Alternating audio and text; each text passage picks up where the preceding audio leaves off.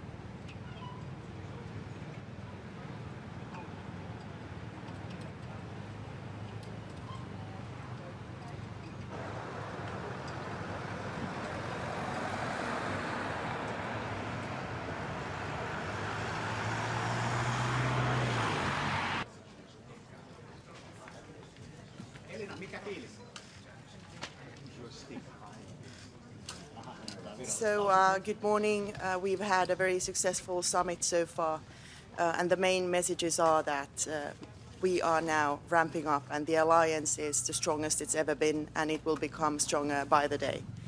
At the same time, our support for Ukraine is steadfast, and we want a ceasefire now. It's only Putin who hasn't been willing to cease fire, and now is the time to push him for that. And our strategy is threefold. First of all, obviously ramping up our own defense and deterrence for the security of the free world. Second, putting pressure on Russia.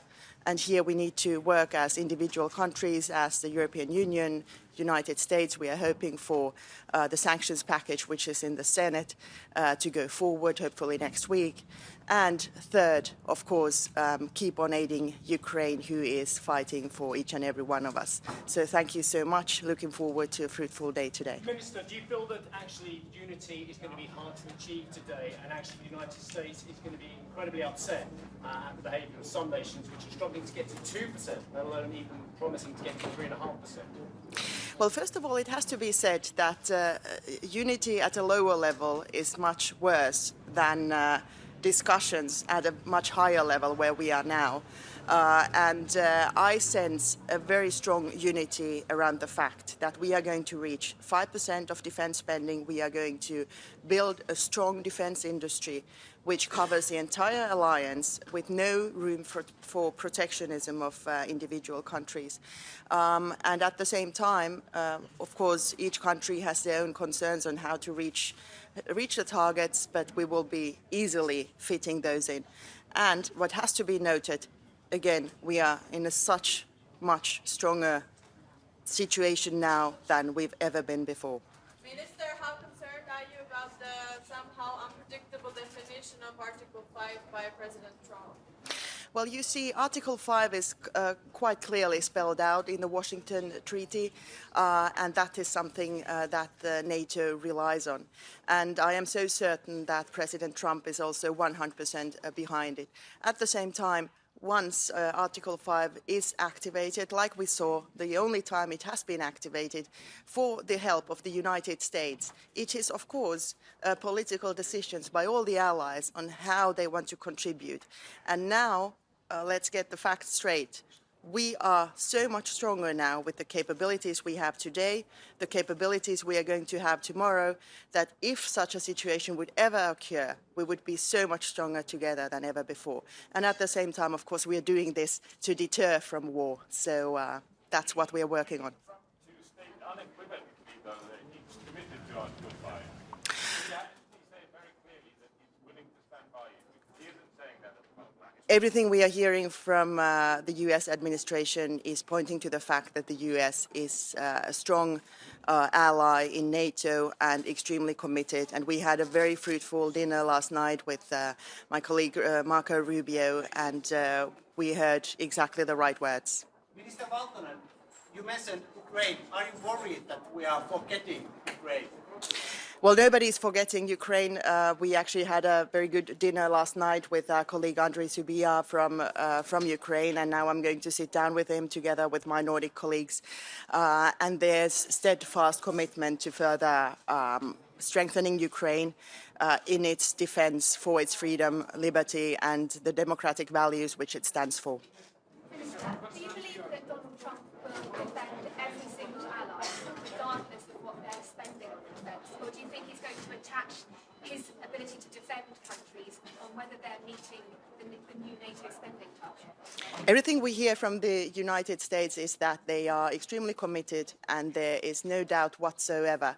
At the same time, Europe is ramping up now massively, so the alliance is so much stronger than it's ever been. Thank you so very much.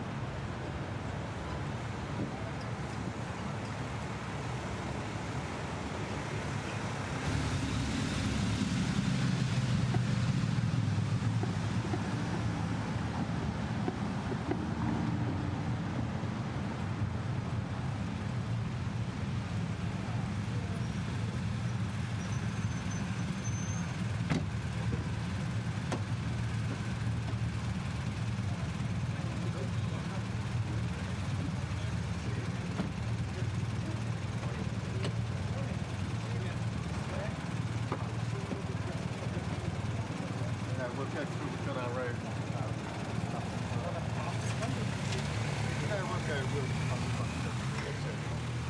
Anybody else you need before you go?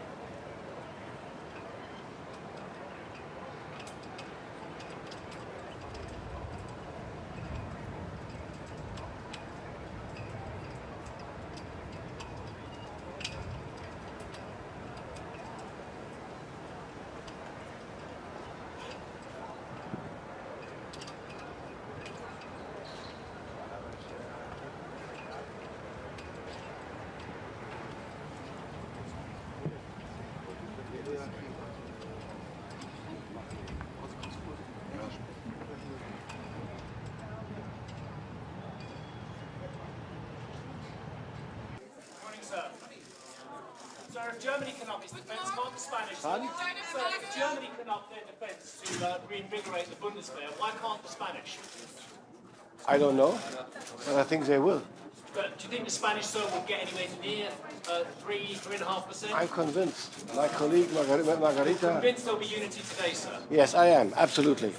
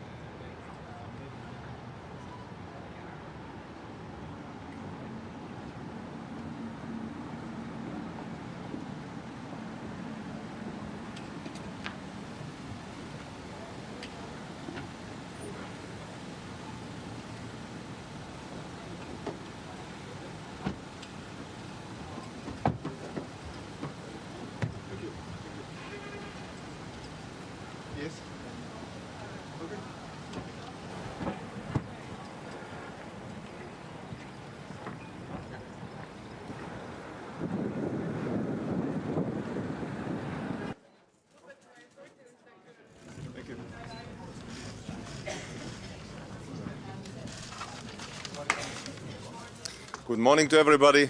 It's a historic day. And I would like to make 3 points. The first one is about defense expenditure. It's a historic moment that we will be ramping up defense expenditure to 5%. I strongly, and Estonia strongly supports it. That means a message from NATO is coming that NATO is much stronger, more lethal. Estonia's defense expenditure next year will be already 5.4% of GDP, so that is also a message to our allies and our friends that NATO is strong and members are strong. Second message is that we need to ramp up our defense capabilities and defense industry, because if you look at the performance, Russia in 3 months is producing the ammunition that NATO members are producing per year. So that means that we need to ramp up our defense expenditure and industry. That means also the boost for economy. And third one is probably with the most importance is that we should be behind Ukraine all the way. Ukraine belongs to NATO, to Europe, that's understandable, and all the guarantees coming from the NATO are probably the best guarantees for Ukraine to have this support and security in the future, and just and lasting peace. So this is a historic day, and thank you. Yeah. Actually, Mr. Zelensky is right, and that there will be an attack on a NATO country within 5 years, and if there is, that actually Estonia, Lithuania and Latvia are the key targets potentially for Putin's aggression. We know our neighbor, to be honest. We know Putin. And until Putin changes his goals, probably Russia is a acute threat to all the NATO countries, all the NATO members, European members, Union members, to be honest. And I would say that we should not be afraid, but we should be prepared. And to be honest, it's our neighbors Finns' motto, but we shall be prepared. And investing in defense probably helps to be prepared, not afraid. So we are assisting Ukraine. With everything we have. Our expenditure to Ukraine is 0.3% of our GDP to Ukraine this year, and if we can do more, we will do more. Thank you. Yeah. How confident are you that the 5% are actually going to be implemented and not another empty promise, like 2% will work? And are you concerned that there will be more opt-outs like Spain? I'm quite sure that it will be implemented because how the world is today, because Russia has shown what it is. Estonia has known for a long time, Baltics, Nordics have known for a long time what Russia is. And nobody believed. They were thought as very friendly guys who like to drink tea and love children, but right now they are occupying Ukraine, killing innocent people.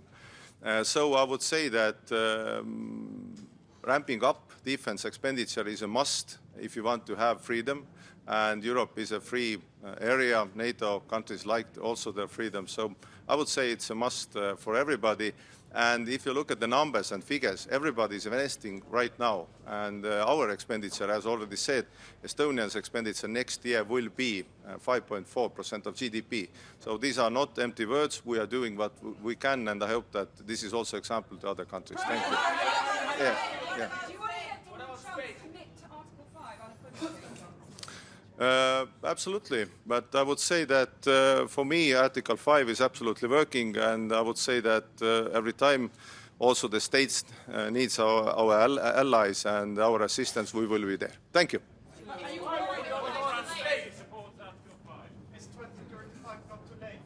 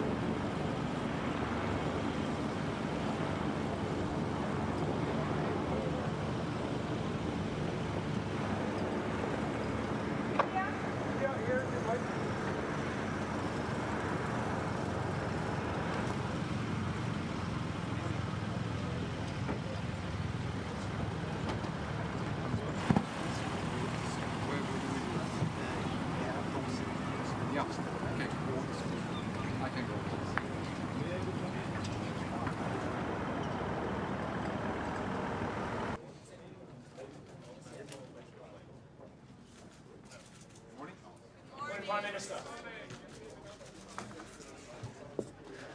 So, Prime Minister, sorry. this is the length of this meeting is really not indicative of the historic dimension. I think, you know, we are connecting the dots now in NATO by getting the resources necessary to deliver on the capabilities. That's the important part. And from the Norwegian side, we will talk about the Arctic, the high north. NATO needs to be present there. That's where we are eyes and ears of NATO next to neighbor Russia. And we need to be talking about our common effort to support Ukraine. That is not really agenda point here, but we need to do it when we are together around the table. Prime Minister, huge commitment from the northern NATO members, huge commitment from Norway, Finland, Sweden, the Baltics, the Poles as well. Do you feel as the southern neighbours, and we go further geographically south, that neighbours and NATO members just don't have the same interest in spending 3.5% and getting to 5%, including infrastructure? Well, I mean, this declaration is historic. We are 32 allies supporting that ambition, which is huge. I mean, remember, we have been struggling to get above 2%, and now we said 3.5%, which is necessary in order to reach our capabilities. And I just take it that, you know, we're going to do that together. A crucial decision when it comes. We are all behind that declaration. Norway deploys soldiers to Finnish Lapland, to FLF force. What you can tell about that? Well, Finland is our closest neighbor and friend, now NATO ally, and we work very closely together on Finnish dimension, which is along land border. Norwegian dimension is along sea border. And that's what the Northern Nordic is all about. It's about understanding each other's situation and supporting security from the collective perspective. Prime Minister, get in the way of the 5% target that is actually implemented. Please, once more. What could actually get in the way of implementing the 5% target? Well, I think, you know, the important part now is the percentage is set. But it's only important if we're able to have that translated into the capabilities. So we have to invest in the right equipment that goes together. If we all do the same thing just because we want to be similar, that is not delivering. So we have NATO plans, which we have agreed in Vilnius and in Washington. We have a new command structure we need to get working. So we really have to be investing in the right capabilities in the right sequence. What about Spain, who say that they can do it less? But why won't Donald Trump say publicly? Well, I think we have 3.5 plus 1.5. The 1.5 is a kind of a new dimension, but I can tell you there's a lot we need to do in order to support our defense. I mean, from the Norwegian perspective, we have infrastructure, we have ports, we have defense against cyber, a lot of enabling capacities in society that we have to support. Prime Minister, it seems everybody here is flattering Donald Trump and pampering him. Is this the best strategy to deal with Donald Trump? I think we have to deal man to man, woman to woman, woman to man. We have to be allies. But everything revolves around his ego. You know, we deal with our allies as close friends and partners, and that goes for all. Prime Minister, Thank you. Are you worried about Mr. Trump's somewhat ambiguous comments on Article 5? Do you think it's still working? I take it the US is 100% behind NATO obligations and Article 5. Thank you.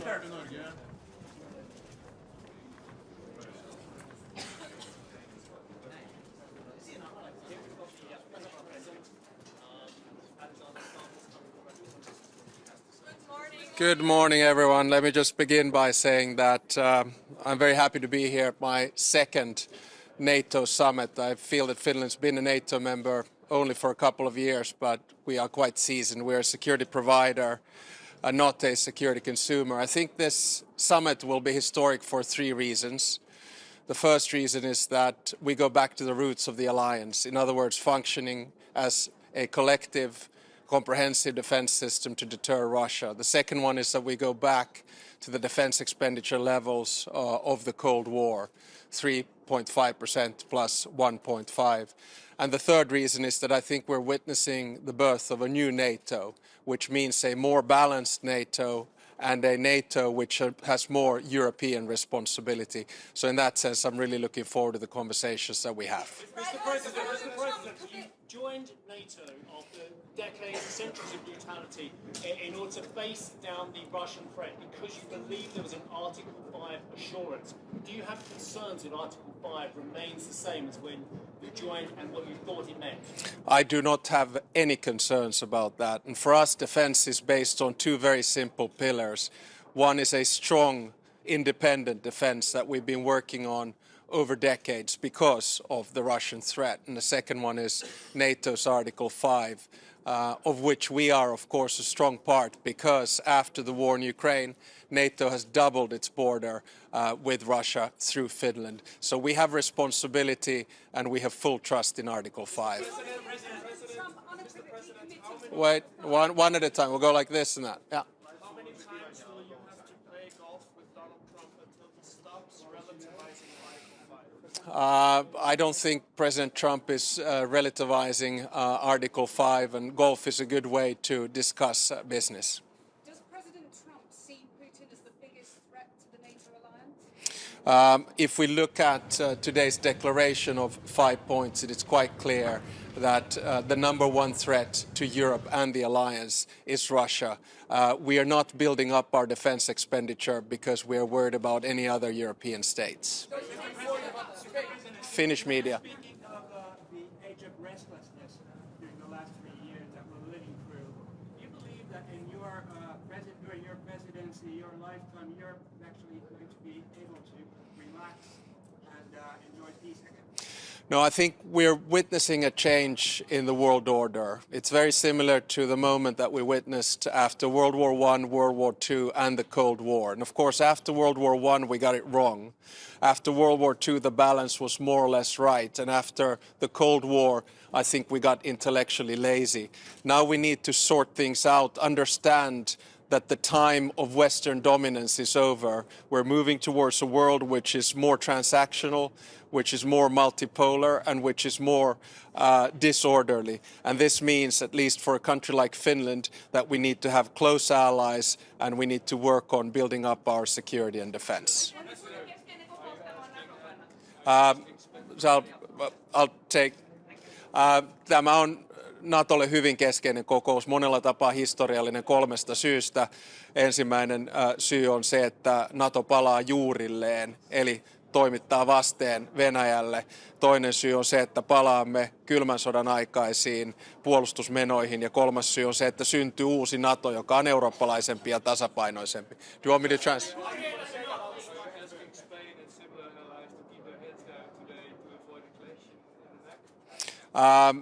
I don't think we're going to see a clash. I mean, I've seen the order of dialogue coming up, and I'm very confident that we'll get through this. Remember, this is a big win, I think, for both President Trump, and I think it's also a big win for Europe. But I'm actually taking his space. Thank you very much.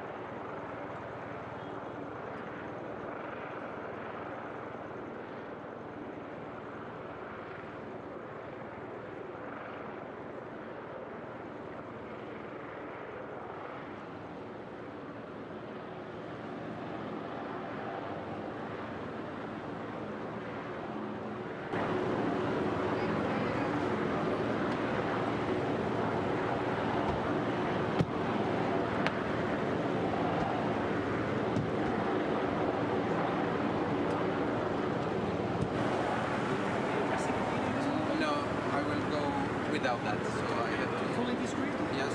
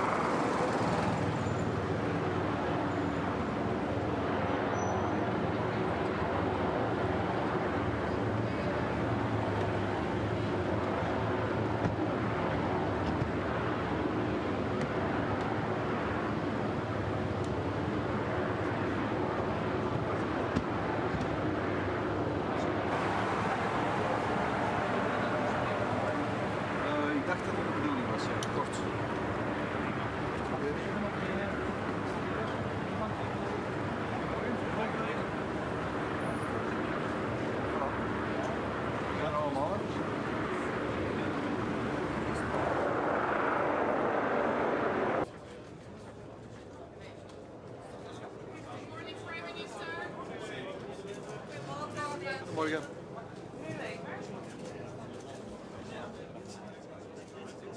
What are you expecting from today's declaration on the 5%? Will there be more opt-outs also from Belgium, from the Spanish model? I would like to underline that there are no opt-outs whatsoever. Everybody accepts the same text. It's a matter of interpretation. You have to do the 5% and the capabilities, and the interpretation of Spain is that they can realize the capabilities without doing 3.5% of the GDP. Well, this remains to be seen. If this is their interpretation, it is everybody's interpretation.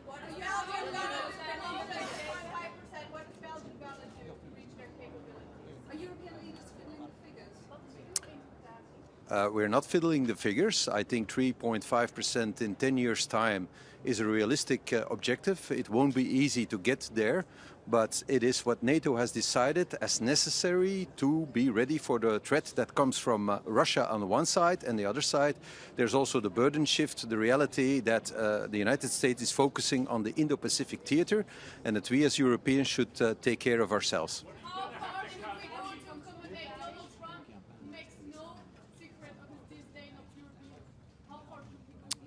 I don't think it is wise to comment on that, but it is a reality that we face. So as Europeans, we should realize that our long break from history is over, and that we have to take our own responsibility for the security of our own continent in a very difficult time.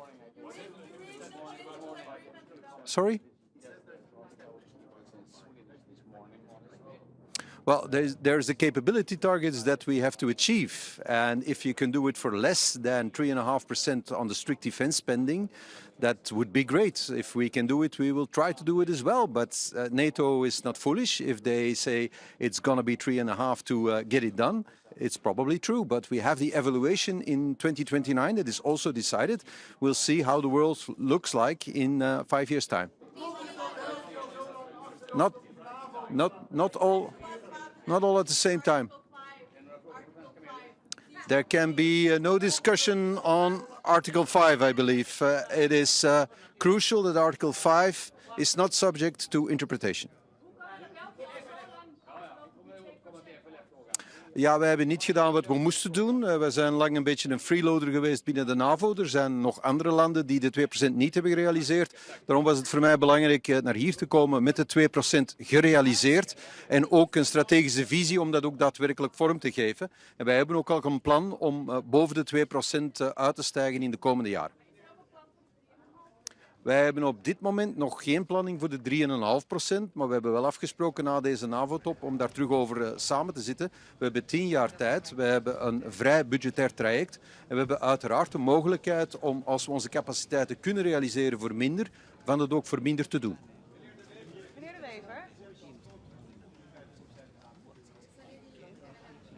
Wel, dat is een vraag die vele regeringsleiders zich op dit moment stellen. Wij hebben tijdens de Koude Oorlog altijd dit soort cijfers gerealiseerd, maar we zijn het al tientallen jaren niet meer gewoon. Dus dat betekent dat wij zeer moeilijke beslissingen moeten nemen. We hebben wel een timeframe gekregen om dat ook effectief te doen. En ik hoop dat ons dat zal lukken.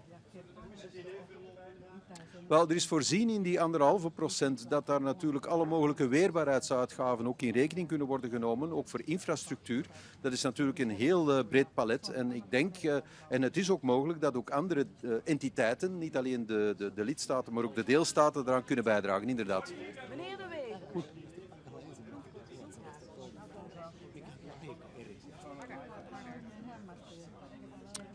Het diner was nu niet van een aard dat wij allemaal heel serieuze besprekingen met elkaar hebben gehad. Dat was eerder een opwarmertje voor wat er vandaag moet gebeuren. Dus dat is gezellig verlopen.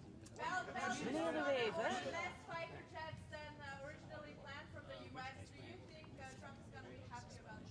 You have a loud voice, which is very handy if you're talking all at the same time.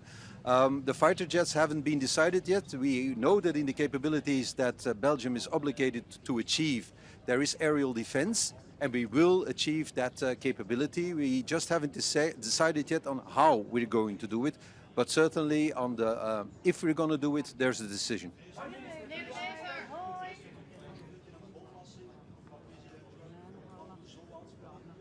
Well, ik zal dat zien, maar ik ben daar eerlijk gezegd niet bang van.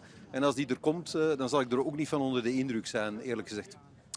Well, dat zal ik zien, hè. Dat hangt er vanaf. Ik weet niet of dat ik die ga krijgen, die bolwassing. We zullen dat wel zien.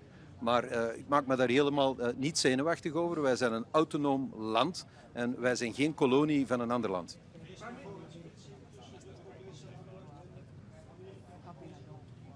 Ik denk dat eenheid uitstralen voor deze top heel belangrijk is. En dus ik denk dat we allemaal op onze woorden moeten letten. Want wij staan onder dreiging van opkomende machten enerzijds, Indo-Pacific, maar anderzijds ook het imperialisme van Rusland, het gewapend imperialisme. Het is dus niet het moment om vechtend over de straat te rollen. Dus ik denk dat we op onze lip moeten bijten. Maar we moeten ons als Europeanen de komende 10 jaar wel realiseren dat we onze eigen strategische autonomie moeten uitbouwen en dat we dus capabilities moeten realiseren die we vandaag nog niet hebben. Anders zullen wij het geopolitieke spel moeten blijven ondergaan in plaats van spelen. Well, I understand, of course, the budgetary problems that my Spanish colleague has, because I have exactly the same problems. We're almost in the same situation. So if he says that he can achieve the capability targets of Spain spending less money, that's an interpretation that he has. Mark Rutte has confirmed that this interpretation is correct. And if he can do so, that would be great. And of course, if he can do so, others can do so as well. And we will certainly also try to achieve our capability targets. And if possible, spend less than 3.5% of our GDP. Okay? We accept the same text for the 32 NATO members. It's important to stress upon that. There is no opt-out. There are no special treatments for any member state. It is the same text. And if the interpretation of Spain is correct, anybody can interpret the text in the same way. Okay?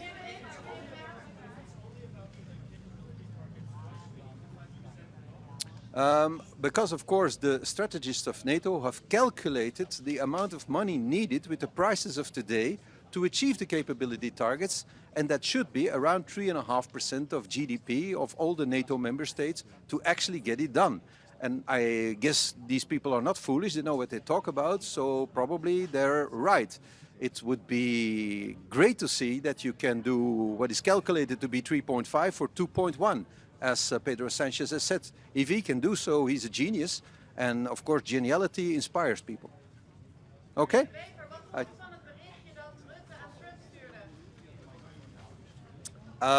Ja, u weet dat ik met een Nederlandse vrouw getrouwd ben en dat ik dus heel erg houd van dit land. Dus voor mij was het heel bijzonder en een beetje thuiskomen. Dankjewel. Ik denk dat Mark Rutte een moeilijke job heeft om iedereen in deze alliantie tevreden te houden. En dat hij veel moeite doet om zich van die taak te kwijten. Maar was het niet een beetje over de top? Hij doet veel moeite om zich van die taak te kwijten. Meneer De Wever, uw eigen parlement noemde de NAVO-verhoging compleet crazy. Hoe staat u er nu in?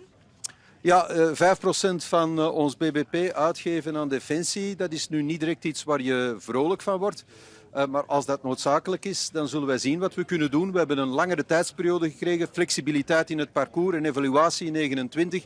Dat is wat we vroegen en dat is wat we gekregen hebben. Wie runt vandaag de show eigenlijk? Is dat Mark Rutte of is dat Trump? Hoe zegt u? Wie runt vandaag de show? Wie is hier eigenlijk de baas? Mark Rutte is de secretaris-generaal van de NAVO. Hij runt de show. De grootste lidstaat en de grootste spender in defensie, dat is uiteraard de Verenigde Staten. Daar zijn we ons van bewust.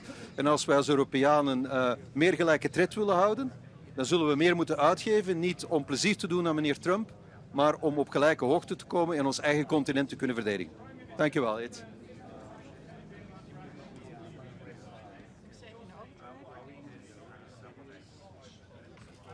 I'm not saying that I'm not going to spend 3.5%.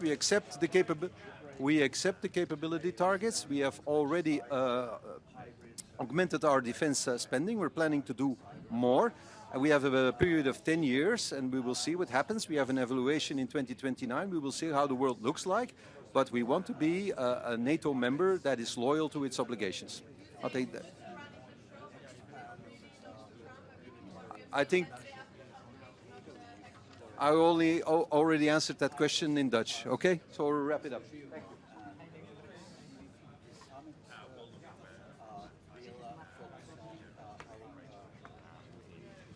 His custodianship of NATO, he had big shoes to fill, but I think he's doing a really good job in what is his first year. Yes, thank you.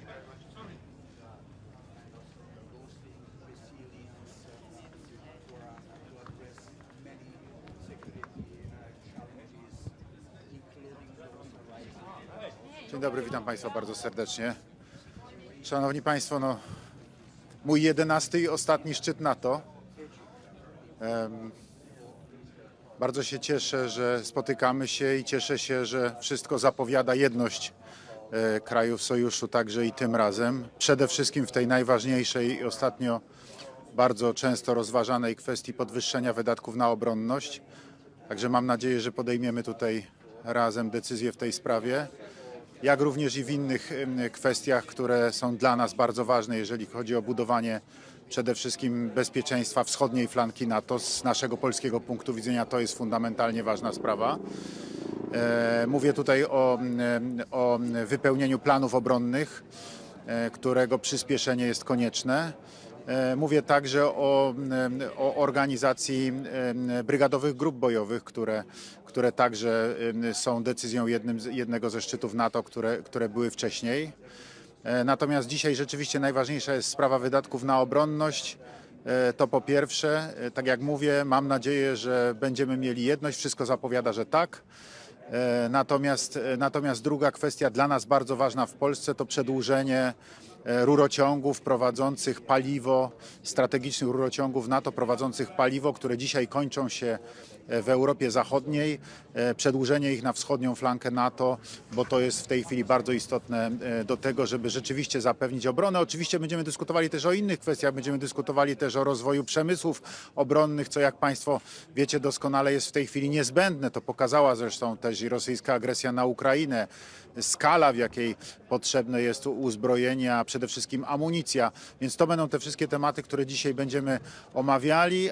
No oczywiście na pewno będzie poruszona też kwestia dalszej pomocy dla Ukrainy, no i problem konfliktu bliskowschodniego też pewnie będzie poruszany na tym szczycie, chociaż wcześniej, jak wiadomo, nie był przewidywany w harmonogramie prac, no ale to jest sprawa względnie nowa i pewnie będzie poruszona.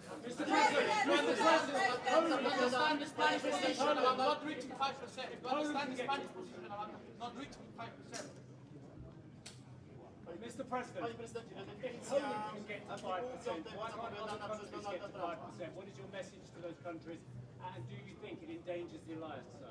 Could you repeat the question? Yes, sir.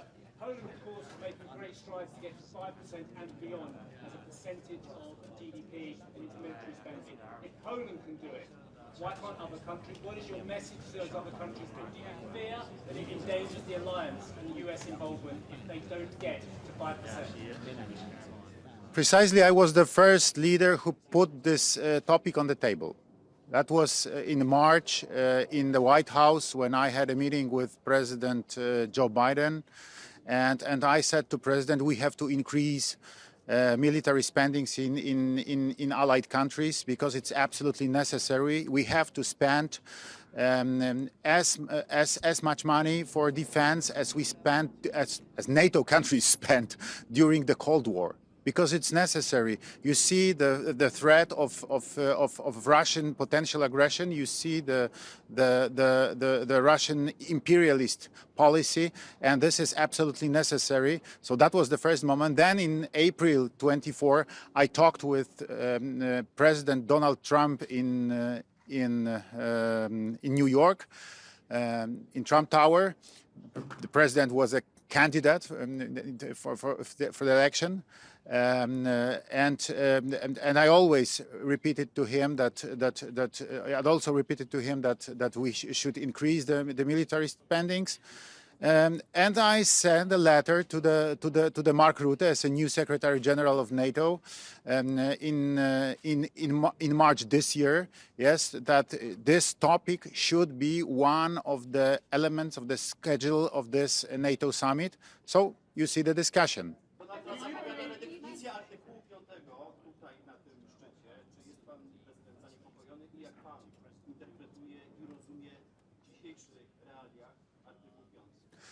Szanowni Państwo, no, dwie są podstawowe zasady w NATO. Jedność, bo ona jest konieczna do tego, żeby podjąć jakąkolwiek decyzję. Jeżeli podejmiemy decyzję o 5%, to nie ma dyskusji pod tytułem, czy ktoś wydaje, czy ktoś nie wydaje. Wszyscy mają obowiązek wydawać. Artykuł 5 jest jasny i wyraźny i oznacza kolektywną obronę. I nie ma tutaj żadnej dyskusji wokół tego artykułu.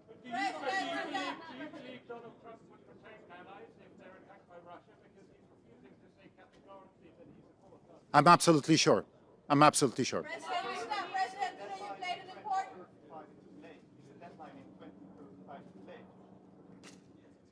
You know, it's difficult to say. Of course, I prefer to have it much earlier, yes, in 2030. But, you know, this is policy. President played an important role in reaching the 5% declaration today, hopefully. How do you feel about Mark Rutte giving all the credit to Donald Trump yesterday in his private text messages? You know, the position of the President of the United States is the strongest in the alliance. So I understand that without the support of and without the leadership of Donald Trump, it would be impossible.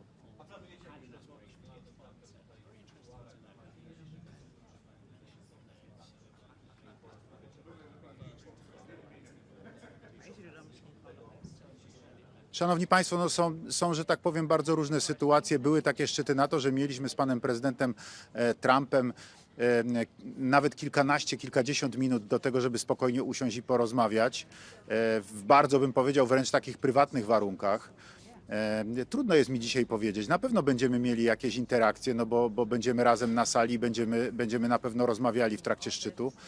Natomiast czy będzie taka możliwość, żeby usiąść spokojnie, to zależy od bieżącej sytuacji po prostu. Why would Vladimir Putin wait 10 years for NATO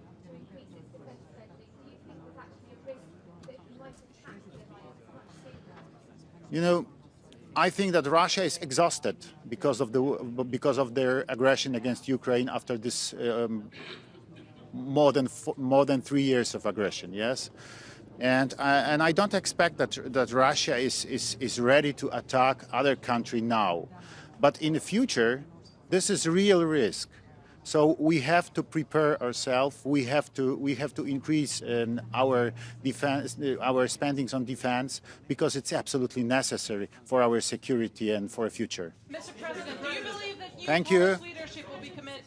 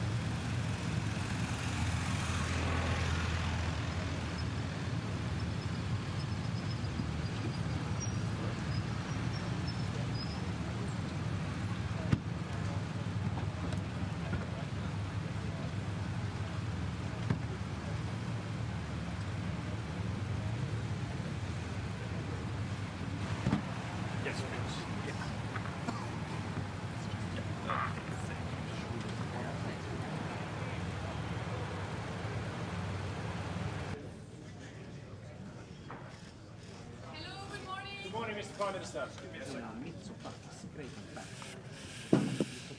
Good morning. Let me start by, first of all, as a country at the outer edge of the Eastern Mediterranean, welcome the ceasefire that was brokered by President Trump between Israel and Iran. But at the same time, let me express my firm belief that permanent solutions can only be found through active diplomacy. At the same time, it's important not to forget the other aspects of this regional crisis. It is absolutely necessary that we implement a ceasefire in Gaza, that humanitarian aid flows into Gaza.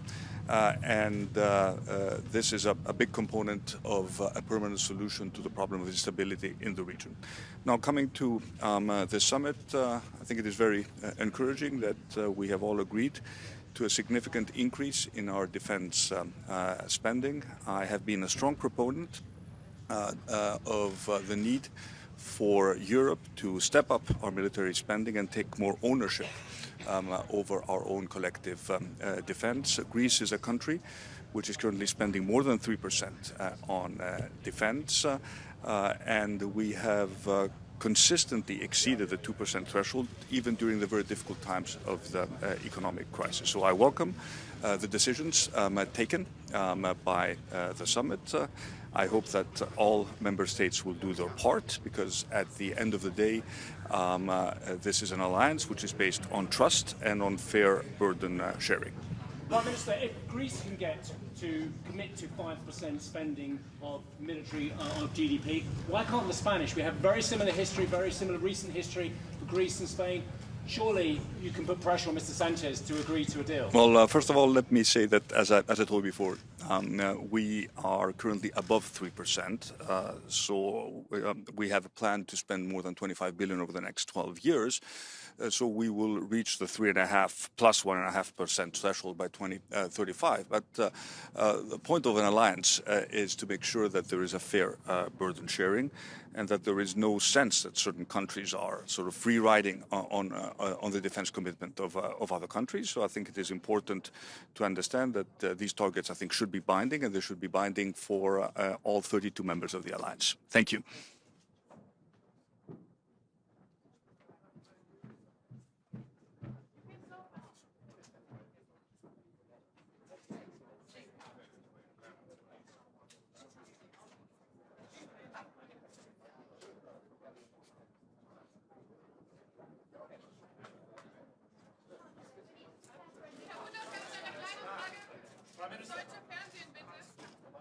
I think you prefer the German Chancellor.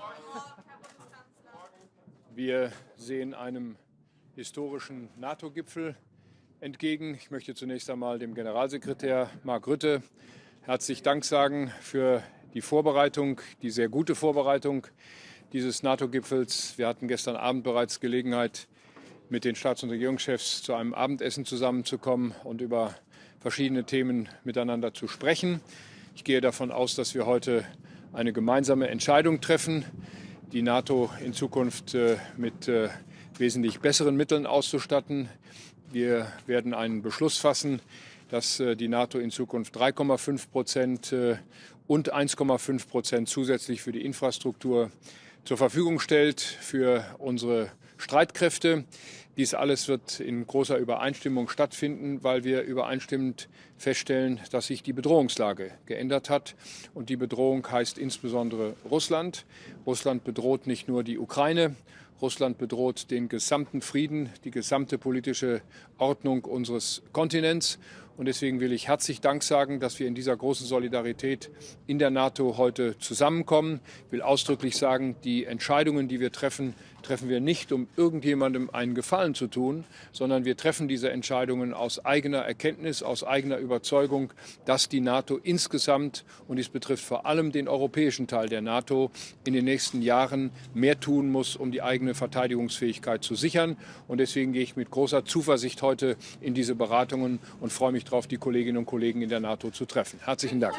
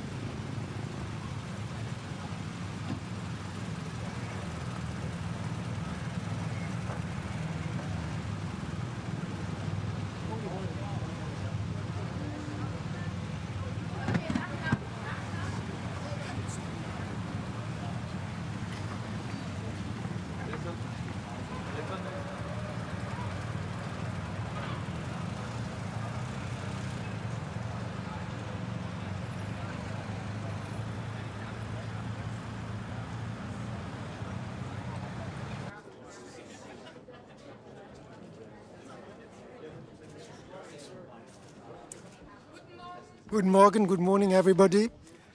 You know, NATO was founded some 75 years ago to defend international law, human rights, the rule of law, and I think this is more important than ever today at a time where we are living in, where we are seeing fundamental geopolitical changes. And in this context, it is quite impressive to see this unity among the 32 members of NATO. I think Europe needs to be a strong pillar of NATO, and that is why, independent of percentages, it is important that we strengthen our military capacities, but moreover, our general security.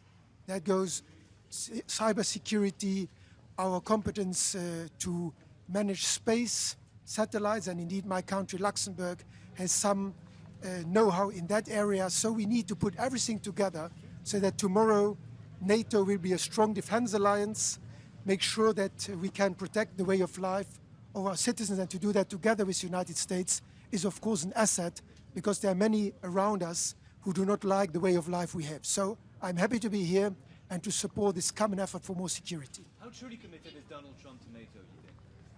The fact that the President of the United States is here today is a strong commitment, I think, to NATO. But he keeps threatening to pull out from his NATO obligations.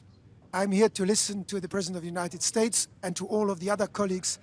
Being together is already something important that we witness here today.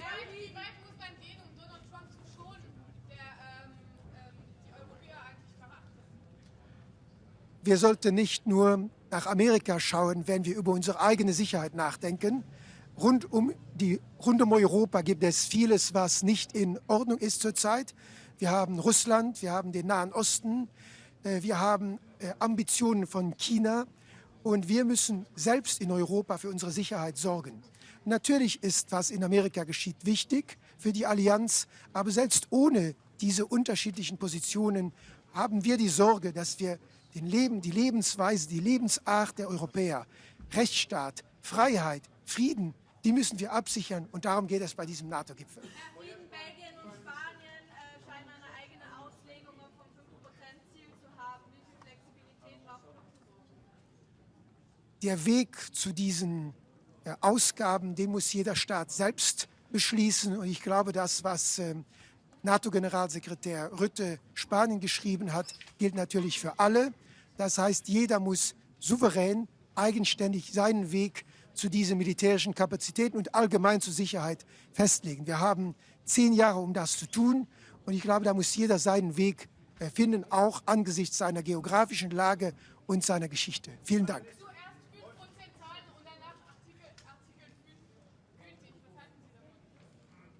Artikel 5 ist ein Grundelement der NATO-Charta seit 1949. Das ist die Ursache, weshalb, glaube ich, viele von uns in NATO-Mitglied sind. Auch mein Land als Gründungsmitglied der NATO. Wir werden geschützt auch von den anderen. Und deshalb ist jeder, der hier etwas dazu beiträgt, ist auch ein Garant für die Freiheit und den Frieden anderer Staaten.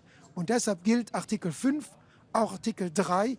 Wir müssen alle etwas dazu beitragen, um Sicherheit, Frieden und Freiheit zu garantieren. Vielen Dank. Prime Minister, Luxembourg's been getting a free pass as well, hasn't it? It hasn't even got to 2% of spending yet, like the Spanish as well.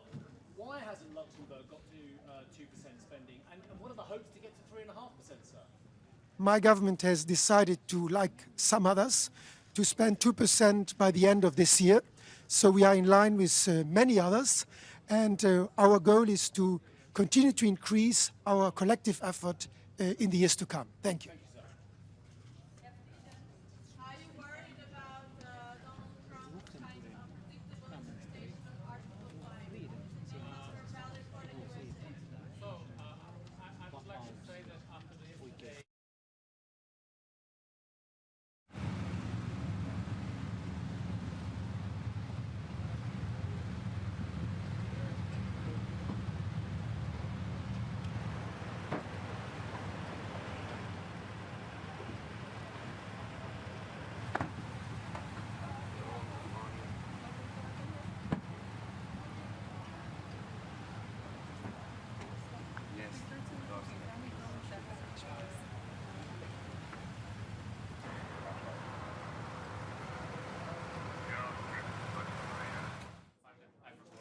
Are you confident that Donald Trump will defend any NATO ally regardless of what they're spending on defense? I am confident, but I'm afraid that Russia might have too. So we have to get ready and spend 5% of spending on Britain. So thank you very much. Goodbye. Bye. Have a nice day.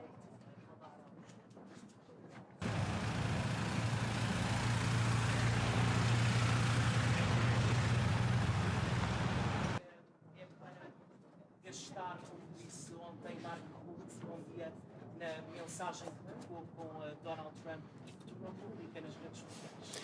Bom, muito bom dia. Eu queria destacar no início desta cimeira 3 aspectos que me parecem determinantes num momento que é um momento particularmente relevante da nossa aliança. Em primeiro lugar, a nova ambição que sairá deste nosso encontro no que toca ao investimento na área da segurança e defesa, com vista a termos uma aliança atlântica com maior capacidade de dissuasão e de defesa do seu espaço territorial. Para esse efeito, todos teremos de fazer um esforço e este é um marco significativo da assunção de uma corresponsabilidade, de, nomeadamente na Europa, podermos acompanhar um nível de investimento compatível com os grandes desafios para enfrentarmos as ameaças e assegurarmos aos cidadãos europeus e também aos portugueses o cumprir da nossa democracia, dos direitos fundamentais dos cidadãos, da possibilidade de continuarmos a ser uma nação soberana, com os nossos aliados a constituírem connosco um espaço de dissuasão de qualquer ameaça à nossa integralidade e ao nosso espaço. Para esse efeito, teremos de investir mais na área da defesa e a segunda nota é reiterar mais uma vez que, da parte do governo português, nós acompanharemos esse esforço. Assumimos já o encargo de este ano atingir 2% do nosso produto em investimento na área da defesa, um investimento que continuará nos próximos anos, dentro de um contexto de equilíbrio, que não porá em causa nem a nossa situação financeira, nem as nossas responsabilidades com todos os serviços públicos que constituem as respostas sociais aos nossos cidadãos, e dizer que olhamos para esta nova etapa não propriamente como a assunção de maior despesa por si só, mas de maior investimento. Nós não queremos apenas gastar mais dinheiro, nós queremos investir mais na nossa indústria, investir mais na nossa capacidade, poder dinamizar a nossa economia, poder aproveitar os nossos recursos humanos que, do ponto de vista tecnológico, estão num estádio de vanguarda, podermos criar novas oportunidades de emprego e temos a repercussão económica deste investimento. E, em terceiro lugar, também destacar que, mais uma vez, creio que na Aliança Atlântica ficará muito claro o apoio à Ucrânia na procura de uma paz justa e duradoura, uma paz com a Ucrânia e uma paz com a Europa também. Donald Trump fez com que Portugal chegasse aos 2% já este ano e se compromete nos 5%. Não, nós temos uma perspectiva de poder ter um investimento nos próximos 10 anos que estimamos possa gerar um consenso agora na Cimeira, não quero já antecipar as conclusões, de se poder atingir 3,5% do produto, mas aquilo que é importante para nós salvaguardar é que nós faremos isto com equilíbrio, de forma progressiva, conciliando todas as nossas responsabilidades, nomeadamente a estabilidade financeira e, por via dela, também a responsabilidade que temos de assegurar às portuguesas e aos portugueses todas as respostas sociais e, portanto, não prejudicar nenhum dos nossos eixos de política pública com o reforço deste investimento.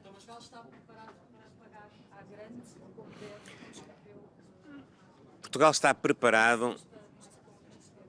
está preparado para ser parte de uma cimeira que marca uma nova fase, que garante a unidade da Aliança Atlântica, que garante a solidariedade entre a Europa, os Estados Unidos, o Canadá, que garante que nós, em conjunto, poderemos continuar a assegurar aos nossos cidadãos que os seus direitos, liberdades e garantias estão salvaguardados, que podemos ter as nossas democracias a funcionar e que podemos ter uma capacidade coletiva de enfrentarmos as ameaças que pairam sobre nós a vários níveis, não só do ponto de vista territorial, mas também do ponto de vista tecnológico. Nós hoje temos ameaças que são mais difíceis, muitas vezes, de percepcionar, mas que todos os dias temos diante de nós, nomeadamente no ciberespaço, nomeadamente naquilo que são, hoje, contextos de perturbação do normal funcionamento dos regimes democráticos e que existem, efetivamente, e para enfrentar essas ameaças nós precisamos desta solidariedade. Muito obrigado e bom trabalho. Obrigado.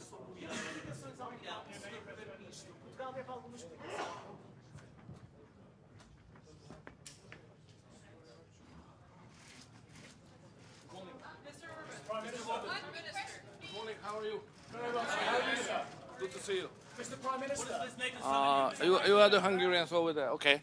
Mr. Prime Minister. Yeah. Are we moving to 5% from Hungary's point of view? If so, is this of a level to deter Russian aggression?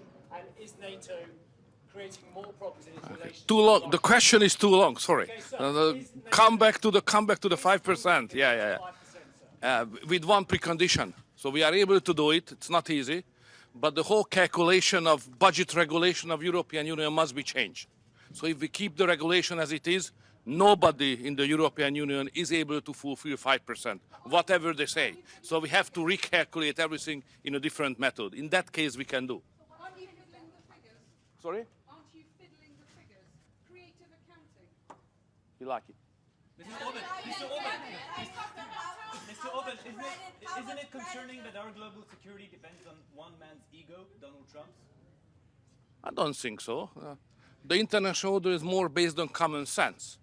And the President of the United States is a man of the common sense. As you have seen just recently, to manage the conflict between Iran and Israel. So he's the man of common sense.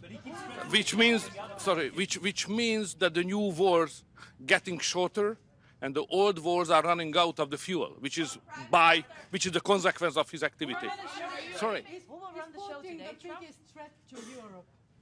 Is Putin the biggest threat to Europe? Biggest threat to Europe? Losing the competitiveness. That's the real threat. Not the real threat is not security-wise. It's economic and losing our competitiveness on the global trade. That's our problem. Do you think that Russia will be mentioned? Donald Trump's leadership towards NATO. Sorry? What do you think of Donald Trump's leadership Welcome back. Do you think he deserves as much credit as Mark Rutte gave him in his private text messages yesterday? Styles are different in many countries. Mr. Prime Minister, do you expect Russia to be mentioned? Sorry. Do you expect that Russia will be mentioned as a threat or an adversary in a final statement after the summit? It's always mentioned like that. Do you support it? You know, I think Russia is not strong enough to represent a real threat to us. We are far stronger.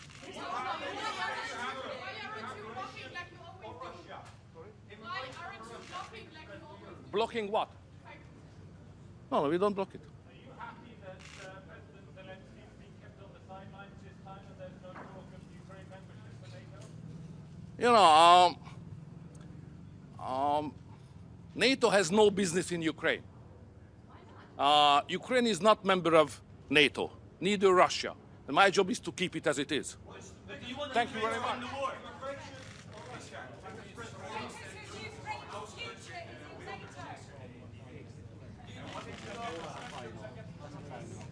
Good morning. It's always good to talk after Victor. First of all, I would like to say that this is a very important meeting, and this is not about the technical details or about the decisions of secondary importance. I think we should choose the motto, make NATO great again. And in the center of this ambition is 5% level of spending. 5% do not deter. The percentages do not fight on the battlefield, but they must be translated into the cash, and the cash should be translated into real capabilities. We have to admit we are lagging behind of Russia. And Russia is producing much more equipment and ammunition as we taken together. So for Baltic countries, for the Lithuania I represent, it's pretty clear that we even don't need the transitional periods. We are ready to do our job right now, 4% this year, and next year we intend to spend 5.25% of our GDP, keeping that level of spending until 2030. I would like to extend my gratitude to President Donald Trump, because without his engagement, I can imagine that we would discuss probably the level of 2.5% with no clear outcome and positive outcome. Probably those discussions will lead to nothing. So sometimes the external pressure of our biggest ally is very useful in order to get the point, to understand the, heat of the moment and to do our job. Why we need 5% in my country? We need in order to modernize our army, to create the national division, and to be ready to grant the best conditions for our allies, for our best friends and allies, Germany, United States. The 1,000 soldiers are stationed in Lithuania, United States soldiers. We have very ambitious plan to have full-scale German brigade until 2027. So for that, we need financial resources, and we are ready to do that. Sorry, it's not. Mr. Orban just said that actually the biggest threat to Europe is lack of competition, lack of competitiveness. When he was asked if Mr. Putin is the biggest threat, I presume you believe Mr. Putin. I could agree with Victor in this regard, that competition is important. But we should understand very well, without the security, without our readiness to defend every inch of allied territories, all other remaining issues are just not relevant. Because if we lose our territorial integrity and independence, why we need this competitiveness? For what? Do you believe Donald Trump would come to your aid if you were attacked? Do you believe Donald Trump would come to your aid if you were attacked? I believe here in Article 5, and I think that Article 5 is very simple. One for all for one. And lots of different interpretations. I am looking forward to hear and to listen what will be the description of Article 5. But in my understanding, Article 5 is pretty clear. But Trump keeps changing his mind. I don't think so, and I really appreciate the President Trump. If he would not interested in the future of the NATO, why he would push these 5% on the table. I think this is very important to understand. If some person is interested to get the organization stronger, then proposals are coming, and proposals are coming from our biggest ally, and we have to respect those proposals. But Mr. President, what do you think? What is your assessment? Why Russia poses so big threat to us now? What are Mr. Putin's goals at the moment? Let's go to the year 2007, 2008. Mr. Putin said that the largest tragedy of 20th century was the collapse of Soviet Union. And if you listen what he's saying carefully, you will explain all the activities we faced in the recent decade, starting from Crimea, going to the war in Ukraine, and of course these threats. These threats are around us. And of course we should talk not only about Ukraine, Middle East, incidents in the Baltic Sea, almost everyday incidents, attacks against the critical infrastructure. This is our reality. This is our business as usual.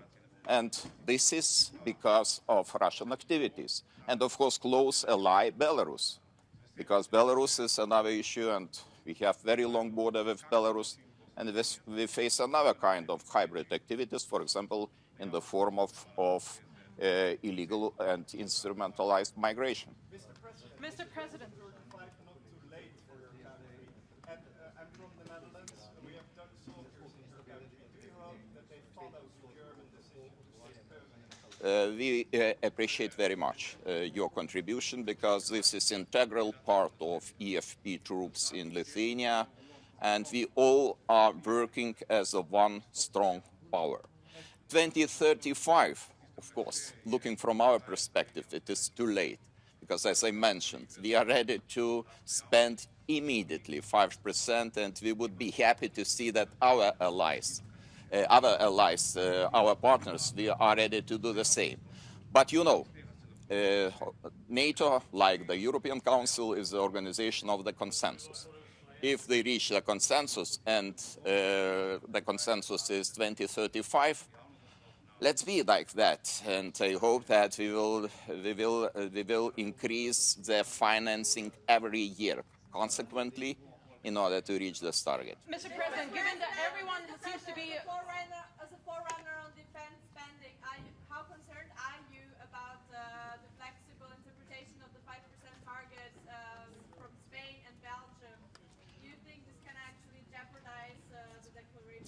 I read the sentence. Allies are obliged to spend 5%, 3.5% on the core defense spending, 1.5% on additional infrastructure spending, and to do that until 2035. And I cannot see any interpretations in the text. We all are obliged, and this is our common duty, to do the best. We should just make organization capable to withstand the pressure, not necessarily only the pressure of Russian Federation, but also the pressure of some other hostile nations. So they have better seats than I do. Mr. President, what are you telling the Prime Minister about your goals for NATO and Article 5 today? We're with them all the way. I mean, if you take a look at the numbers, we're with them. And they have very big things to announce today. I don't know if you've taken the vote or you're going to take the vote, but I've been asking them to go up to 5% for a number of years, and they're going up to 5%. That's a big, from 2%. And a lot of people didn't even pay the 2%. So I think it's going to be very big news. NATO is going to become very strong with us, and I appreciate doing it. And perhaps you want to talk about it. Absolutely. Let me first, before I go to the spending, I just want to recognize your decisive action in Iraq.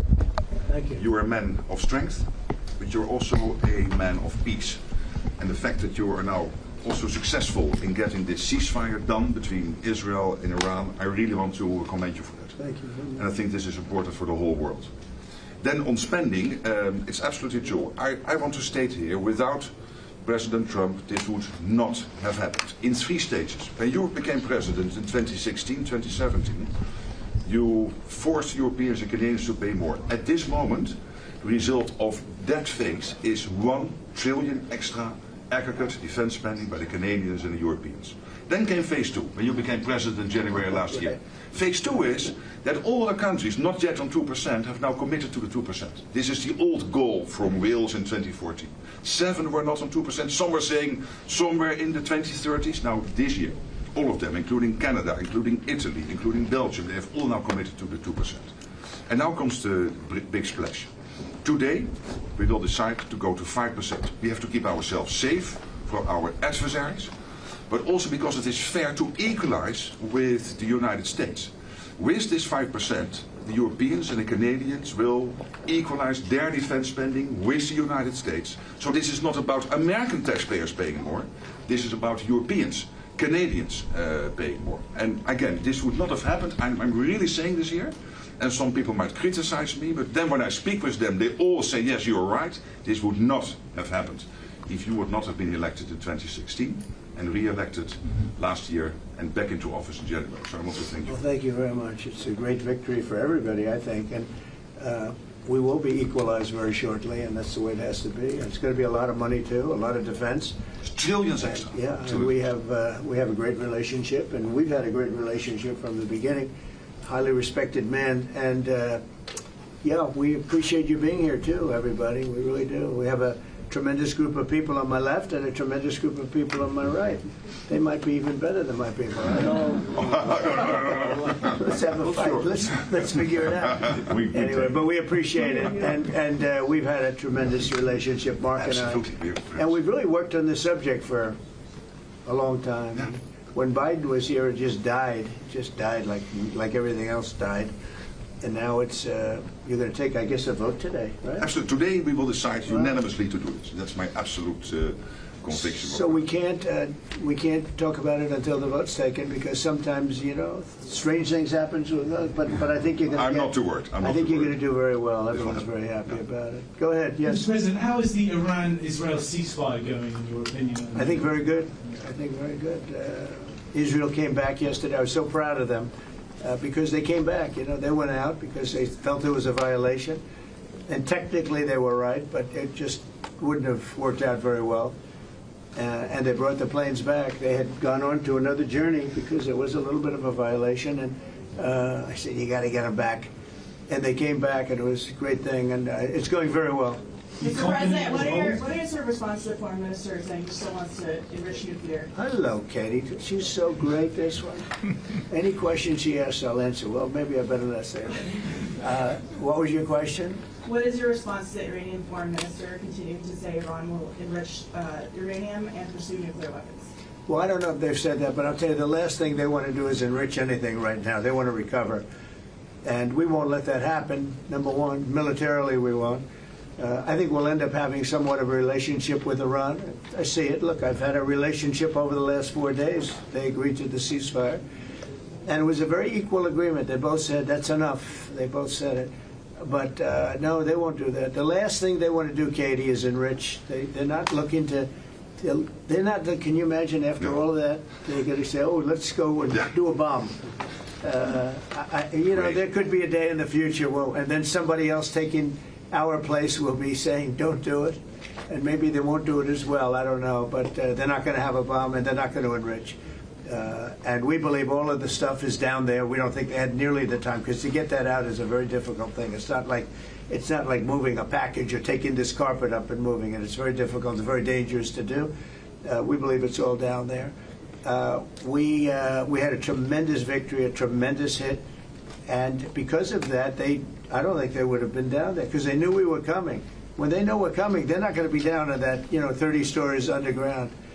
So, no, I think it was just a tremendous victory for everybody, including Iran. Look, they've got a country, and they've got oil, and they're very smart people, and they can come back. Israel got hit very hard, especially the last couple of days. Israel was hit really hard. Those ballistic missiles, boy, they took out a lot of buildings. And they've been great. Bibi Netanyahu should be very proud of himself. And they've really been great. But they're not going to be building bombs for a long time. Mr. President, what's your reaction to the intelligence reports saying that the Iranian nuclear sites were only partially devastated, not entirely. Yeah, well, they said it was actually, the report said it could have been very, they don't know. I mean, they did a report. I could have Pete talk to it because his department did the report. They really don't know. I think Israel's going to be telling us very soon because Bibi is going to have people involved in that whole situation. We hear it was obliteration. It was a virtual obliteration. When you take a look at the ground above, don't forget, the flame is all underground. But everything above, if you look at the before and the after picture, everything above is burned black, the trees, everything. There's one building, but that's a building that sunk substantially into the granite so that, you know, the fire goes right over it. It was, I believe it was total obliteration. I believe they didn't have a chance to get anything out because we acted fast. If it would have taken 2 weeks maybe, but it's very hard to remove that kind of material. Very hard and very dangerous for them to remove it. Plus, they knew we were coming. And if they know we're coming, they're not going to be down there. There aren't too many people that are going to be down there. Pete, do you have something to say about that? Well, Mr. President, when you talk to the people who built the bombs, understand what those bombs can do, and deliver those bombs, they landed precisely where they were supposed to. So it was a flawless mission. Flawless. Right down where we knew they needed to enter. And given the 30,000 pounds of explosives and capability of those munitions, it was devastation underneath Fordo. And the amount of munitions, 6 per location, any assessment that tells you it was something otherwise is speculating with other motives. And we know that because when you actually look at the report, by the way, it was a top secret report, it was preliminary, it was low confidence. All right, so this isn't, you make assessments based on what you know. They and it said it could be very devastating, very serious. Moderate to severe, and we believe far more likely severe and obliterated. So this is a political motive here. Was there a leak investigation? Of course. We're doing a leak investigation with the FBI right now because this information is for internal purposes, battle damage assessments, and CNN and others are trying to spin it to make the president look bad when this was an overwhelming success. We had a tremendous success, and this is the New York Times. I call it the failing New York Times. It's going to hell. And CNN, which, as you know, very few people are watching. And you would think they'd do the opposite. You would think they'd want to say, this was an unbelievable success. And the thing that hurts me is it's really demeaning to the pilots and the people that put that whole thing together, the generals. That was a perfect operation. And when you look at the holes, and this was done from 52,000 feet, there was no moon, there was no light, and those 3 holes are right together. And also, and nobody talks about this, we shot 30 Tomahawks from submarines, in particular one submarine, but that was 400 miles away. And every one of those Tomahawks hit within a foot of where they were supposed to hit, took out a lot of buildings that Israel wasn't able to get. We took them out with Tomahawks. We don't even talk about that. This was a devastating attack, and it knocked them for a loop. And you know, if it didn't, they wouldn't have settled. If they had won, if we didn't take it out, they wouldn't have settled. Somebody mentioned that to me last night. If that thing wasn't devastated, they would have never settled. Marco, do you have something to say? No, first of all the stuff about the intelligence, this is what a leaker is telling you the intelligence says. That's the game these people play. They read it, and then they go out and characterize it the way they want it characterized, and they're leakers. This is the game they play. So that's number one. Number two, here's a fact. The conversion facility, which you can't do a nuclear weapon without a conversion facility, we can't even find where it is, where it used to be on the map. You can't even find where it used to be because the whole thing is just blackened out. It's gone. It's wiped out. It's wiped out. Then we dropped 12 of the strongest bombs on the planet right down the hole in 2 places. Everything underneath that mountain is in bad shape. And I refer you to the statement of the IAEA, Mr. Grossi. Yes. You know what he said? He said there was Iran, the way it looked the day before the attack, and what their nuclear program looks like now. 2 very different things. They are way behind where they were just 7 days ago. Now, anything in the world can be rebuilt, but now we know where it is. And if they try to rebuild it, we'll have options there as well. But all this leaker stuff, these leakers are professional stabbers. That's what they are. They go out and they read this stuff, and then they tell you what it says against the law, but they characterize it for you in a way that's absolutely false. There's no way Iran comes to the table if somehow nothing had happened. This was complete and total obliteration. They're in bad shape. They are way behind today compared to where they were just 7 days ago because of what the president did. Marco, can I just alert you to one other aspect? So the great thing is you took out the nuclear capability of Iran. This was crucial. You did it in a way which is extremely impressive. But the signal sends to the rest of the world that this president, when it comes to it, yes, he is a man of peace, but if necessary, he is willing to use strength, the enormous strength of the American military. So I think that signal to the rest of the world, this is far beyond Iran, is extremely important. So let me also point us to that aspect of what happens. They went down, Iran went down to the site afterwards. They said it's so devastated, and they settled when they saw what we did to it. And frankly, if we didn't do that, they would have had a lot of ammunition to keep going. They wouldn't have settled. Somebody brought that up, and 2 Iranians went down to see it, and they called back and they said, this place is gone. So it's just fake news by CNN, which has got no ratings. It's a failed network. Anybody here from CNN, by the way? Because you're a really disgraceful network. MSNBC, I think, is actually worse. But they're all pretty bad. But yours is good, Katie, I'll tell you. Mr. President, You know what Marco reminded me that he did such a nice job there? It was 9 years ago I had to debate this guy. He was not easy. I think he even got better. But when you were into your little thing, I said, this is when I had to debate this guy. You think it's easy to debate him? It's not easy. How long do you think that the Iranian nuclear program has been put back by these strikes? Years or totally obliterated? I think basically decades, because I don't think they'll ever do it again. I just don't think they're going to do it. I think they're going to take their oil, they're going to have some missiles, and they'll have some defense. I think they've had it. I mean, they just went through hell. I think they've had it. The last thing they want to do is enrich. They've been trying to do it. By the way, it's hard to enrich.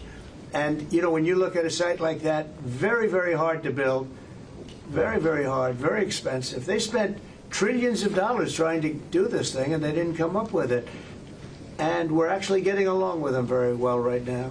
But had we not succeeded with that hit ended the war.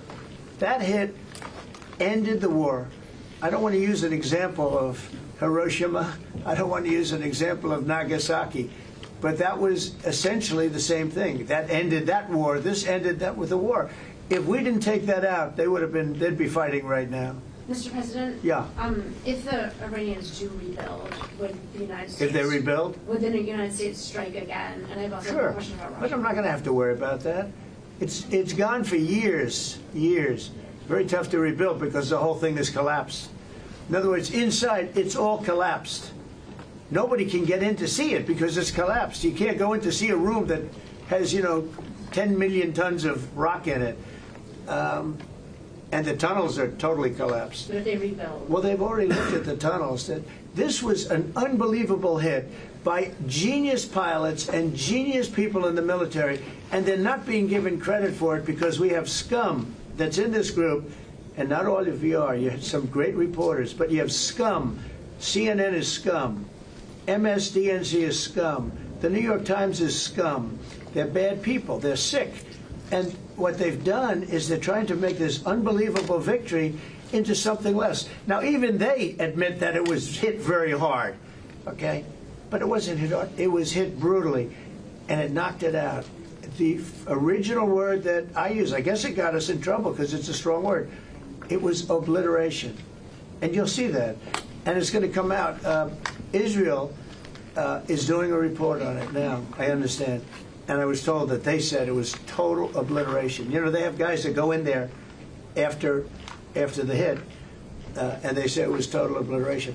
And, I don't want it for me. I want it for the pilots. I want it for the military. They did such a good job. If you were in the Situation Room with me, with the generals and all of the people that did such a good job, and then they get demeaned by these idiots at CNN who can't get ratings, the place is dying, nobody wants to even waste their time going on their shows.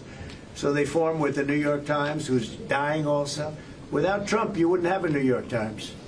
And then just changing gears to your meeting with Zelensky later today, can you give us any preview of what the two of you might be discussing? No, well, we'll discuss the obvious. We'll discuss his difficulty. He's got a little difficulty. Zelensky, he's a nice guy. I mean, I'm going to meet him today. I don't know. I assume we're going to be discussing Ukraine. Yes. And it seems like the most likely subject. Is there any restart talks there or anything that you might do? Well, we're going to see. I mean, I've spoken to Putin a lot, and he actually was very nice. He volunteered help on, as you know, on Iran. I said, no, I don't need help on Iran. I need help on Russia. Okay? I said, do me a favor. Help us on Russia, not on Iran, but he was very nice.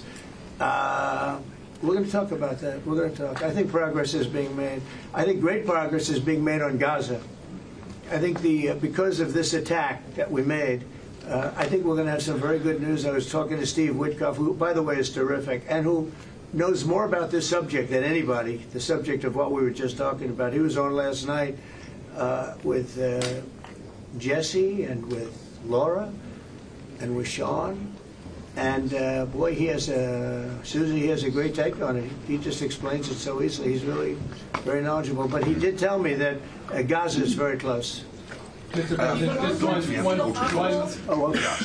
one follow-up on Iran. Both you and Secretary Rubio and Hegseth mentioned the leaders. But can you clarify, is the intelligence correct or is the intelligence wrong? Well, the intelligence was very inconclusive. Okay. The intelligence says we don't know. It could have been very severe. That's what the intelligence says. So I guess that's correct.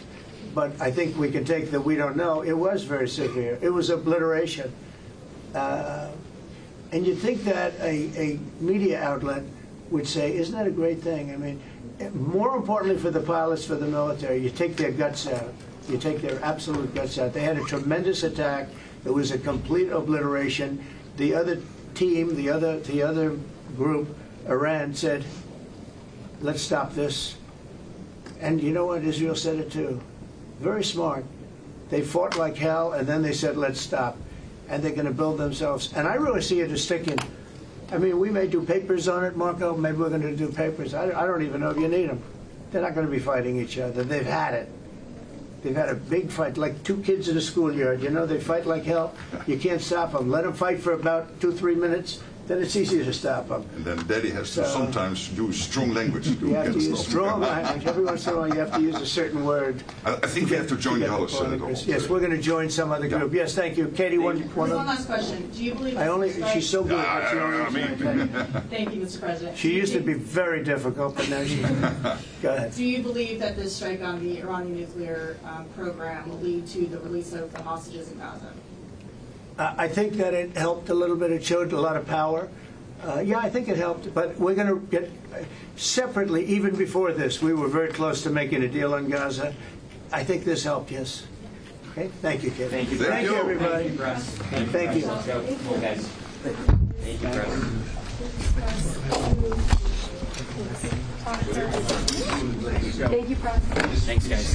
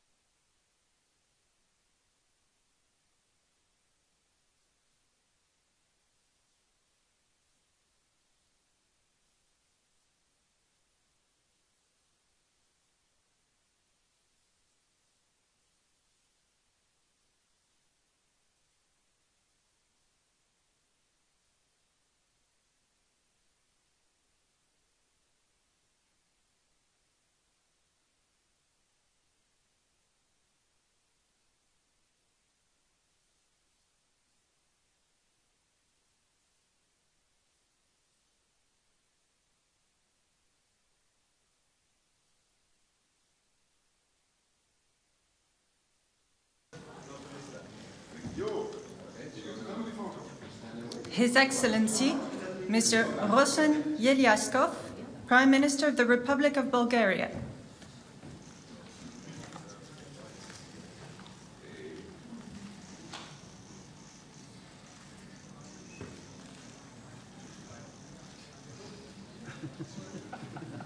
Her Excellency, Ms. Gordana Silyanovska-Davkova, President of the Republic of North Macedonia.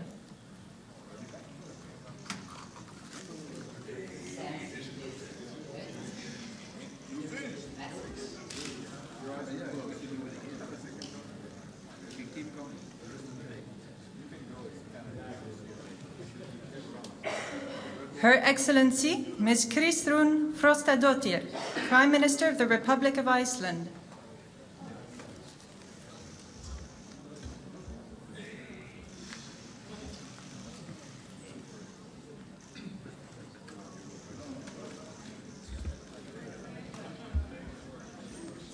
The Right Honourable Mark Carney, Prime Minister of Canada.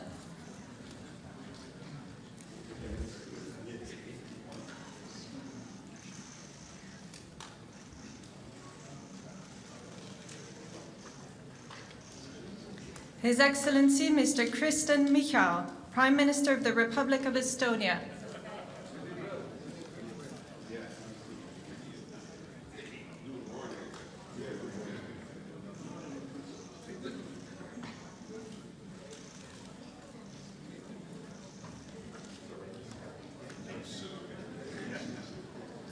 His Excellency Mr. Peter Pellegrini, President of the Slovak Republic.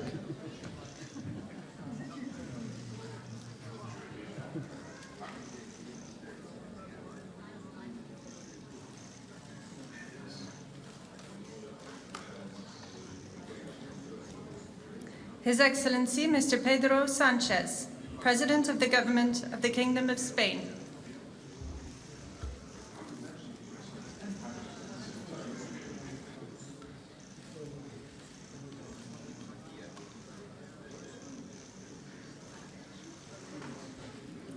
His Excellency Dr. Robert Golob, Prime Minister of the Republic of Slovenia.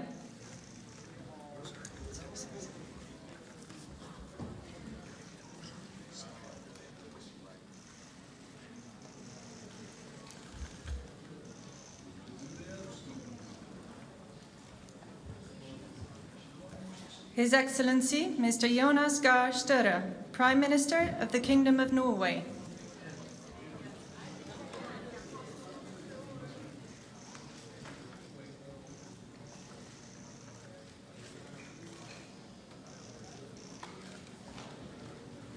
His Excellency Mr. Edi Rama, Prime Minister of the Republic of Albania.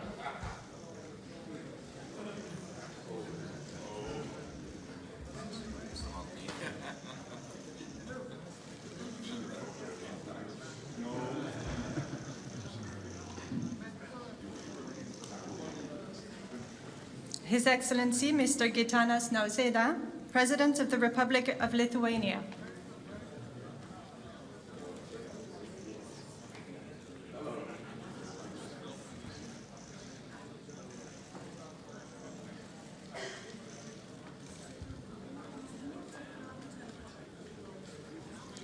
His Excellency Mr. Andrzej Duda, President of the Republic of Poland.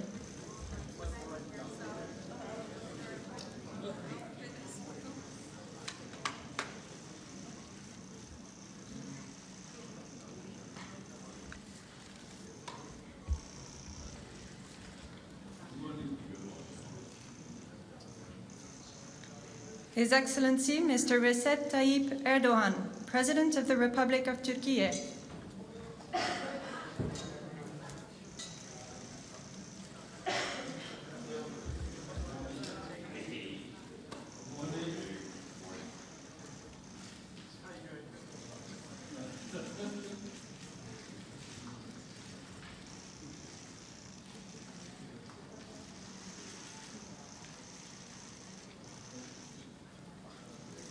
His Excellency Mr. Edgars Rinkēvičs, President of the Republic of Latvia.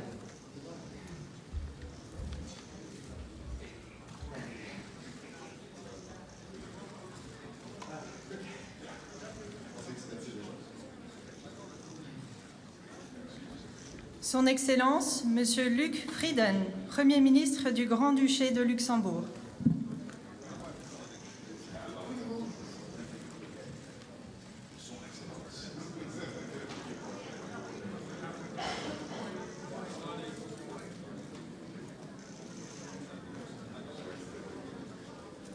His Excellency, Mr. Luis Montenegro, Prime Minister of the Portuguese Republic.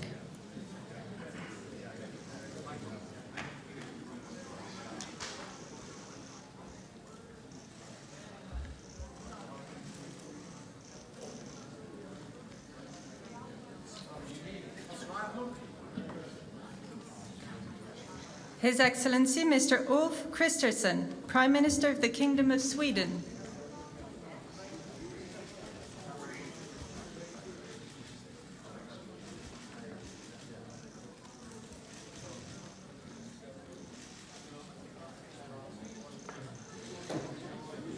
His Excellency, Mr. Jakub Milatovic, President of Montenegro.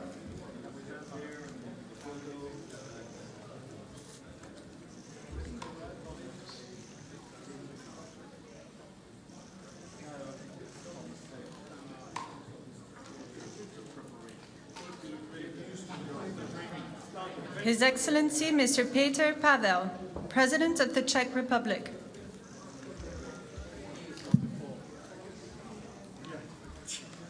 Thank you for that advice. Just as I'm going up. We'll trip you 2 days before time we're having, so that makes things easier. His Excellency, Mr. Nicu Jordan, President of Romania.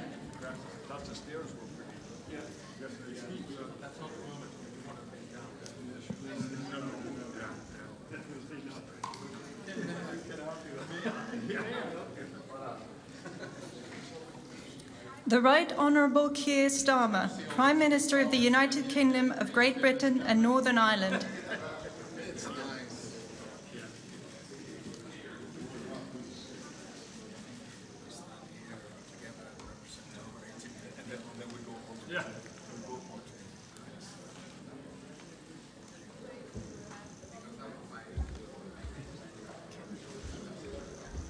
His Excellency, Mr. Kyriakos Mitsotakis, Prime Minister of the Hellenic Republic.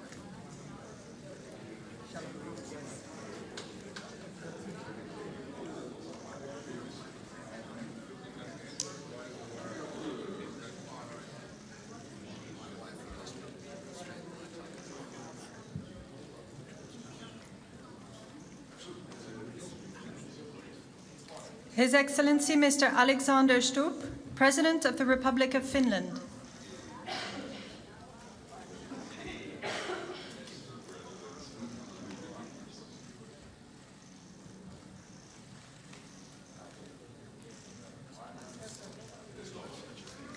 His Excellency, Mr. Friedrich Merz, Chancellor of the Federal Republic of Germany.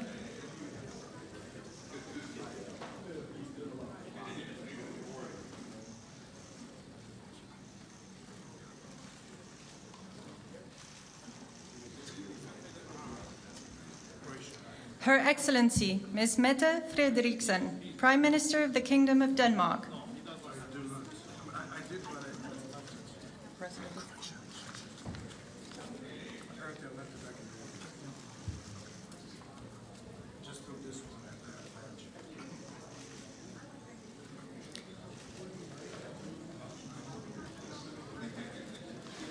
His Excellency, Mr. Zoran Milanovic, President of Croatia.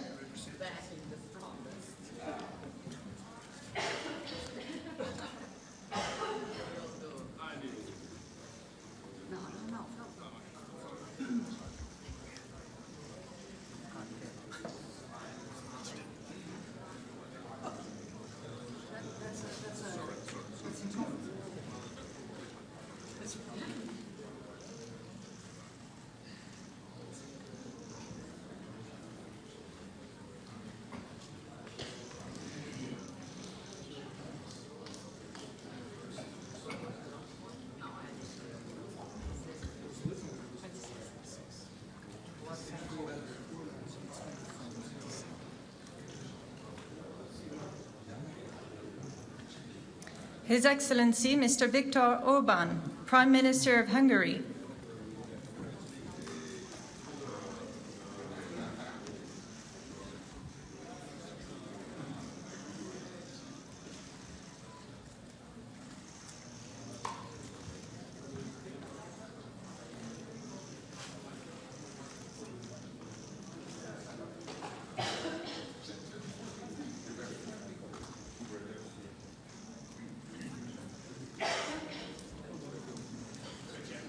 Her Excellency Ms. Giorgia Meloni, President of the Council of Ministers of the Italian Republic.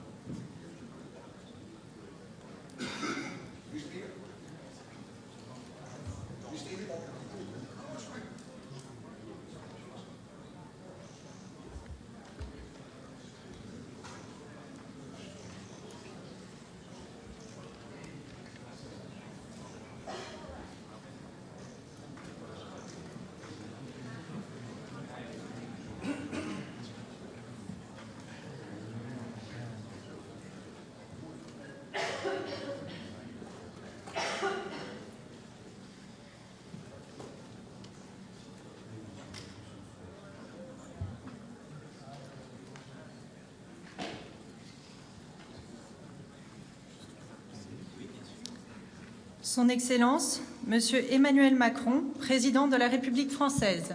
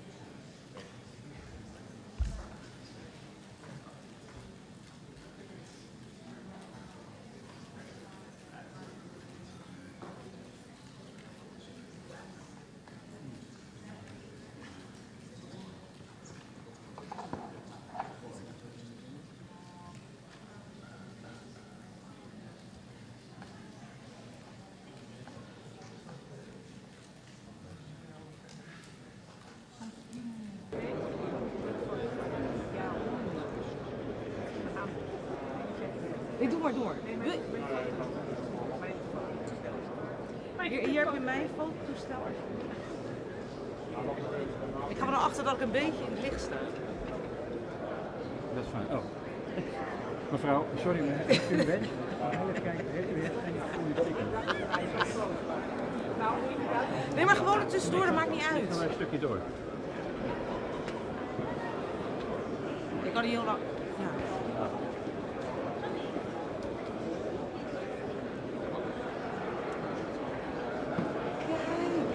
Doe eentje alleen met Valerie nog.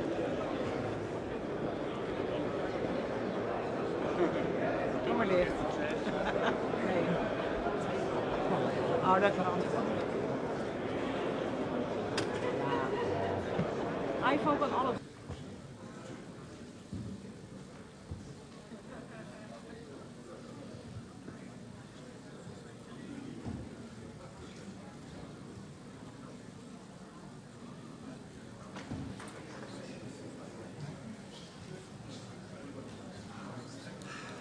The Honorable Donald Trump, President of the United States of America.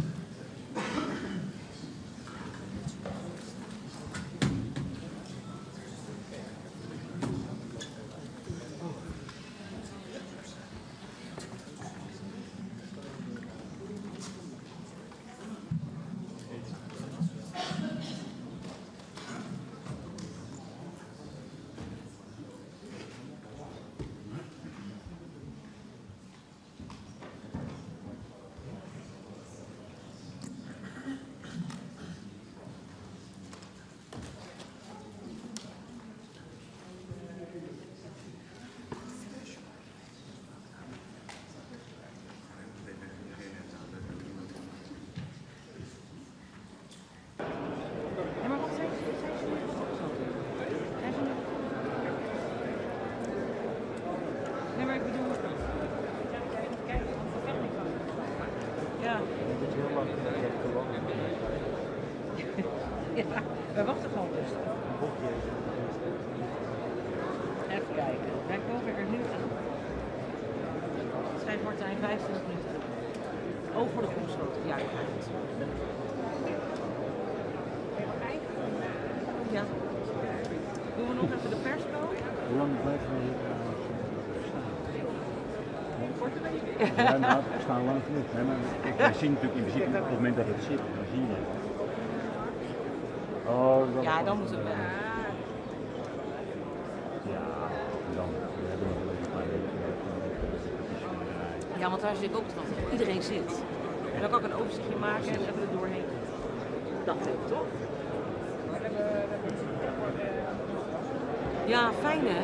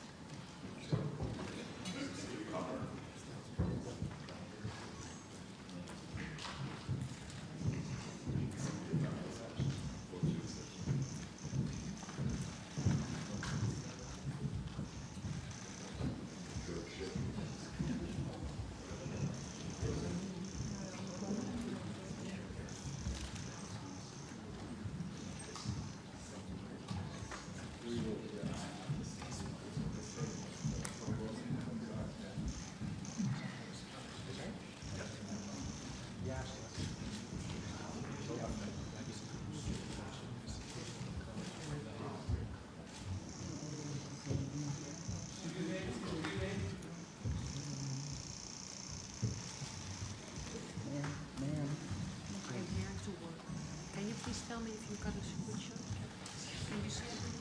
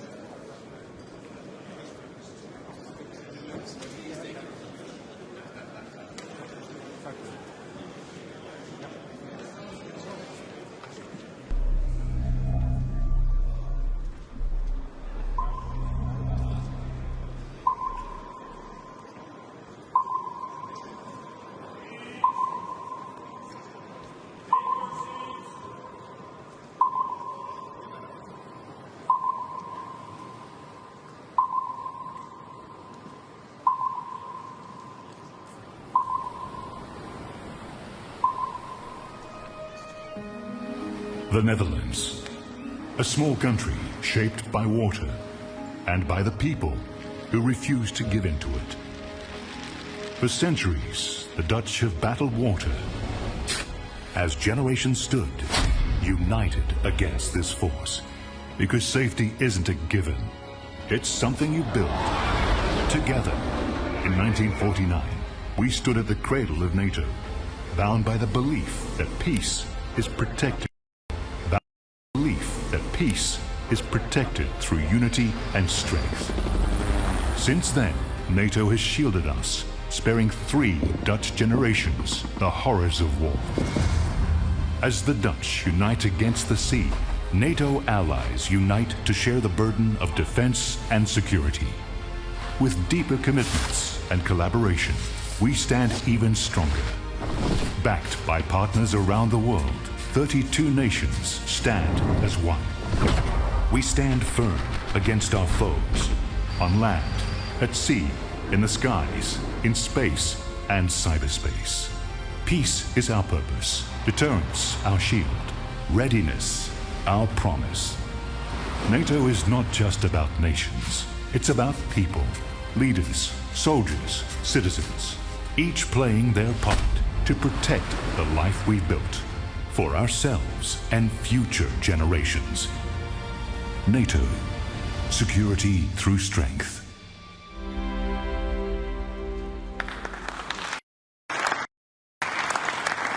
So, good morning.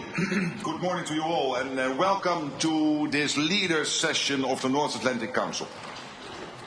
We meet at a dangerous moment for our 1 billion citizens. Russia's war against Ukraine rages on. An assertive grouping of adversaries seeks to divide and challenge us. There's war in the Middle East, terrorism poses a persistent threat, and new technologies bring opportunities but also many serious security challenges. In the face of this, we stand together, united in NATO, the most powerful defensive alliance in world history. History has shown that North America and Europe working together is a winning combination. Our adversaries know this. Our enduring commitment to Article 5, that an attack on one is an attack on all, sends a powerful message. In this meeting, we will take historic, transformational decisions to make our people safer through a stronger, fairer and more lethal NATO. To make NATO stronger, we have a concrete plan for all allies to spend 5% of GDP on defense. It will go towards core defense as well as defense and security-related investments. This decision is deeply rooted in our core mission and is required to resource our plans and readiness. This will also make NATO fairer, to ensure anyone and everyone contributes their fair share for our security. For too long, one ally, the United States, carried too much of the burden of that commitment, and that changes today. President Trump, dear Donald, you made this change possible. Your leadership on this has already produced $1 trillion in extra spending from European allies since 2016. And the decisions today will produce trillions more for our common defense to make us stronger and fairer by equalizing spending between America and America's allies. Allies will also agree to further increase defense production so that our armed forces have everything they need. That means a huge expansion of our defense industrial base on both sides of the Atlantic. That's good for our security, it's good for our economies and good for our jobs. Our decisions include continuing our support to Ukraine, while also pushing for a just and lasting peace. We all want the bloodshed to stop. We call on Russia to end its aggression against Ukraine. Let me now turn to Prime Minister of the Netherlands, Dick Schoof, whose government and people are graciously hosting us here. Thank you to the media for joining us. We will continue our discussions in just a moment, but first, and with the media here, please, Dick Schoof, your introductory remarks. Thank you, Mark. Colleagues, friends, allies, on behalf of the Dutch government, welcome to The Hague. This is the NATO summit, the first NATO summit ever to be held in the Netherlands. And we are honored to have you here in this city that has been speaking in the language of peace and justice ever since the first Hague Peace Conference was held in 1899. I'm convinced that after today, The Hague will also be known as a city of collective purpose, unity and resolve. After all, we are about to write history. We are about to make decisions leading to an unprecedented increase in our collective defense spending and a new financial balance in our alliance. Both are urgent, both are necessary, and both will help make our transatlantic bond even stronger, so we can do justice to our founding principles of democracy, liberty and the rule of law, as laid down in the Washington Treaty. The last NATO event held in The Hague was a foreign minister meeting in 1989, just as the Iron Curtain was beginning to break apart on the eve of the Cold War's end. And for a period, we hoped and believed that relations with Russia would continue to thaw. But the end of history turned out to be an illusion. An illusion that was shattered for good when Russia brutally invaded Ukraine. So today, there is a renewed awareness in our ranks that peace cannot be taken for granted, that it must be protected constantly and with conviction. And yes, peace comes at a cost. We must act on this swiftly and decisively. So let's stand united and embrace the The Hague Defence Investment Plan. Let's go to work and write that history today. Thank you.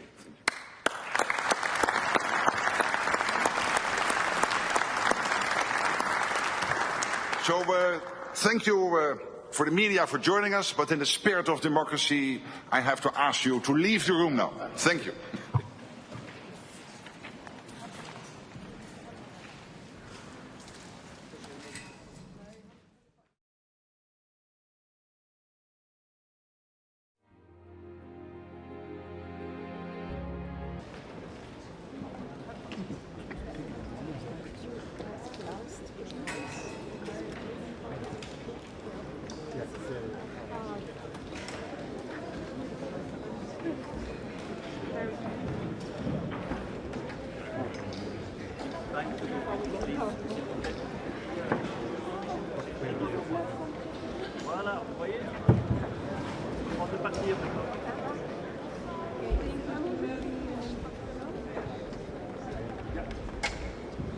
Yes, let's go. Yes, thank you. Not to go, sir. Yes. Sorry? Then do it. Can you Yes, I understand. Which way we leave it? That way. This way? Zoals daar doen sluiten. Sorry to ask you. Everybody can leave that way.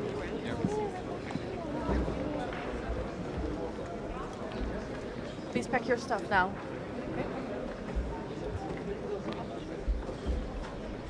Ja.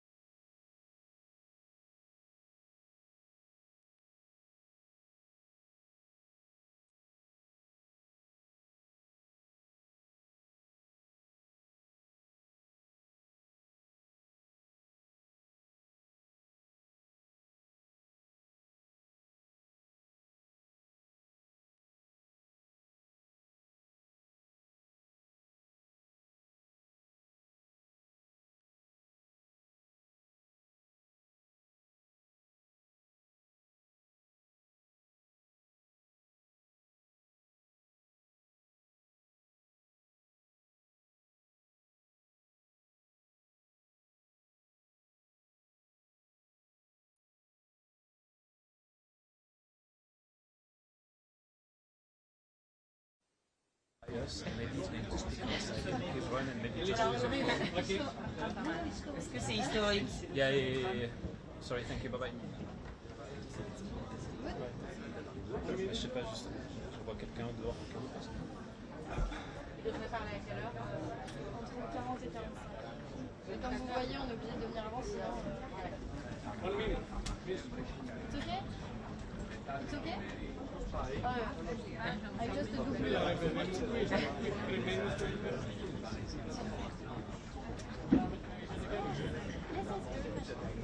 I just need for 10 minutes to and I need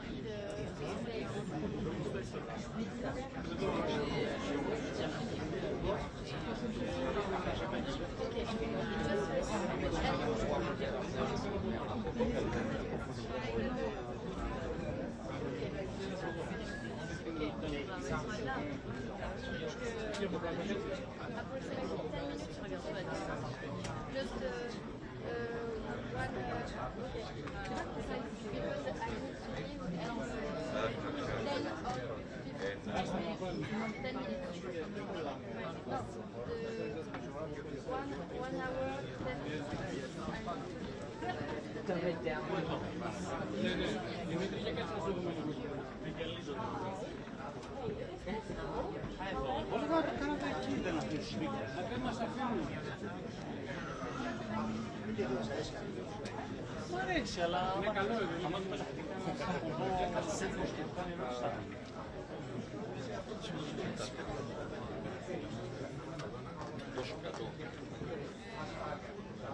Είναι πιο ψηλό. Ναι, εντάξει. Για πες μου κάτι. Τι να σου πω τώρα εδώ πέρα. Σου είπα είναι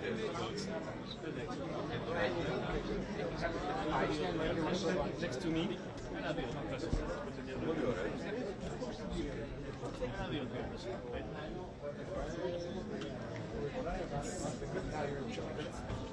Ένα-δύο. Εντάξει. 2, 3, 4, Netflix.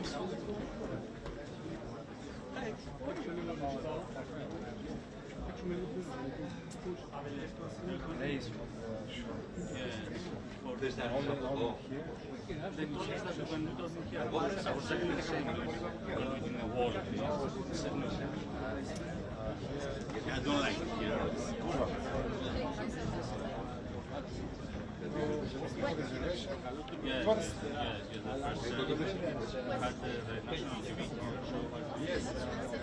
Et France Télé, on a mis un pool télévision française là. Et ça, c'est parce qu'ils ont leur... If you want to take a position. Et France Télé.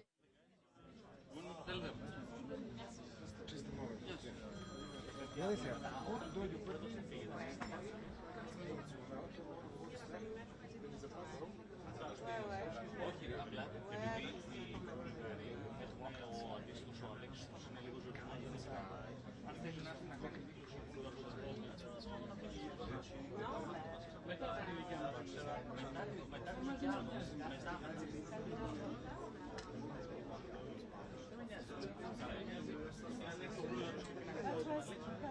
Yes, it is a discussion. You could have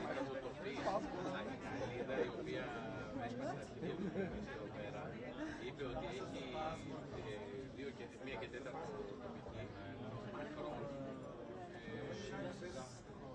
ρεζερβέ.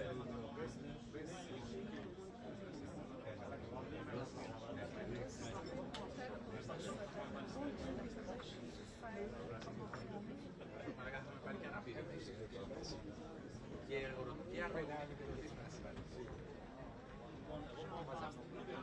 αγροτική για τις ερωτήσεις.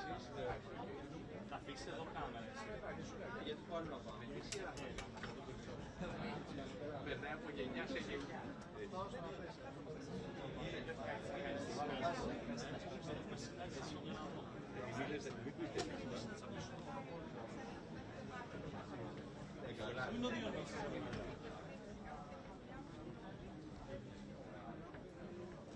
Ωραία, πάμε πάνω Διονύση. Να βρούμε ποιος το είπε.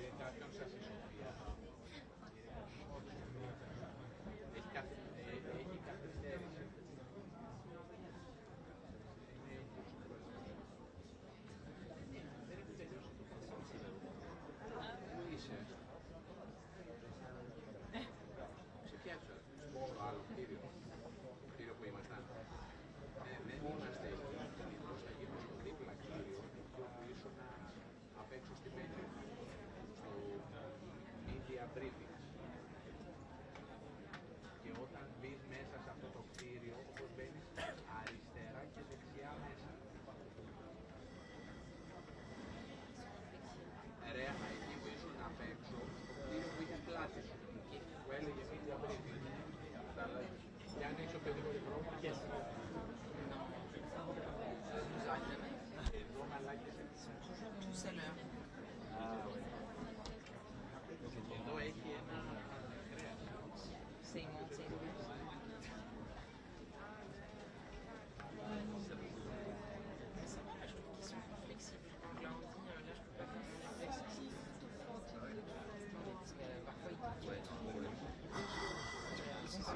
Celui-là, c'est pour sinon je peux le faire en studio. Sinon c'est pas la peine que je sois là si je peux pas.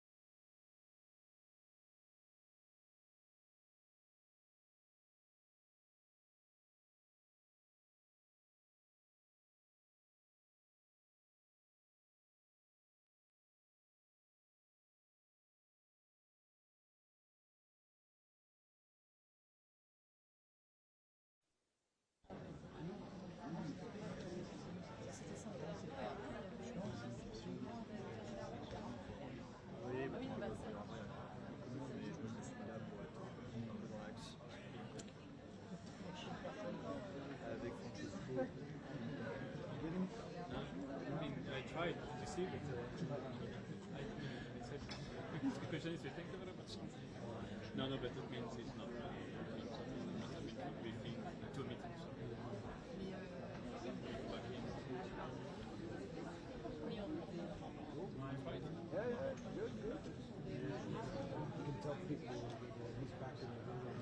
Yeah.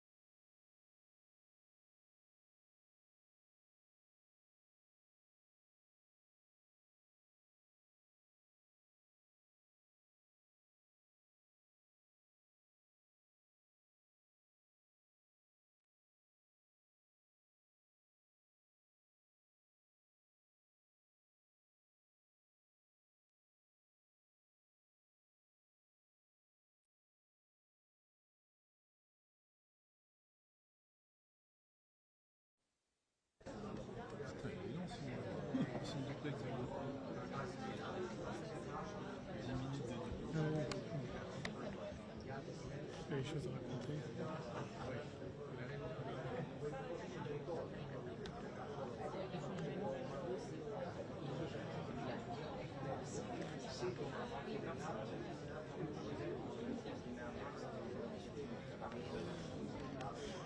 Another one.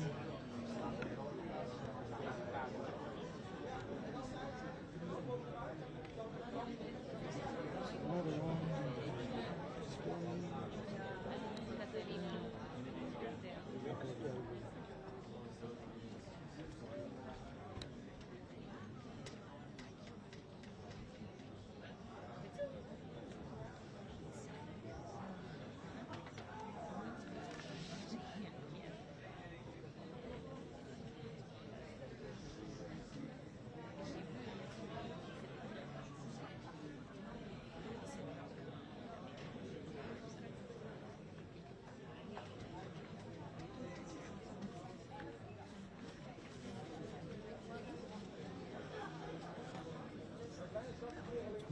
casque.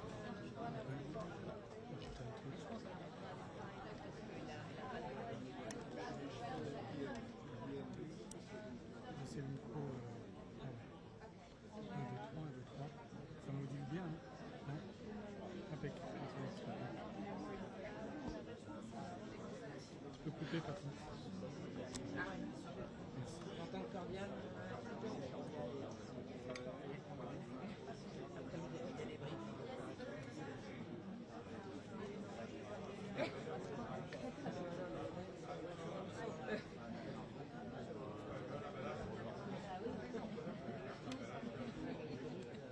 Ça depuis.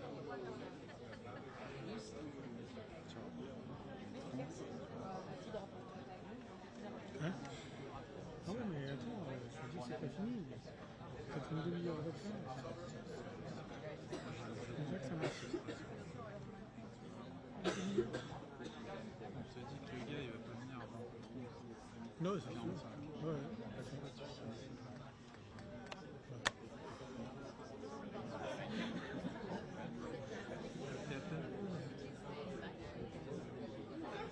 Interférence?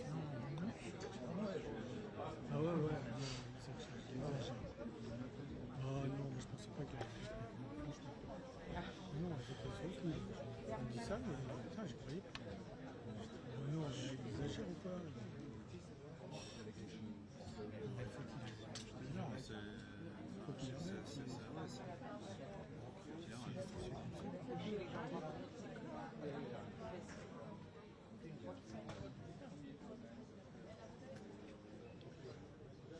Ah, il y avait Sarah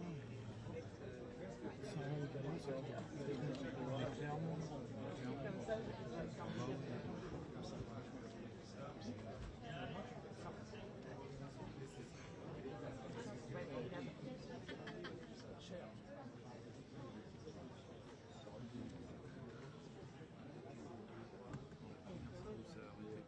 J'avais du mal à mettre dans la plénière, là. Oui.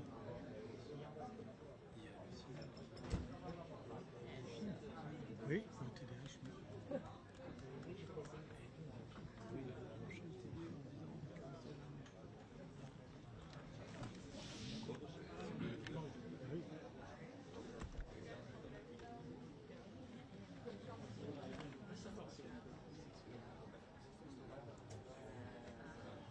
Ça va? Ah oui, c'est plaisir ça.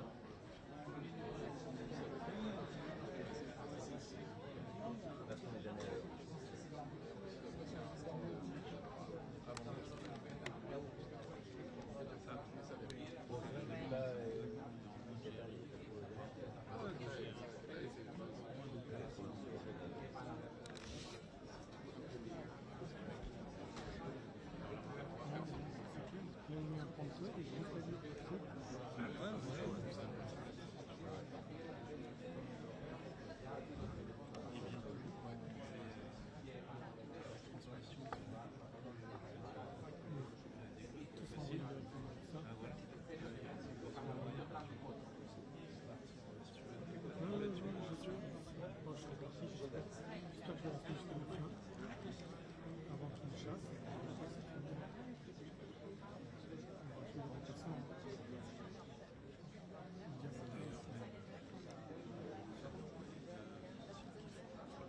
Même ça, c'est. Oui, je sais que je suis sûr. Si je peux tenir encore bon, jusqu'à la France, ça va aller, mais après, je sais pas si le prochain, les équipes comme ça, c'est pas le problème. Je ne suis pas si sûr. Tu vois ce que je veux dire? J'ai encore 5 ans. Puis t'as vu comment ils sont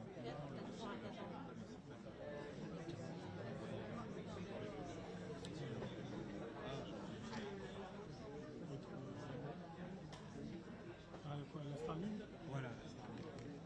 Oui, ouais. L'opération en même temps. Là, la Starlink, c'est pas que ce soit compliqué, mais il y a des manips à faire. Moi, je l'ai fait. Hein. J'ai fait la formation avant de partir sur le.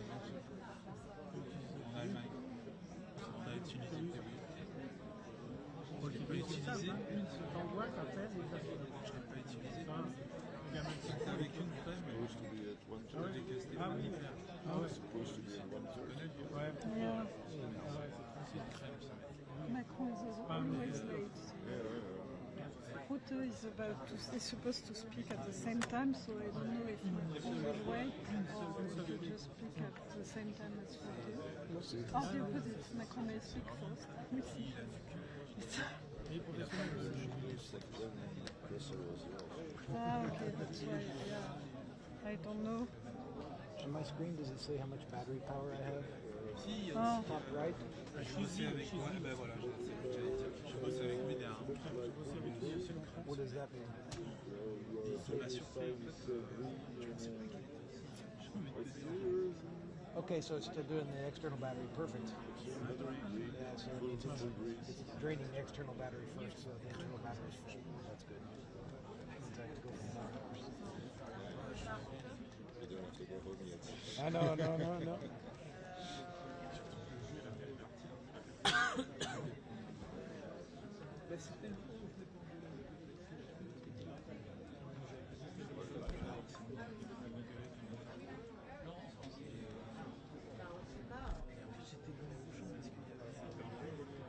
Ah oui. Mais depuis chez moi,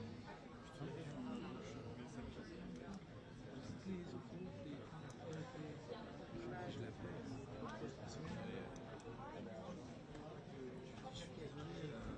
Avec Ursa.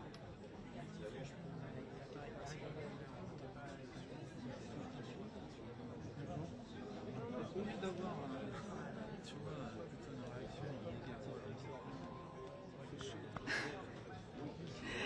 Only 20 more years.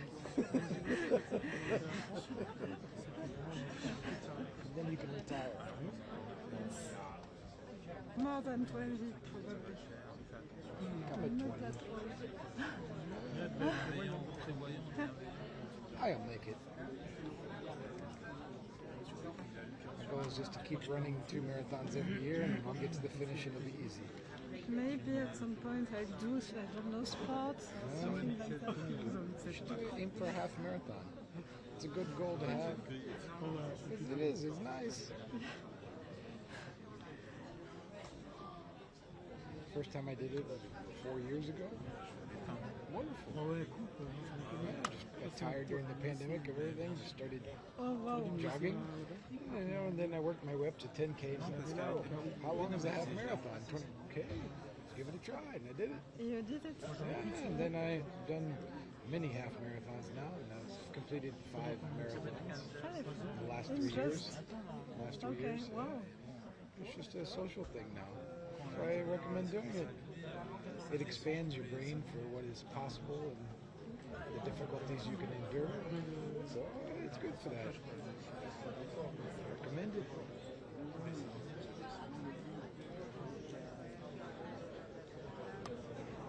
Je dirais pas avant 14 heures. So now it seems it won't be before 2.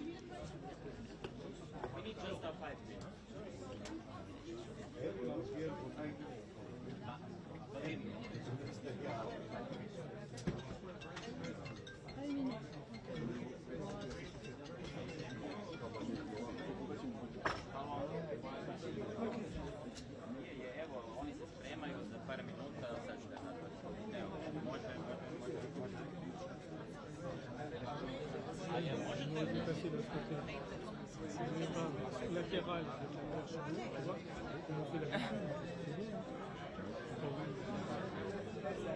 moi je prends la place.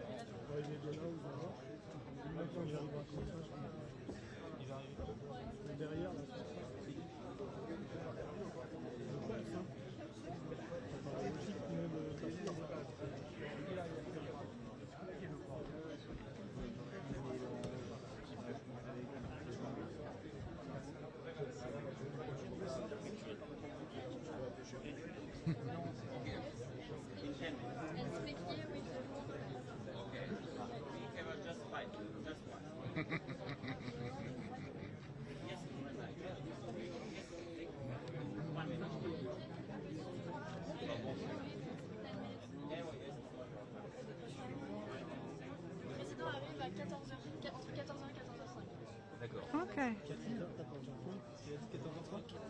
14h, 14h05.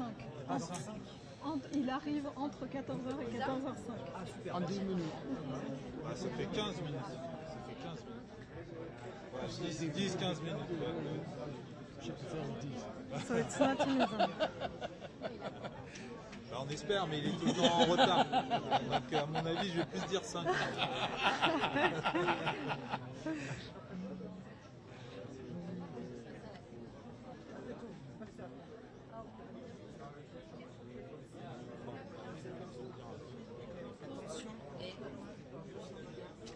Vous appuyez pas trop, on va partir avec. Ouais, je m'appuie effectivement.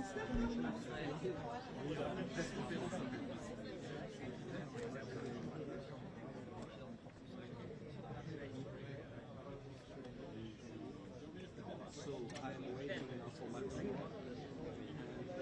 After all press conference at the same time, and they close the door. So busy. It's Croatia. They close the door. Ah, okay.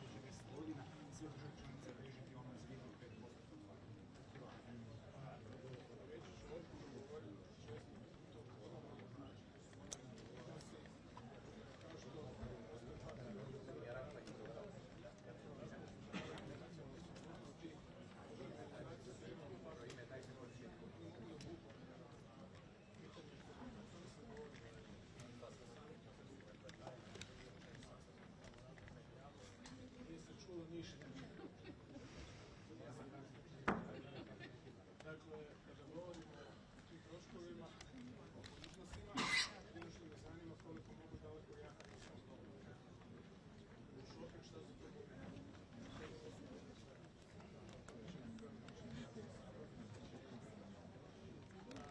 Hoću kupiti vrlo male sposobnosti. Cijene buj.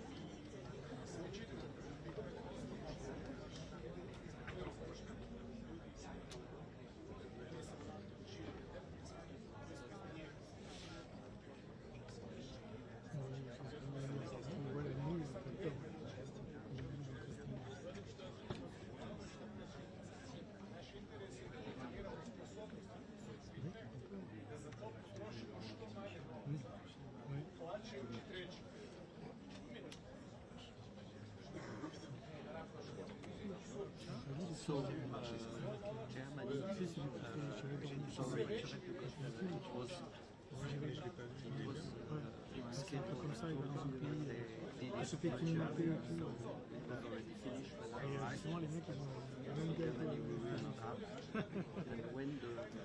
dans la nuit et tout, they closed the door because they don't want extra people. That's what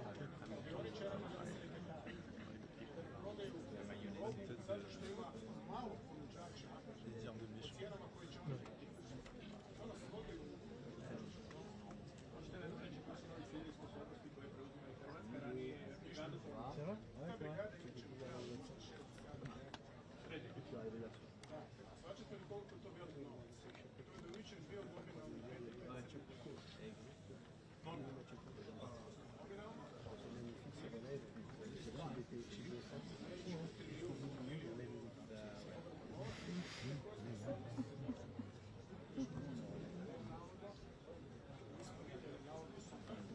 nema vojska. Su u stanju da poskrbimo 100.000 za operaciju Portugal. Svega i svačega. Njihova vojska stane na Rezak, Max. Jeste li stekli do Adasa na Trumpu zapravo glavna stvar na samitu glavna stvar ja nisam. Kako se živi tu?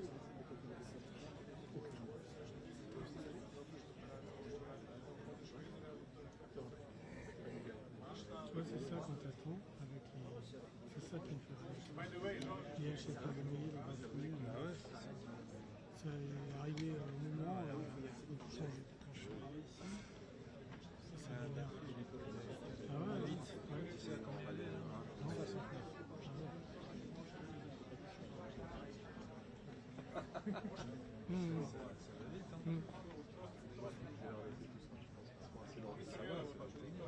Oui, oui. Bon.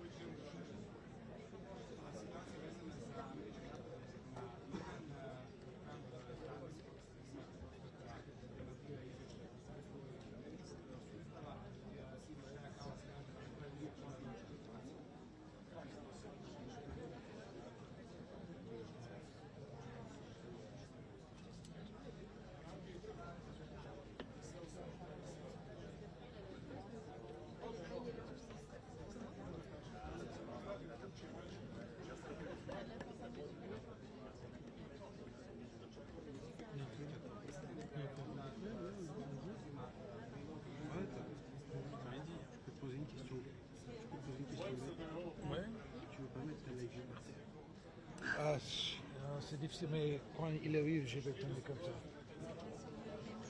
Parce que le câble, c'est pas assez long. Ah oui, d'accord. Ah oui, oui, t'as raison. Pardon, ok, j'ai compris. Understood. Oui, parce que quand j'ai utilisé le câble plus long, il a été attrapé par tout le monde. Understood. Leave me a spot as well. We'll all be good. Yeah. There's space for everybody. At the end, everything is fine. I just start off like this, and then we're good. Sauf si on a les gens.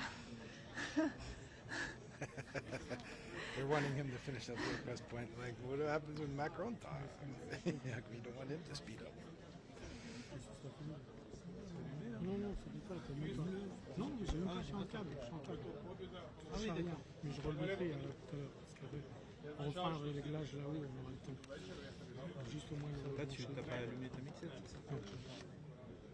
Là, il est pas souvent représenté un truc.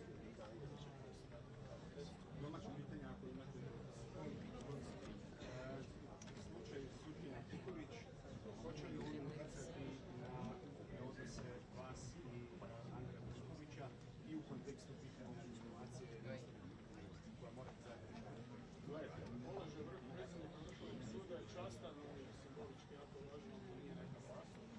Nisam dobio jedan ideje hvala. Zašto? Non, si. Nije.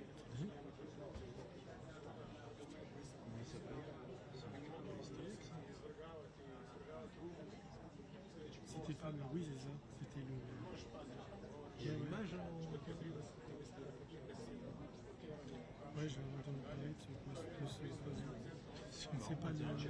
Comment il s'appelle? Ça se termine en rouge. Je perds la marche. Ouais, des jeunes crocodiles aussi. Ouais. Il attaque pas. Je ne vois pas, mais...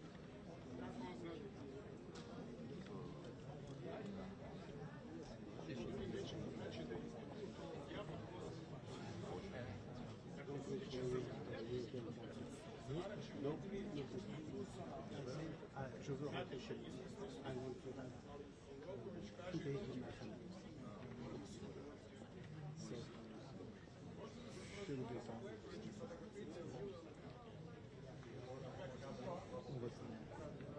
Oui, je vais aller faire une pizza demain soir. J'irai à une brasserie parisienne tout seul. Il fait chaud, 34 degrés, 34, 38 à Lyon, 40, ils annoncent des orages. Enfin, tu vois bien.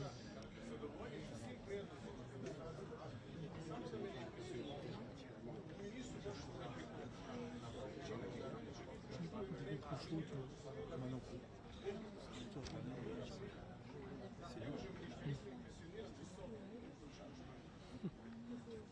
Oui,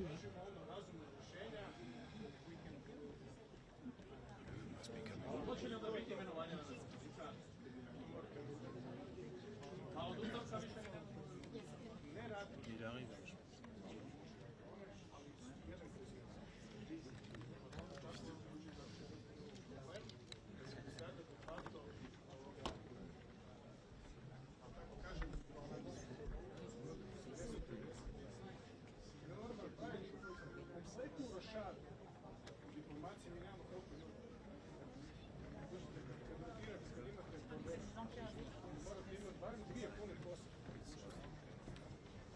Znate da mijenjate cijelu poslu. Informacija se mijenja, definirate cijelu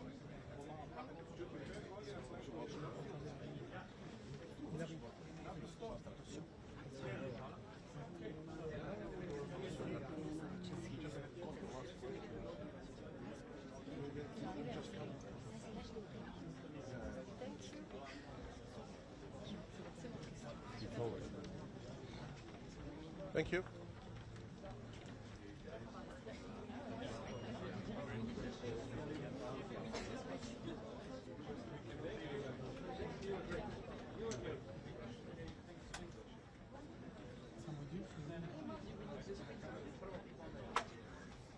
je sais pas par où il arrive. Il arrive par où? À gauche. À gauche? Ouais. Isa, tu peux te mettre là-bas? Ah oui, non, de toute façon, là, je peux.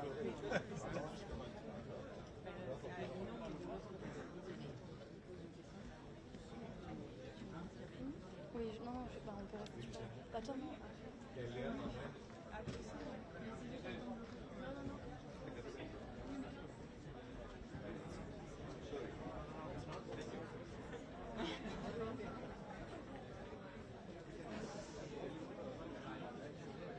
Ouais.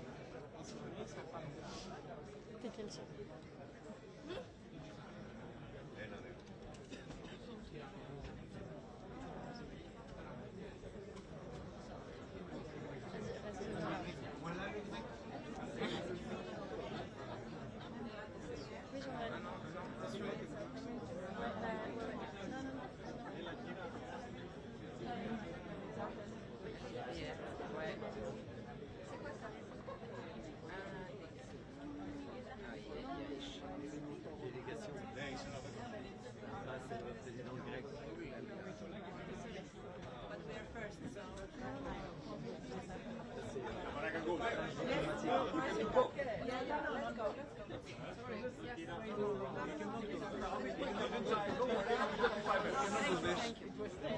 We came first. I'll be 5 minutes. I'll be very quick. So I will come within 5 minutes.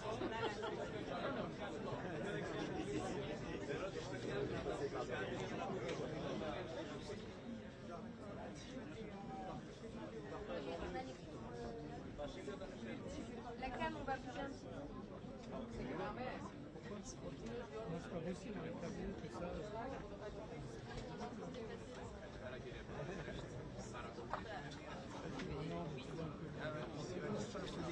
Et attention, il faut, s'il vous plaît, les rédacteurs, vous pouvez faire un pas en arrière, on va devoir replacer la cam de poule. Mais c'est bon ici. On n'a pas un problème, c'est bon pour nous.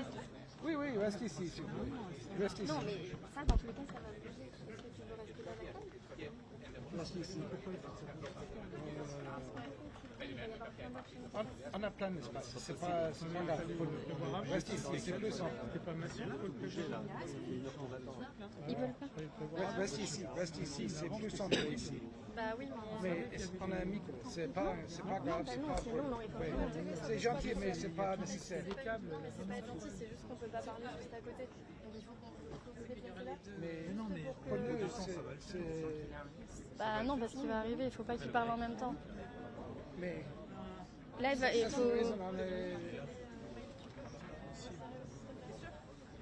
de toute façon, bah, il suffit de remettre la prise.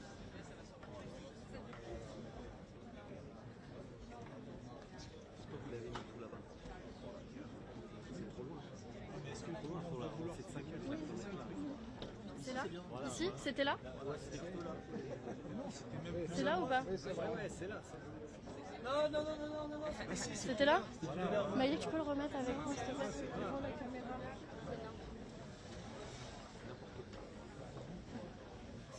C'est bon.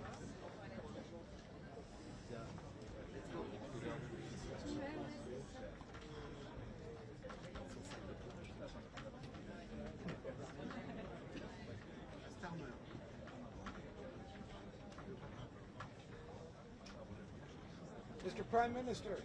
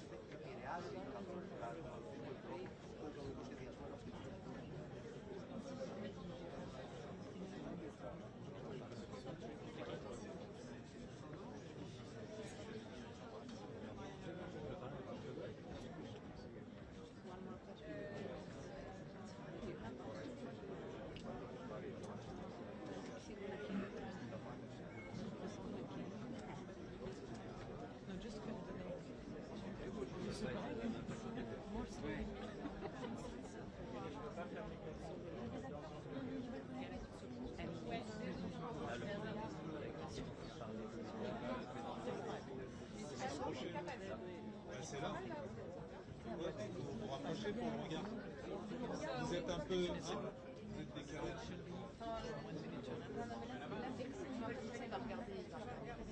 Ah ouais. Pour le pool. Ouais.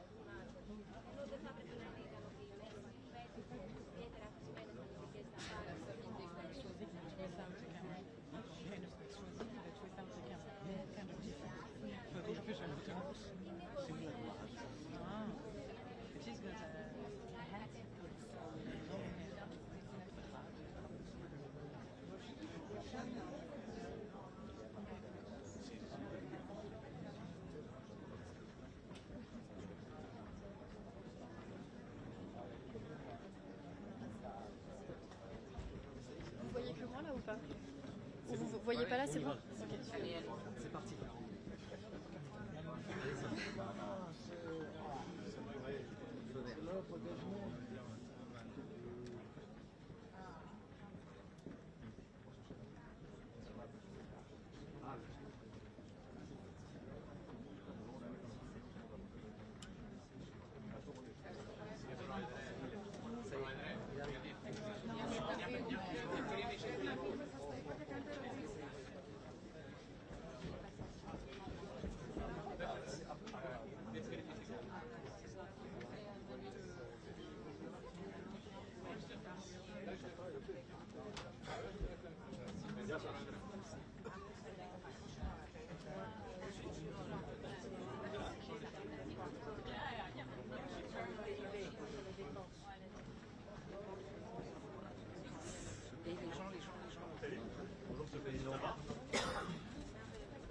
Bonjour messieurs, dames. Vous allez bien? Peut-être quelques mots pour vous dire les conclusions que je tire de ce sommet, ce que j'ai pu exprimer d'ailleurs tout à l'heure. D'abord, en poursuivant le réinvestissement sur les questions de défense, l'ensemble des pays membres et tout particulièrement les Européens continuent d'œuvrer à structurer ce pilier européen au sein de l'OTAN.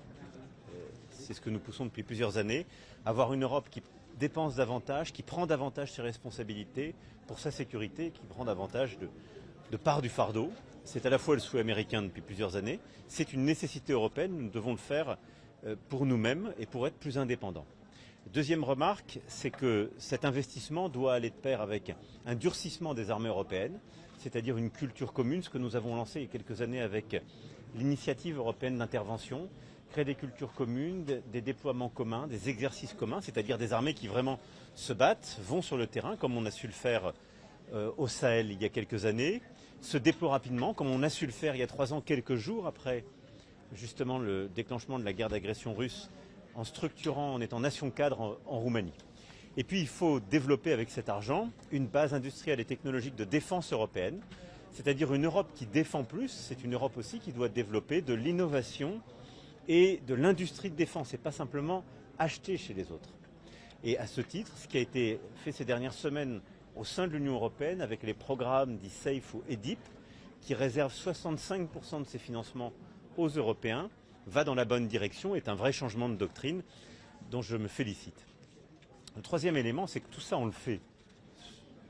Quand même le rappeler et remettre les choses au milieu de la discussion, parce qu'il y a la menace russe. Je le disais il y a quelques mois à nos compatriotes, nous le vivons depuis plusieurs années, mais au fond, la 3e guerre russe en Europe a acté cette menace. En effet, après la Géorgie, après la Crimée, la guerre d'agression de février 2022 a très clairement permis d'identifier cette menace dans la durée. Et c'est ce pourquoi, au fond, nous nous réarmons tous, parce qu'il y a cette menace à nos frontières.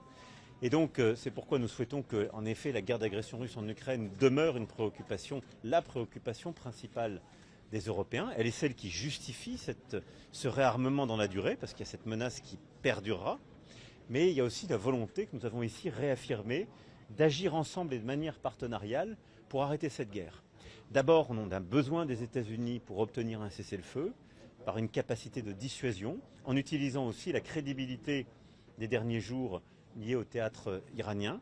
Et puis ensuite, parce que nous prenons notre part, en Européens, c'est le sens même de la coalition de volontaires que nous avons structurée en février dernier et que nous allons réunir à nouveau en juillet, c'est-à-dire que vous avez ces Européens, avec d'ailleurs aussi les Canadiens et plusieurs autres, qui sont là et qui sont prêts dans la durée à soutenir l'Ukraine, à lui permettre de régénérer son armée, de déployer des forces de réassurance. La 4e remarque que je voudrais faire sur ce sommet, c'est justement que tout ça suppose aussi que les Européens pensent leur sécurité de demain. Parce qu'on ne va pas aller vers une escalade sans fin vers plus d'armement. Nous devons nous armer parce qu'il y a aujourd'hui un décalage par rapport au niveau d'armement de la Russie et qu'il y a cette menace. Mais dans le même temps, nous devons penser pour nous-mêmes les garanties de sécurité, le cadre de sécurité dans lequel on veut vivre demain. C'est-à-dire celui qui stoppera la prolifération, celui qui encadrera les capacités d'armement, comme on l'a connu par le passé quand il y avait la guerre froide. Et beaucoup de ces traités de la guerre froide sont tombés ces dernières années dans le silence absolu, le dernier étant le traité FNI en 2019. Et c'est pourquoi, de la mer Noire à l'Arctique, nous avons besoin de repenser chacun de ces espaces, de dire au fond jusqu'où nous sommes prêts à aller pour nous défendre et quels seraient les termes de la discussion avec la Russie pour permettre de limiter les capacités et d'avoir un chemin de retour de la confiance. Mais il faut y penser dès maintenant pour pouvoir le négocier dans le cadre d'une paix plus large. Mon dernier point, ce sur quoi j'ai insisté, c'est que tout ça suppose de l'unité, du respect et de l'anticipation. Ce qui veut dire que cet effort collectif et le bon résultat qu'on a avec ce communiqué et ce réengagement européen, il a en quelque sorte, et il impose de manière évidente, la paix commerciale. On ne peut pas entre alliés dire il faut dépenser plus, nous dire on va dépenser plus, et au sein de l'OTAN se faire la guerre commerciale. C'est une aberration.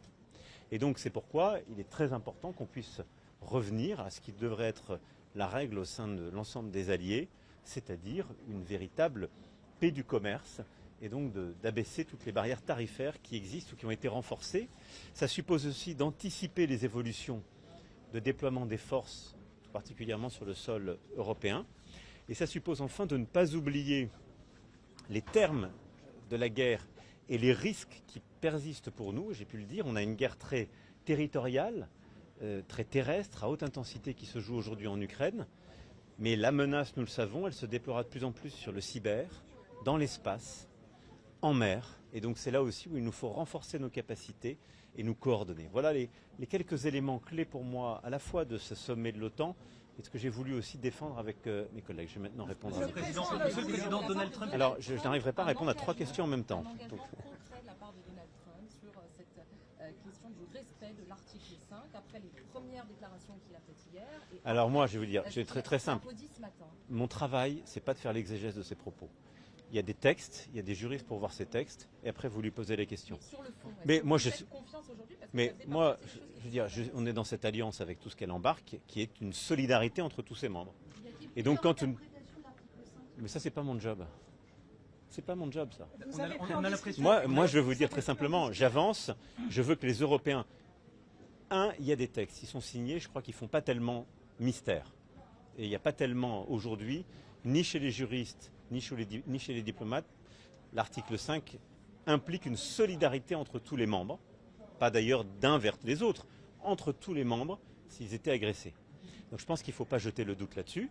Après, ce que je dis, c'est que, cette solidarité existe, elle est dans nos textes, que tous ceux qui sont autour de la table aujourd'hui, ça veut dire qu'ils continuent d'œuvrer dans cette solidarité, et que nous renforçons la place des Européens par ce réinvestissement historique que nous décidons, que la France a d'ailleurs commencé depuis 7 ans, puisqu'avec nos 2 lois de programmation militaire, nous aurons doublé notre budget des armées. Mais surtout, on renforce aussi notre indépendance, c'est-à-dire notre capacité à moins dépendre. Mais Monsieur le Président, on a l'impression que la sécurité collective dépend des sautes d'humeur et de l'ego d'un homme. C'est pas très rassurant. Non, mais justement, il ne faut pas que ce soit le cas. Alors, ça n'est pas le cas. Je tiens à vous le dire, pour la France qui a une armée complète, solidement dotée, qui a la dissuasion, ça n'est pas le cas. On ne dépend pas des autres pour notre sécurité. Et donc moi, je pense que notre Europe, elle doit encore se renforcer pour moins dépendre des autres, même si c'est une très bonne chose d'avoir une alliance plus large qui nous permet d'avoir plus de force et de profondeur. Monsieur le Président, sur la guerre commerciale. Alors, excusez-moi, votre collègue puis vous. Sur la guerre commerciale, vous l'avez évoqué avec lui directement, le président Trump à plusieurs reprises. Donc je pense qu'il faut maintenant qu'on arrive à conclure.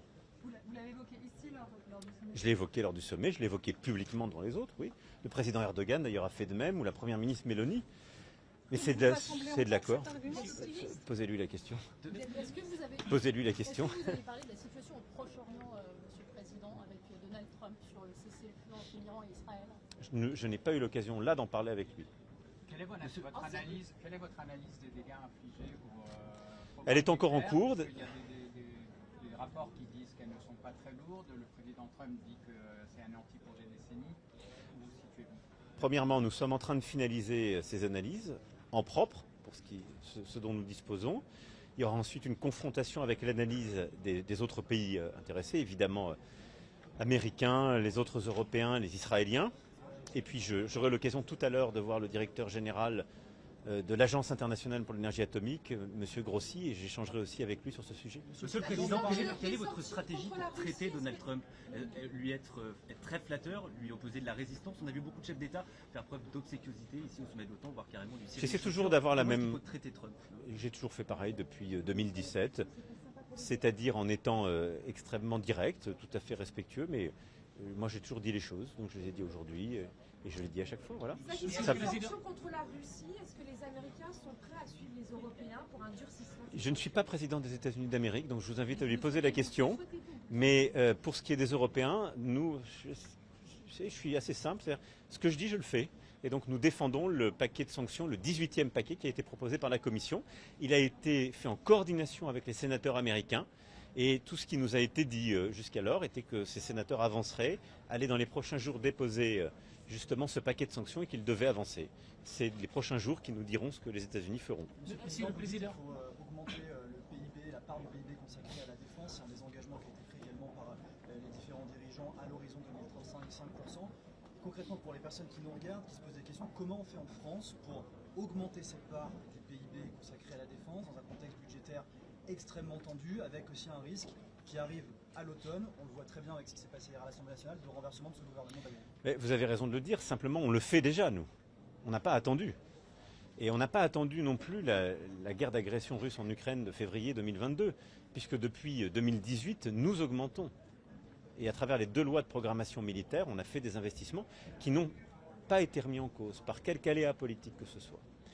Seul le vote de censure et le décalage du budget nous a mis en retard en début d'année. Il a d'ailleurs beaucoup coûté à l'économie, c'est pour ça que j'invite chacun à réfléchir. Mais les lois de programmation militaire depuis que je suis président sont respectées scrupuleusement. Et donc d'ores et déjà, chaque année, nous augmentons de plusieurs milliards d'euros notre effort. Ce qui fait qu'au terme de ces 2 lois de programmation militaire, on sera passé de 32 milliards d'euros à peu près de budget des armées quand j'ai été élu à plus de 60 milliards. Ce que nous sommes en train... Oui, mais enfin, si mes prédécesseurs avaient porté le même taux d'effort, on serait largement au-dessus. Et je rappelle qu'il n'y a pas si longtemps, on était en train de les diminuer. Donc je me félicite que nous ayons... Bien sûr, c'est la vie démocratique. Vraisemblablement. Vraisemblablement. Mais donc il faudra poursuivre cet effort. C'est un impératif. Nous sommes en train, là, très précisément, avec le Premier ministre, le ministre des Armées, le ministre de l'Économie, des Finances et le ministre du Budget, de justement regarder combien il nous faut faire pour intensifier ou accélérer certains des plans d'action qui étaient dans cette 2e loi de programmation militaire. Voilà, donc on continue. En dépit d'autres choses dans le budget qui sera... Vous avez raison, mais toujours, et on l'a toujours fait comme ça, il faut le financer en faisant des choix. C'est ça, gouverner. Et donc nous devons continuer de choisir. Mais je pense qu'on fait bien parce qu'on choisit notre indépendance. Et ce qu'on fait en matière de défense, en matière industrielle, en matière de recherche et de technologie, c'est ce qui nous permet d'avoir plus d'indépendance pour le pays, aujourd'hui et demain.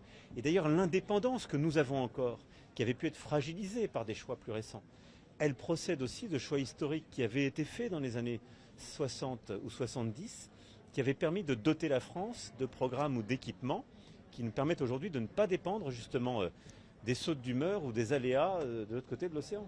C'est notre force. Est-ce que vous avez eu des précisions sur le calendrier de redéploiement des troupes américaines en Europe? Non, mais je pense que c'est très bien de l'avoir. Est-ce que c'est pas peur que le président américain est optimiste sur l'atteinte d'un cessez-le-feu rapide à Gaza? Écoutez, moi je plaide pour qu'on ait aujourd'hui 3 cessez-le-feu en même temps. Et on est de plus en plus ambitieux, mais celui qui tient et qui a été obtenu entre Israël et l'Iran, celui à Gaza, qui est indispensable et qui est pour moi une priorité absolue, et le cessez-le-feu que nous souhaitons avoir en Ukraine pour ouvrir les négociations de paix durable. Vous êtes d'accord que les 5% bénéficient aux équipements américains et que toute l'Europe se mette à acheter des patriotes? Mais c'est ce que j'ai dit tout à l'heure. Le deuxième point pour moi, la clé, c'est que les Européens s'équipent et produisent. C'est ce que fait la France, c'est ce que font plusieurs autres Européens. Et c'est d'ailleurs ce que nous avons défendu dans nos négociations européennes avec succès, puisque les derniers programmes ont une composante européenne, avec les programmes d'ISAF, SAFE et EDIP. Et donc c'est une très bonne chose. Il faut que les Européens aient justement ce réflexe désormais. Pourquoi? Parce que nous allons dédier une part croissante de notre richesse nationale dans les efforts de défense. Il faut que ça permette de créer de l'emploi, il faut que ça permette d'avoir un retour en termes d'industrie dans nos pays. La France a ce modèle historiquement, d'autres l'ont moins. Et d'ailleurs, nous souhaitons avoir des programmes beaucoup plus larges, beaucoup plus partenariaux et qui aient aussi des retombées industrielles pour ces pays. Et je pense que c'est comme ça qu'on aura une avancée qui est gagnant-gagnant. Ça réduit aussi notre dépendance, parce que parfois, quand on achète des programmes ou des équipements qui sont américains, quand on a des désaccords géopolitiques, on est dépendant de leur autorisation ou pas. Avoir des programmes européens, ça nous permet d'être libres de ces règles et donc beaucoup plus libres à la fois sur notre stratégie export, qui est essentielle pour la compétitivité de nos industries d'armement, et pour notre liberté d'usage, c'est-à-dire l'indépendance de notre diplomatie et de nos choix militaires. Sur l'Iran, quelles sont les prochaines étapes juste de l'initiative européenne de négociation? Écoutez, là, sur l'Iran, on a un cessez-le-feu. On voit bien combien il est volatile et fragile. Mon souhait, c'est qu'il tienne. Ce cessez-le-feu va s'accompagner d'une évaluation justement des dommages qui ont été faits, ce que je disais tout à l'heure, qui seront clarifiés dans les prochaines heures et prochains jours. Et de toute façon, nous devons reprendre un travail diplomatique et technique sur la question du nucléaire. Et donc l'AIEA aura un rôle à y jouer. Évidemment, les États-Unis d'Amérique ont pris le contact, et les Iraniens et les Européens y ont leur place. Parce que nous aurons de toute façon, d'ici à quelques semaines, un choix sur ce sujet à faire, c'est de savoir si le JCPOA est encore un cadre ou pas, puisqu'il existe encore, et nous avons des délais qui continuent à courir, mais des choix qui seront à faire à l'été. Merci beaucoup. Merci beaucoup. C'est pour quand, Monsieur le Président, pour réunir les partis français? Bon courage avec Trump.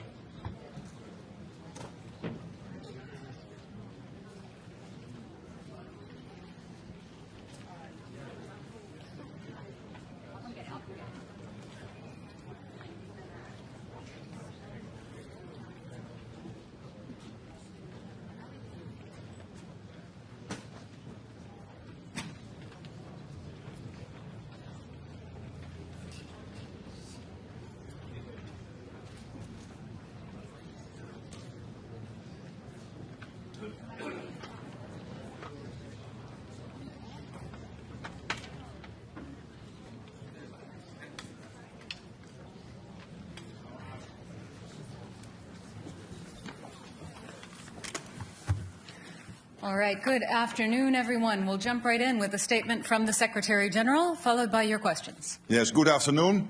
And we have just concluded the formal part of the NATO summit in The Hague. Of course, there will be many other meetings later today, this afternoon. And together, allies have laid the foundations for a stronger, fairer and more lethal NATO. NATO leaders agreed on the The Hague Defence Investment Plan. And this will fuel a quantum leap in our collective defence. They agreed to boost our defence industries, which will not only increase our security, but will also create jobs. And we have reaffirmed our unwavering support for Ukraine. All of this is crucial. It means that no matter the challenges we face, whether from Russia or terrorism, cyber attacks, sabotage or strategic competition, this alliance is and will remain ready, willing and able to defend every inch of Allied territory and ensure that our 1 billion people can continue to live in freedom and security. These decisions will have a profound impact on our ability to do what NATO was founded to do, deter and defend. And the key decision in that regard is to adopt the The Hague Defence Investment Plan.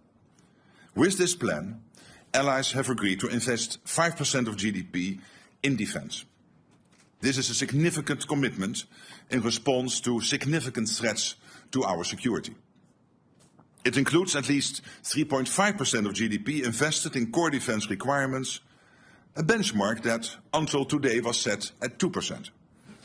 A target that I'm pleased to say all allies will now meet this year or have already met. The 3.5% is to fund our militaries and the equipment they need, from our air defences to ammunition, drones, tanks, troops and more.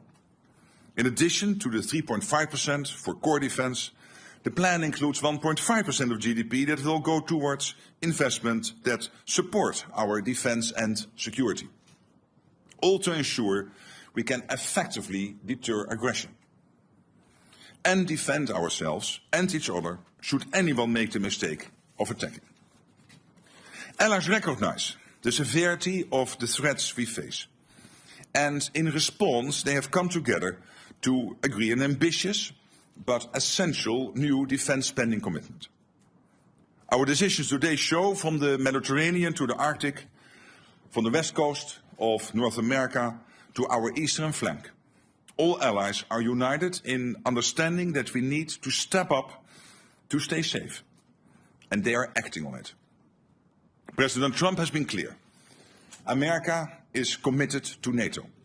He affirmed that again today in no uncertain terms. At the same time, he made clear that America expects European allies and Canada to contribute more. And that is exactly what we see them doing. European allies and Canada will do more of the heavy lifting, equalizing their spending and taking greater responsibility for our shared security. Of course, work does not stop here. This is day one. We now shift from agreeing on what we need to rolling up our sleeves and making this new plan a reality. And part of this requires that we rapidly expand our defence industrial capacity on both sides of the Atlantic. We need quality and quantity. We need to innovate and we need to act fast. So we will continue our work to bring down barriers. We will leverage our partnerships with the European Union, with Ukraine and in the Indo-Pacific to foster defence industrial cooperation. And there are major economic benefits, with the potential for literally millions of extra jobs across the alliance. The decisions made today will make NATO much stronger. They also make NATO a fairer alliance, with Europe and Canada stepping up and carrying their fair share of the responsibility for our shared security. The resolve of allies is clear. We are in this together, committed to Article 5, and we are determined to stand firm. No one should doubt our capacity or determination should our security be challenged. This is the stronger, fairer and more lethal alliance that NATO leaders have begun to build. Of course, this is also an alliance that stands firmly by our neighbour and partner, Ukraine. My dear friend Volodymyr Zelensky is here in The Hague with us at the NATO summit along with his team. Our resounding message to him and the Ukrainian people is that Ukraine has our continued support, including with over 35 billion euros pledged so far this year, with more to follow. All of this, our aim is to keep Ukraine in the fight today so that it can enjoy a lasting peace in the future. We stand by Ukraine in its pursuit of peace and will continue to support Ukraine on its irreversible path to NATO membership. It has been a momentous meeting today. Leaders have agreed on a trajectory that will ensure we are able to safeguard our freedom and security well into the future. And with that, I'm happy to take your questions. All right, I will call on people, and please, if you could state the outlet you're from, if I don't know that already. We'll start with Sky News. Yeah. Right here in the front and the center. We need a mic here. Thank you. Thank you. Deborah Haynes from Sky News. Hi. Hello. The language that you have used when talking to Donald Trump has been notable because of its flattery.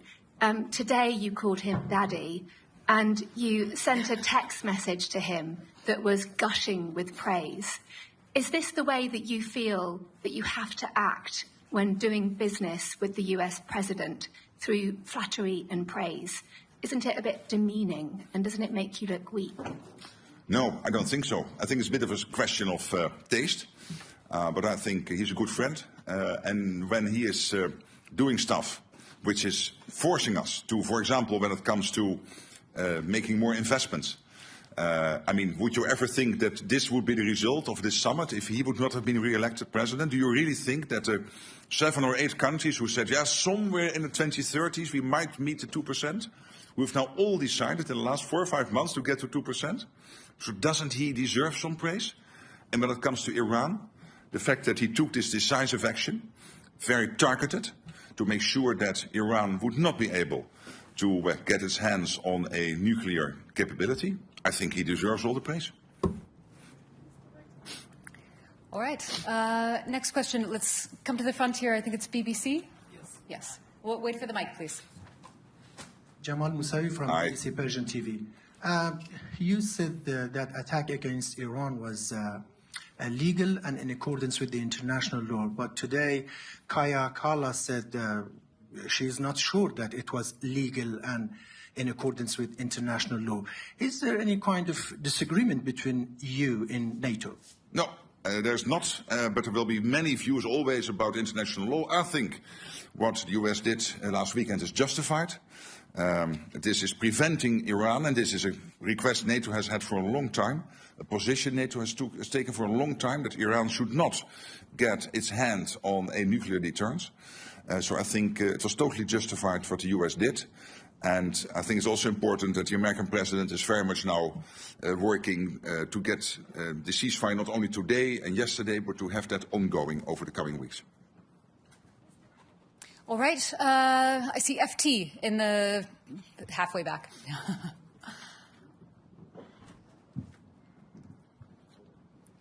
She has to hold it. Secretary General Henry Foy, Financial Times. Aye. The floor. Donald Trump has said the US won't agree with the 5%. That's for all of us to do, but not him. Is that fair in an alliance that's built on sharing and unity? And secondly, what will you do if he comes back next year and asks for more than 5?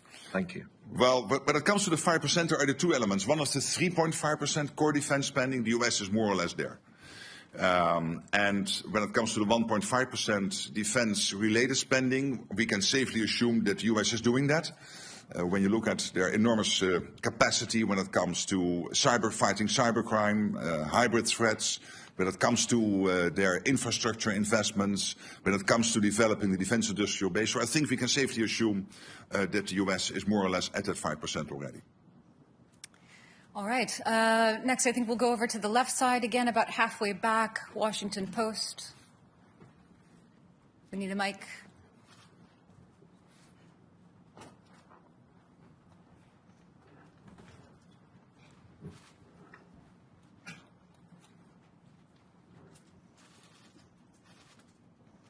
Thank you, Secretary General Ellen Francis, Washington Post. NATO allies will have to go to great pains to convince people that this money should be spent because of a Russian threat. But some of the comments at this summit suggest that it's all about pleasing President Trump. I think Secretary Rubio called it the Trump summit. Do you agree that it's the Trump summit? And how much of this pledge is about keeping the U.S. president happy? Thank you. Well, there are two issues to this and to the 5%. One is that there is this consistent ask from the US. This started already with Eisenhower in the 1950s for the Europeans and the Canadians to equalize with what the US is spending. And now, finally, we are going to do that. But obviously, the 3.5 core spending and the total 5% is deeply rooted in the outcome of a process in NATO, the NATO defense planning process, which has led to agreeing by the defense ministers 2 weeks ago on our targets. So what each country needs to do when the call would come. If the call would come, we need you to help because there is an Article 5 situation. And we have calculated that to basically reach those targets, we need to spend 3.5% on core defense and, of course, the 1.5% on defense and security-related spending. So there is this US request, please equalize, because it's not fair that we shoulder much more than the others are doing and that we are carrying more weight than the others are doing. And there is the issue of that it is really necessary because of the long-term threat by the Russians to the whole of the Euro-Atlantic area and also the other upcoming adversaries, and of course the situation with China, where we see this impressive military build-up. So it is both true. The US has consistently had this request now for 60, 70 years, and finally we will do it. And I think that's important. It makes the whole of the alliance more stable and fairer. And there is the need because of Russia and others. All right. The woman in the third row over on the left side here. Natalia Robb, the New Voice of Ukraine. Secretary General, you have stated that this year Canadians and Europeans have pledged 35 billion into military support to Ukraine, and this is not even the half of the year. In your opinion, what should be expenditure for Ukraine at the end of the year? And what amount of military aid to Ukraine could help Ukraine to win the war, not just survive? Well, on the first question, it's difficult for me to exactly predict, but you can safely assume is the trajectory in the first almost 6 months now is really north of the trajectory last year, that also by the end of the year it will end up north of the over 50 billion which was pledged in 2024. So I'm positive about that, optimistic, but I'm not going to make a concrete prediction. But we can safely assume that the end result will be positive. And of course, what we are doing here, we have to make sure that Ukraine can stay in the fight, that Ukraine has what it needs to be as strong as possible. But obviously, we are all also working on getting a peace deal done or a long-term ceasefire done. And then we have to make sure that Ukraine has what it needs to prevent Vladimir Putin from ever trying this again in the future.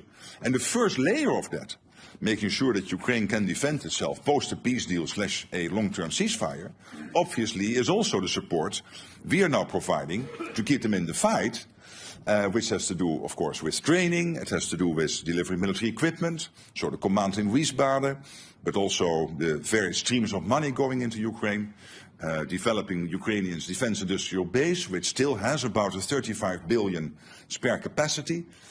So this all together will help Ukraine to be as strong as possible now, but also to deter the Russians post a peace deal / a ceasefire. All right, let's come to the center section now. I see CNN in the fourth row. Thank you so much. I want to follow up on what you just said about the strikes in Iran, but first, can I ask you on Article 5, do you believe that Article 5 is subject to interpretation? Well, you know, Article 5 is absolutely clear, and at the same time, we have always said we will never go into details when exactly Article 5 will be triggered. And why not? Because we don't want to make our adversaries any wiser. And to follow up on Iran, sir, you just praised the U.S. strikes in Iran, saying that you do believe it will help prevent Iran from getting a nuclear weapon. There have been questions about where that highly enriched uranium is, and if Iran moved it before the United States struck on Saturday night. Do you have concerns about that and whether or not it poses a threat to NATO? Look what happened last weekend. American B-2s, nobody in the world is able to do this. Only the United States. You are 25% of the world economy. You are by far the biggest military power in the world. Only the United States is capable to do this. So the B-2s, the fantastic pilots in those fighter jets, the bombs which were used to get deep into these nuclear facilities in Iran. Nobody has that type of stuff. And history made you the leader.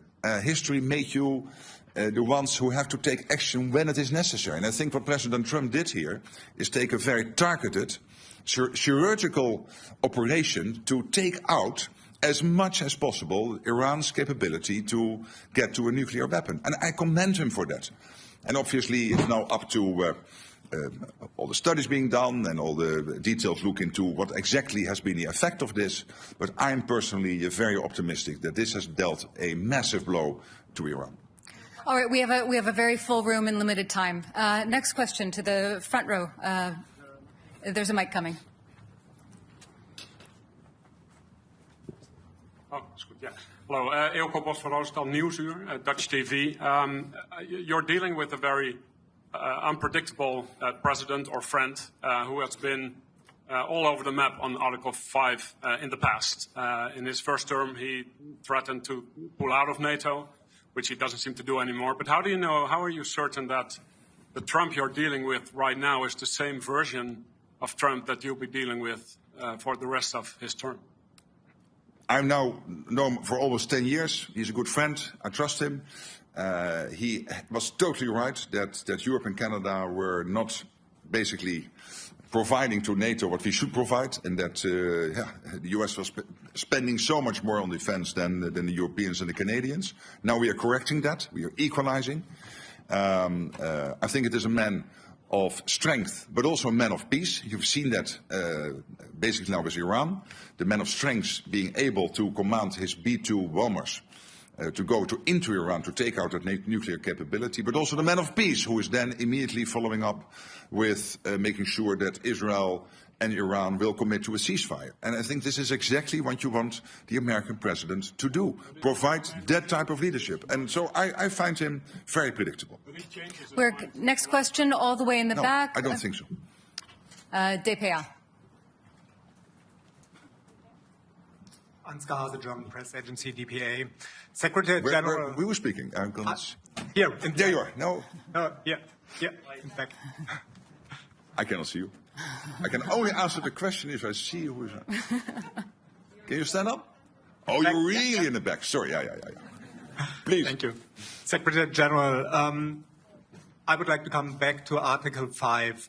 Did President Trump promise in the meeting that he would stand by the allies until the end of his term? And if so, did he promise it without any conditions?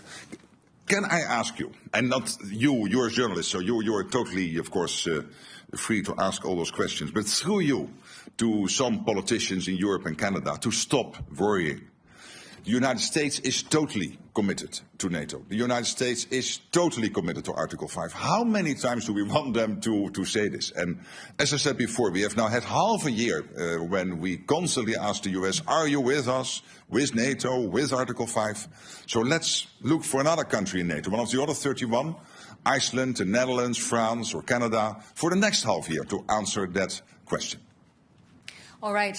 Limited time, lots and lots of questions. The woman in the green jacket here in the third row. Kathy Newman, Channel 4 News. Hi. Hello. You described in the communique Russia as a long-term threat. Isn't Putin an immediate threat? Did you water that language down to get agreement? No. Of course, if you're a long-term threat, you're also a short-term threat. So he is a threat now, and he is a threat in the long term. All right, same row, the woman in the white shirt with the glasses.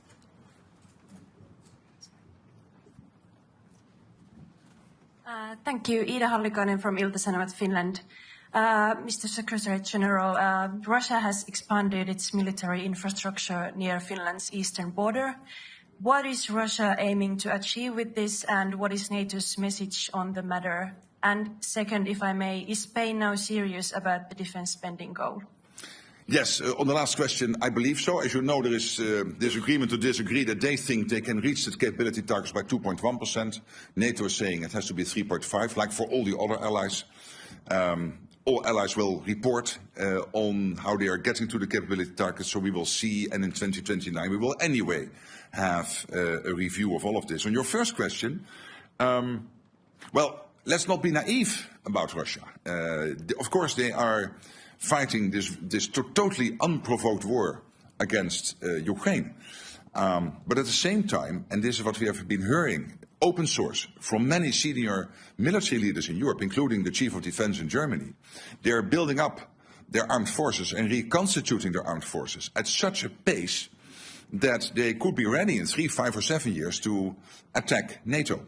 And that is why today was so important, and today is so transformational. Yes, to the question before, because we had to equalize this to the US and end the debate which has now been running for 60, 70 years.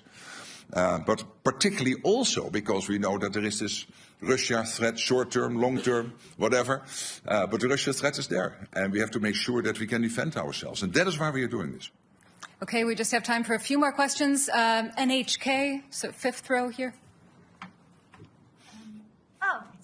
Sacha from NHK, the public TV station of Japan. Thank you. My question is about the IP4 countries, but which were here in The Hague.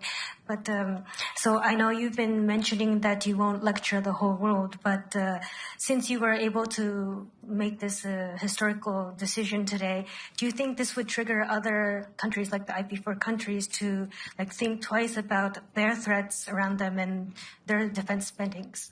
Well, we have this close cooperation. I had yesterday an excellent meeting with the Japanese foreign minister. We will have a meeting with the senior leaders from the Indo-Pacific 4 countries later today, and there will be another meeting also with President Zelensky and European leaders. So, but with the Indo-Pacific 4, we will also meet. And this is because we know that our two areas, so the Euro-Atlantic and the Indo-Pacific, are getting more and more connected. Look at North Korea being so closely involved now in the war effort, and North Korean soldiers fighting on European soil against, on the Russian side, against Ukraine. That is rather historic. So this cooperation is important, where it's very much focused on innovation, very much focused on procurement, on defense industrial production, making joint assessments of what is happening in the Pacific, what is happening in the Euro-Atlantic, and how the two are more and more interconnected. And I must say, when I'm speaking to the leaders, and I was visiting Japan early April, having a long meeting with the Prime Minister, and I met him again last week in Calgary at the G7, but also the leaders of the Republic of Korea, Australia, New Zealand, they all are very much aware that, of course, part of having a deterrence is that you spend enough on it. And you see in all these countries debates ongoing on doing more where possible, but it is not up to me to advise them. Let me concentrate on the 32 and make sure that we do what we need to do. But I think that debate is taking place also in many countries outside NATO. Okay, I think we've just got time for a couple more questions. The center, fifth row, gentleman in the very center there. Yeah. Yes, my name is Haya from the Finnish newspaper Helsingin Sanomat. Did you exchange views on Vladimir Putin and their Mr. Trump seems to be in rather friendly terms with him? It would be interesting to hear what you talked about him. I've not changed my views on Vladimir Putin. I don't trust the guy, and of course I had a lot of dealings with him personally when we had a terrible situation with flight MH17, the Malaysian airline flight MH17, being shot out of the air by Russia in July 2014, and Putin telling me that he was not present in the Donbass and that he had no dealings in Ukraine and this, that and the other, and these were all lies. We know that. Okay, for the sake of geographical diversity, all the way in the back, Telegraaf. Pim Cede, the Telegraaf. Mr. Rutte, I have two short questions for you right here at the back. How do you think Vladimir Putin will look at this NATO summit in The Hague and the appointments being made between the 8 NATO allies?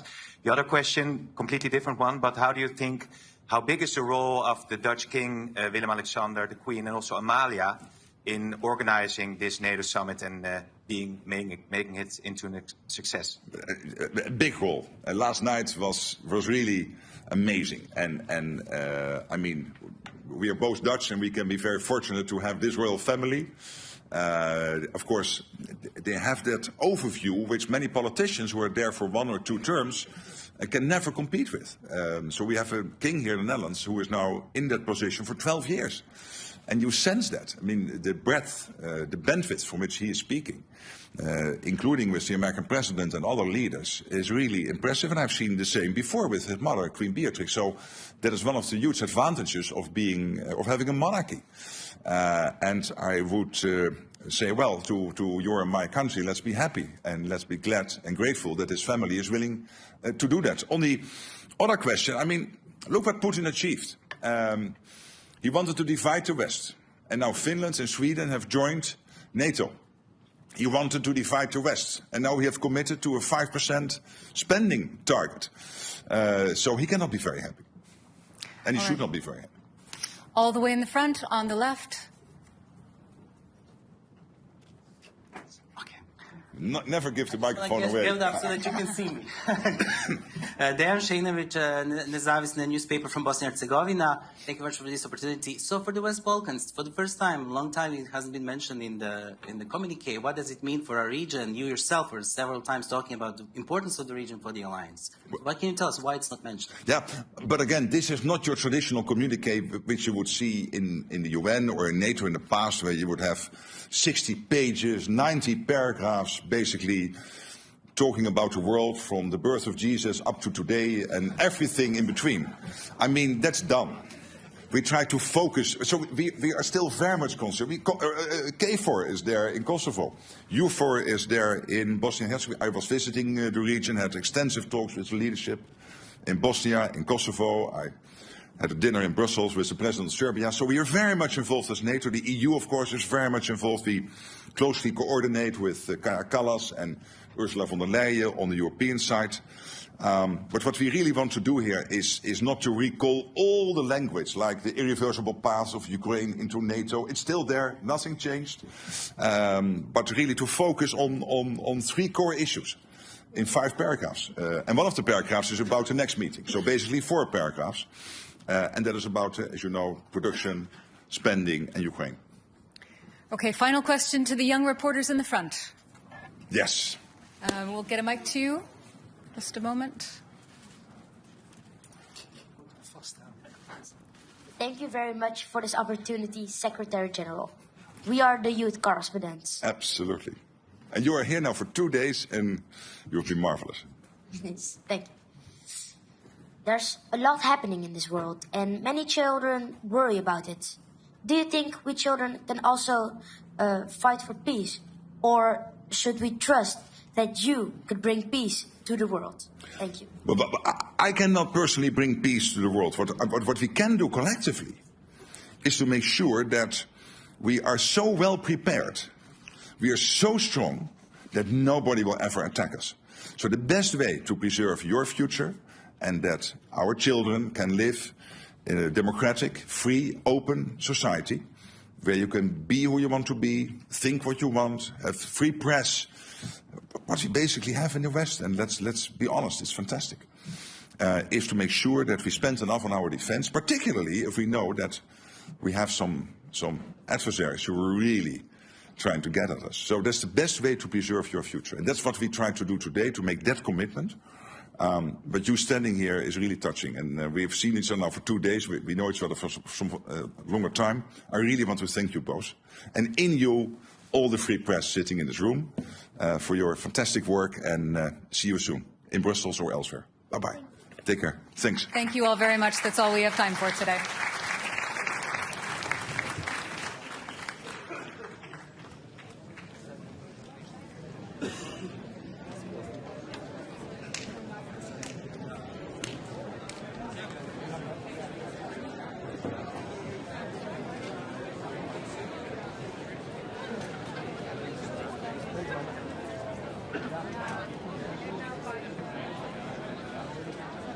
Adjustment at that point.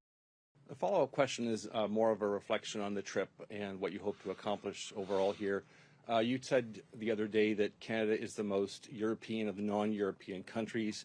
You came here to sign a security and defense partnership. Serious question, is there any way, or have you given any thought to possibly trying to chart a path to joining the European Union? Obviously, it's a geographical series of countries, but they also share a philosophy about how to arrange society and how to treat individuals, and they share a lot of values with us.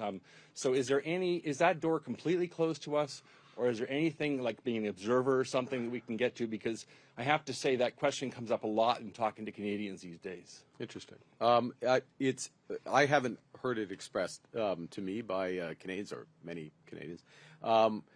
So the short answer is no. That's not the intent. That's not the pathway we're on.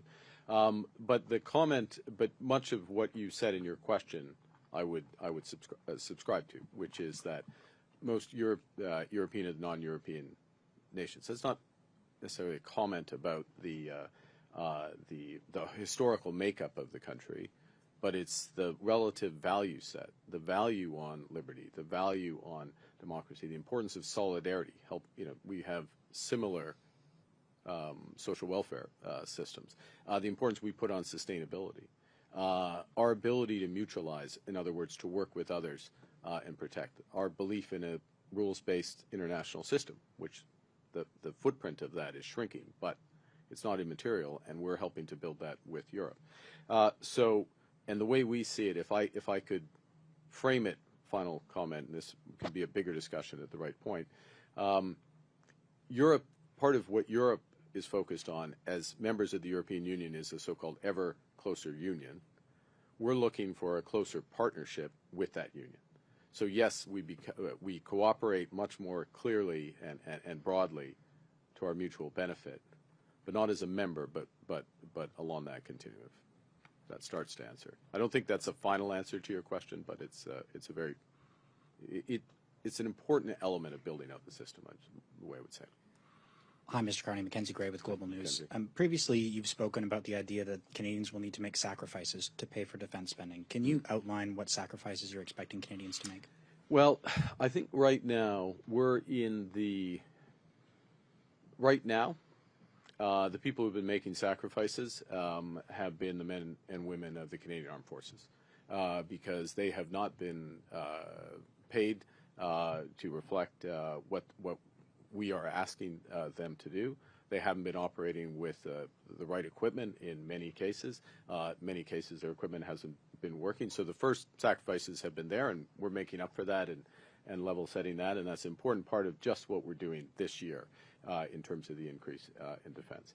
The second thing I'd say is that the way we're looking at this, and you'll hear more about this in the coming months, that the investments we're making in defense and security, broader security, given the new threats that Canada faces, I think those, we're not at a trade-off. We're not at sacrifices in order to do those.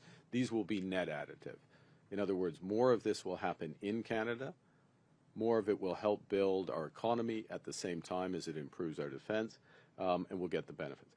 The question is, as we move towards later in this decade, and depending on how the threat environment evolves globally, if we are moving to the higher and higher levels of defense spending because that's necessary, then we will have to make considerations about what less the federal government can do in certain cases and how we're going to pay for it.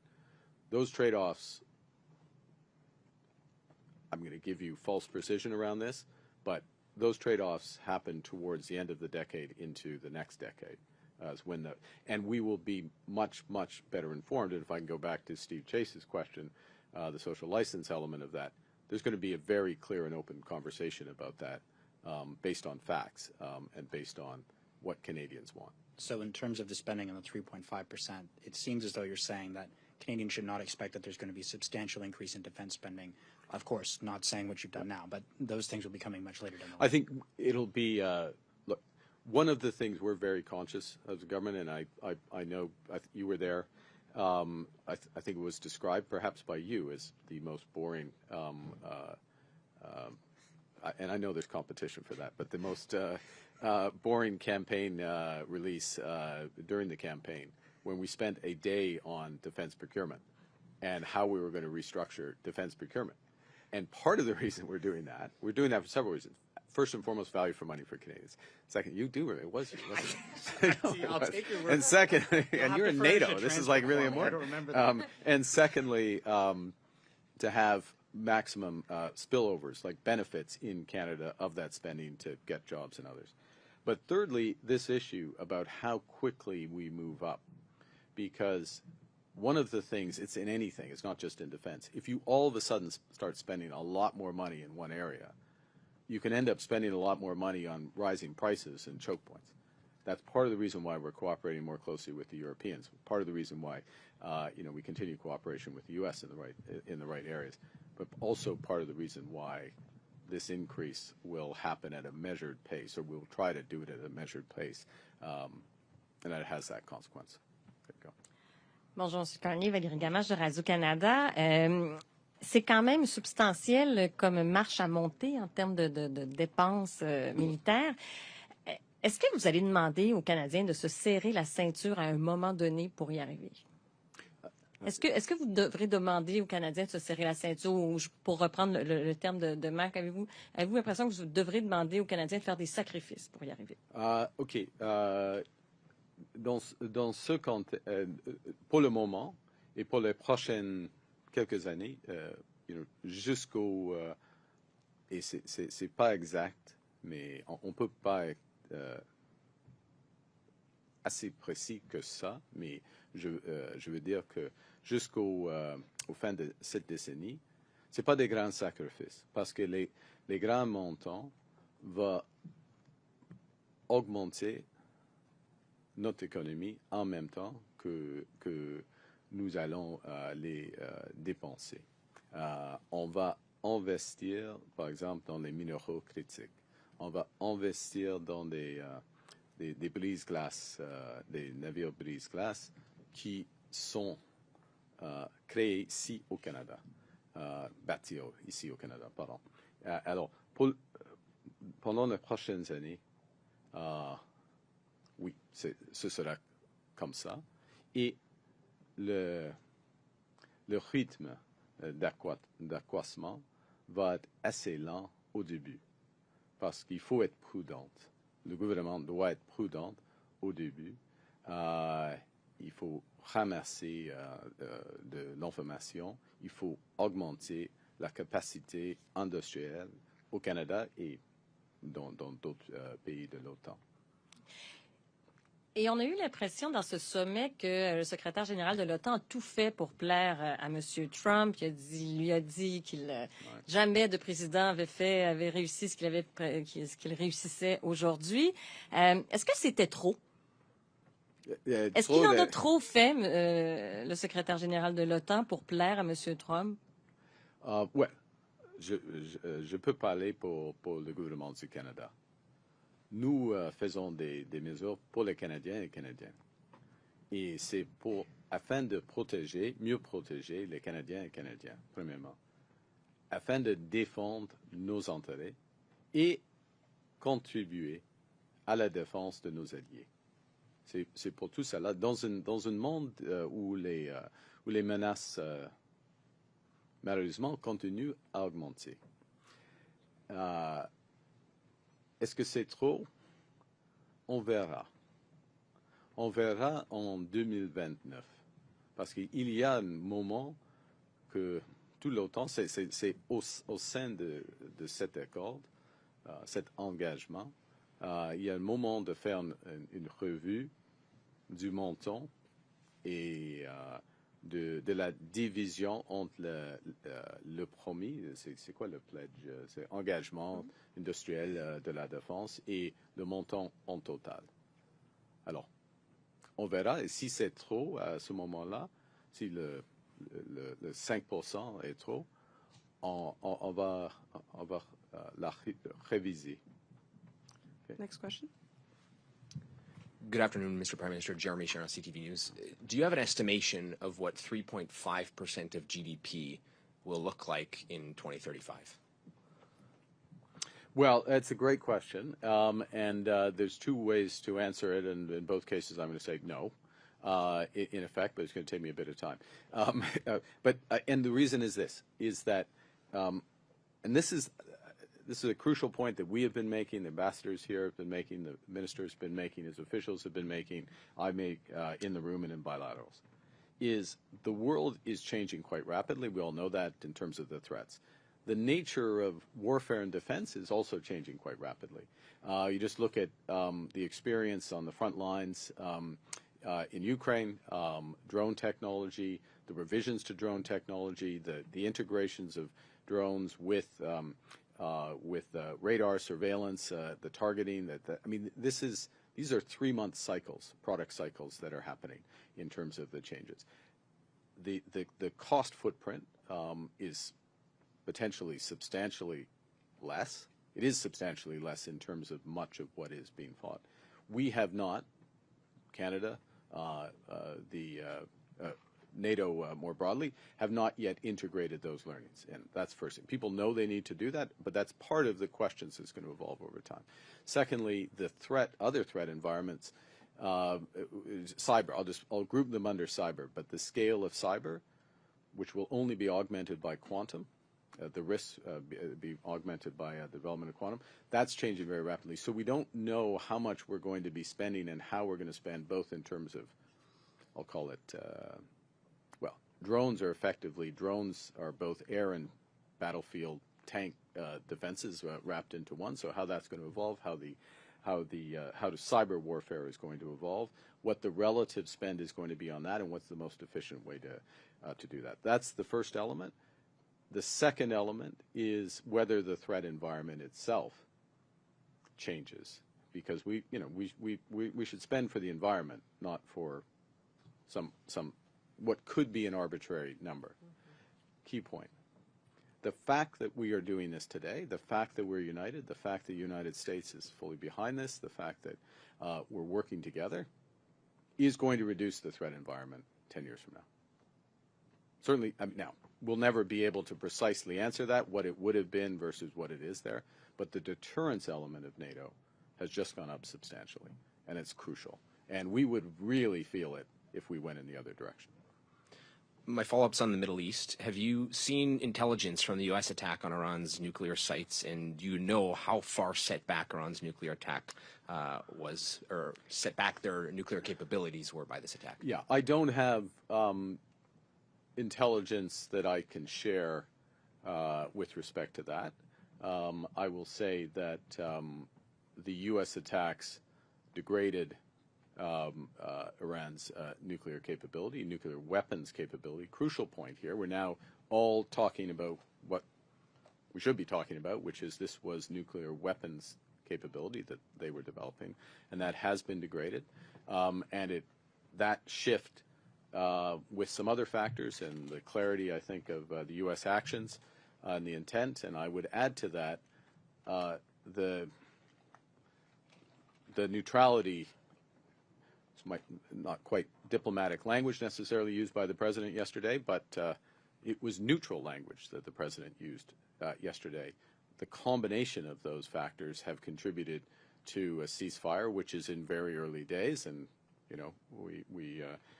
we just add our voices to the importance of that holding, and that those ceasefires, not just holding and being developed, and that there is a more enduring de-escalation with Iran. But also that there is a ceasefire in Gaza. This does create an opportunity. We made that point. It's not just a necessity, but we made the point about what was called resolution in the G7 statement signed by the United States, the G7 statement at Kananaskis, separate statement on Iran, that resolution should lead to reduction of hostilities in the broader region, including a ceasefire in Gaza. We reiterate that point today. We've got about 3 minutes left and 3 journalists left. So okay, I'll be. It's my fault. I'll be quicker. Okay. Yeah. Next question. The Prime Minister Thomas Hill from Bloomberg News. You've been in Europe several days speaking with leaders about security, and you campaigned to Canadians about rebalancing defence dollars away from the US. So I wanted to ask if you've had talks with specific European partners about fighter jets, submarines, specific big-ticket items that Canada is looking to procure. The short answer is yes. Can you be on both, on fighter jets and submarines. When and can we other, expect to see decisions on that? With the review of the F-35, we expect to complete by the end of the summer. If we need, we'll take all the time necessary, no more, and we'll go from there. And submarines? That's a longer process. It runs to 2027, 2020. At least it may be 2028 before the final decision. But it's a big procurement process, and there's multiple steps. But there's lots of interest in helping us in that. Thank you. My other question, I'll try and be fast. That's that's question 4. About the commitment to hundreds of billions of dollars cumulatively you've made today. The Parliamentary Budget Officer told us that implies high deficits unless you either raise taxes or cut major projects, social spending. So do you agree with him? And if so, how high a net debt to GDP ratio are you willing to run?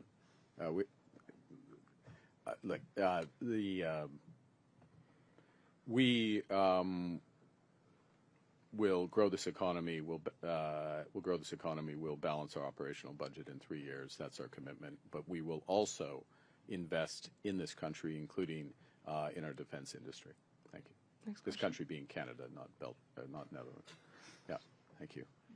Prime Minister Kate McKenna from the CBC.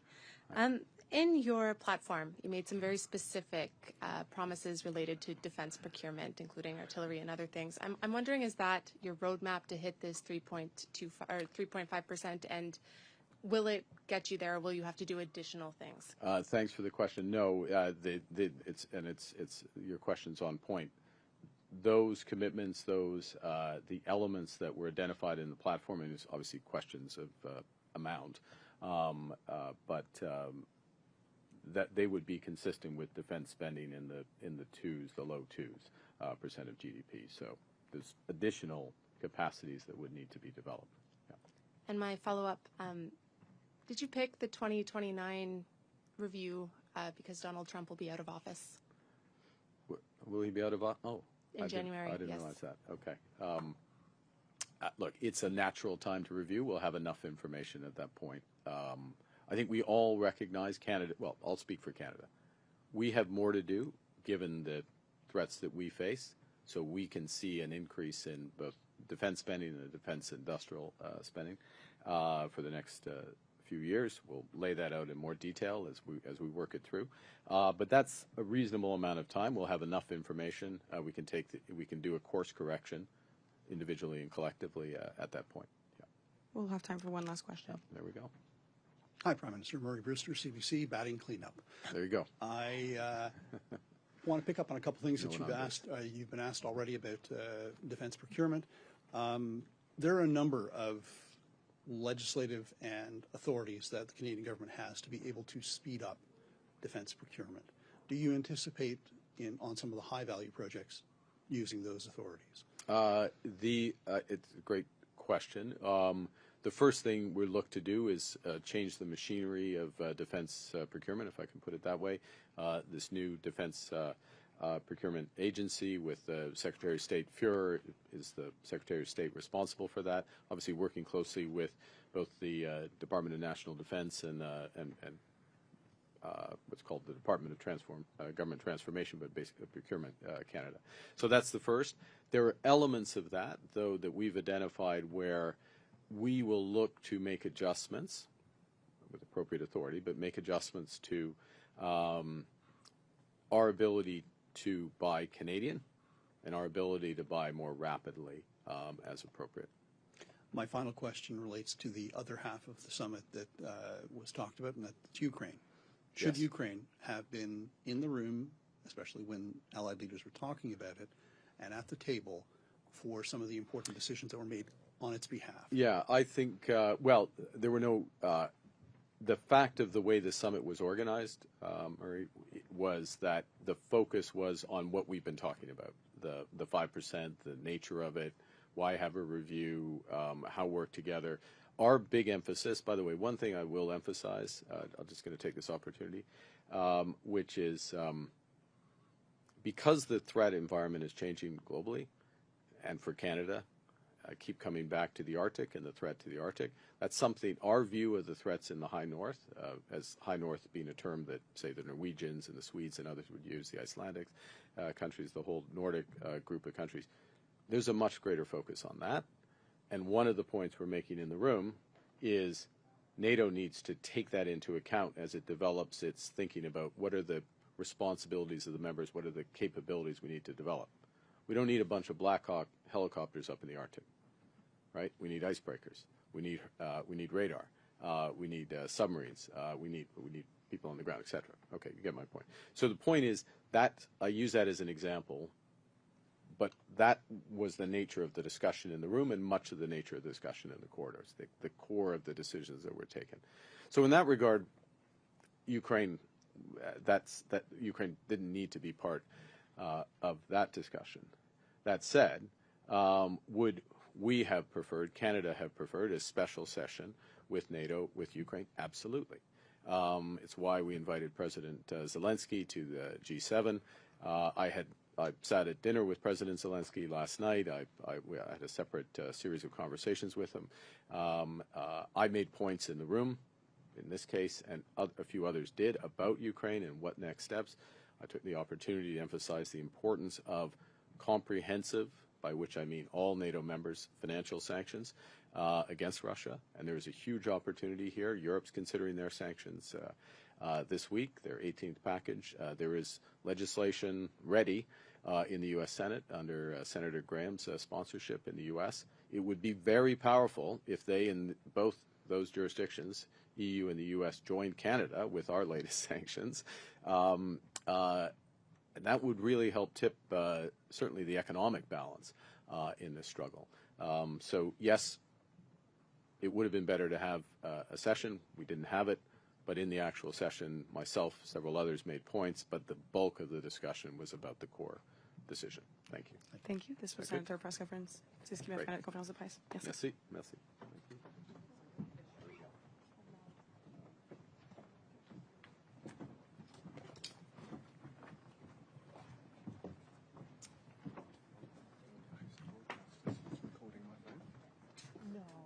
You know,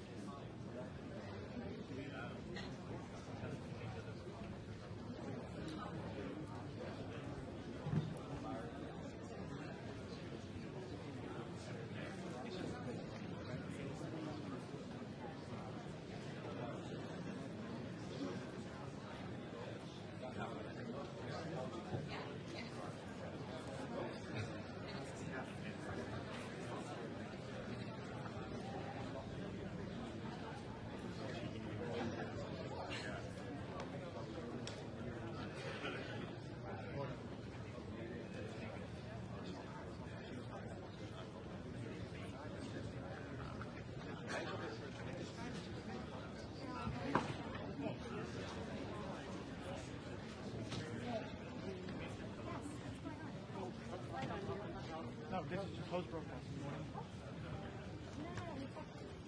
Oh, you're the one. Yes, I need to go in the center. Yeah, you can stand. Oh, lovely, thank you. No worries. Thank your hand. Here we go. We're going to move you over. Caroline, we have a second, so let's move you down. Yes, so how do you want to work this? This camera can move to the side? Ja. Dit is het Witte Huis, deze moet naar achter. Sorry? Kunnen we deze naar achter duwen? Ja. Dan komt deze van het Witte Huis hier te staan. Oké, maar ook niet gebruiken als je wilt. Do you want to use the same tripod so we just can click on our camera? Huis maar helemaal naar achter. Zeg jij het er? Ik zeg het, komt zo.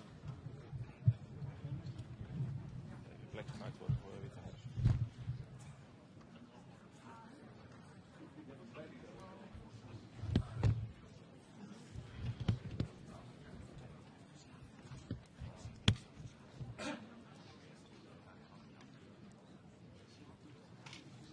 Zijn niet heel vriendelijk, zeg maar.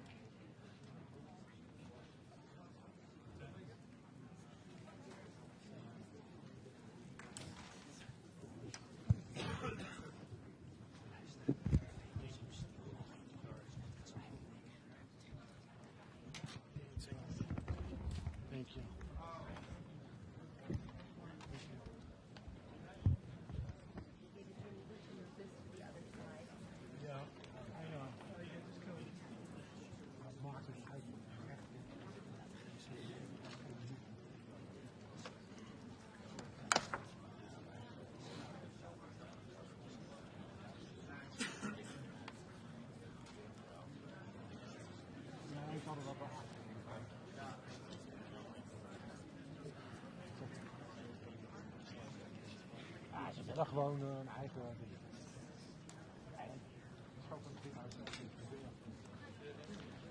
I need power. Is there power? I need power. AC. Is there power back here somewhere? Where? No, okay.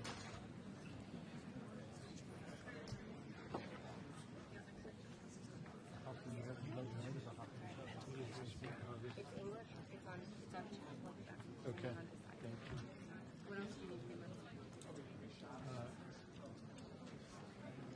Let me come up there.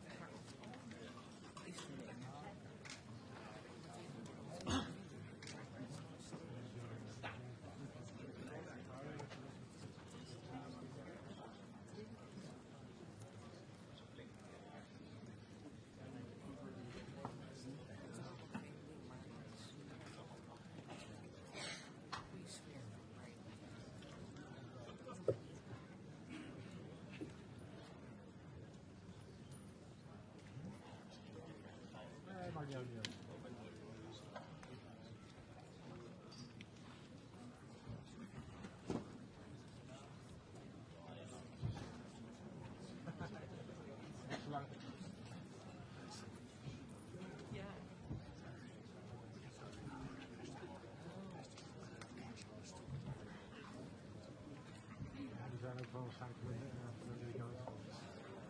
media.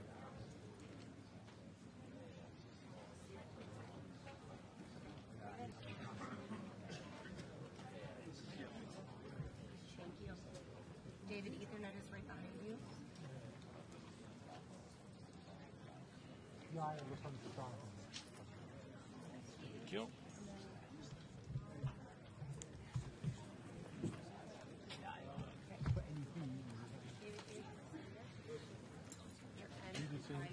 Al 6, dan houdt er ook nog één hoog achter.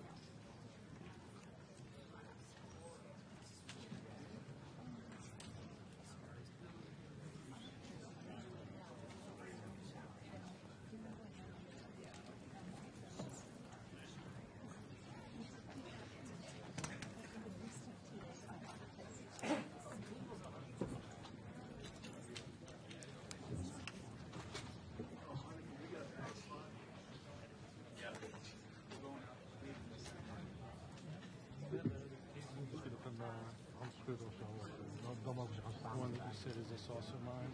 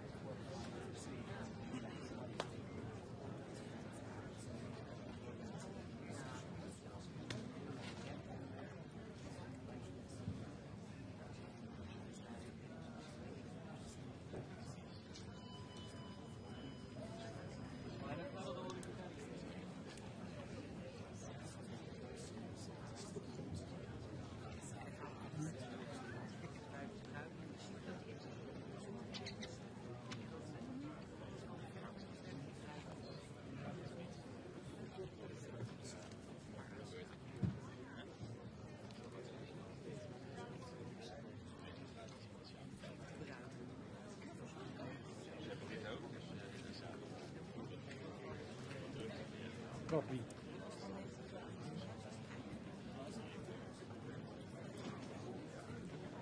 Ja, tuurlijk. Buiten rood. Hij niet.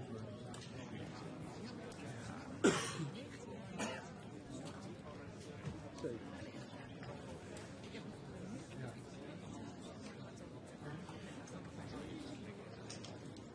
Ik heb het gemist.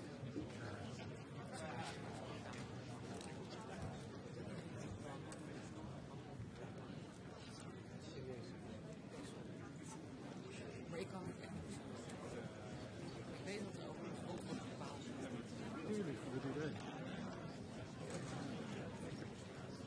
Ik zou dat goed willen.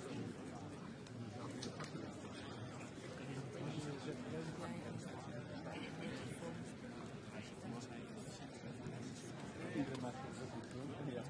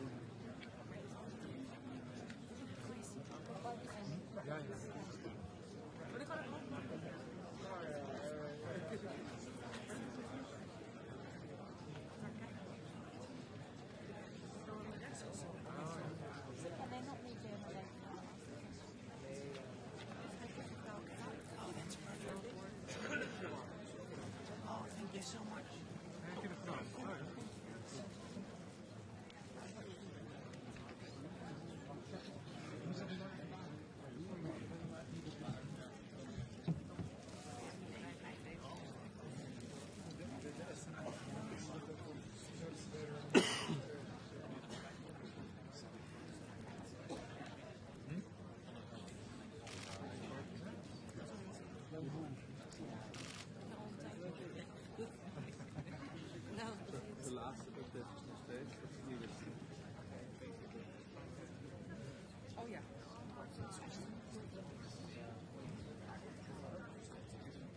Ja, dus vol met.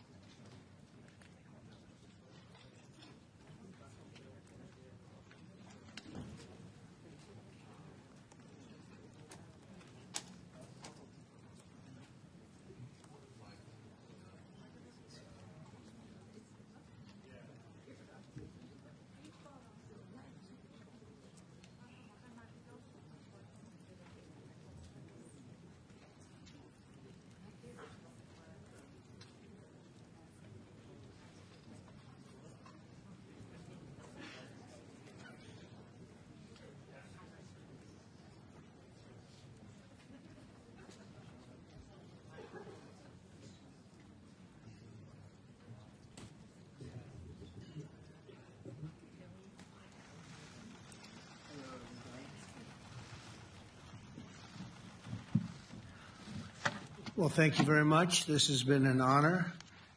It was a fairly long trip, but worth it. Tremendous things have been accomplished, as you probably noticed.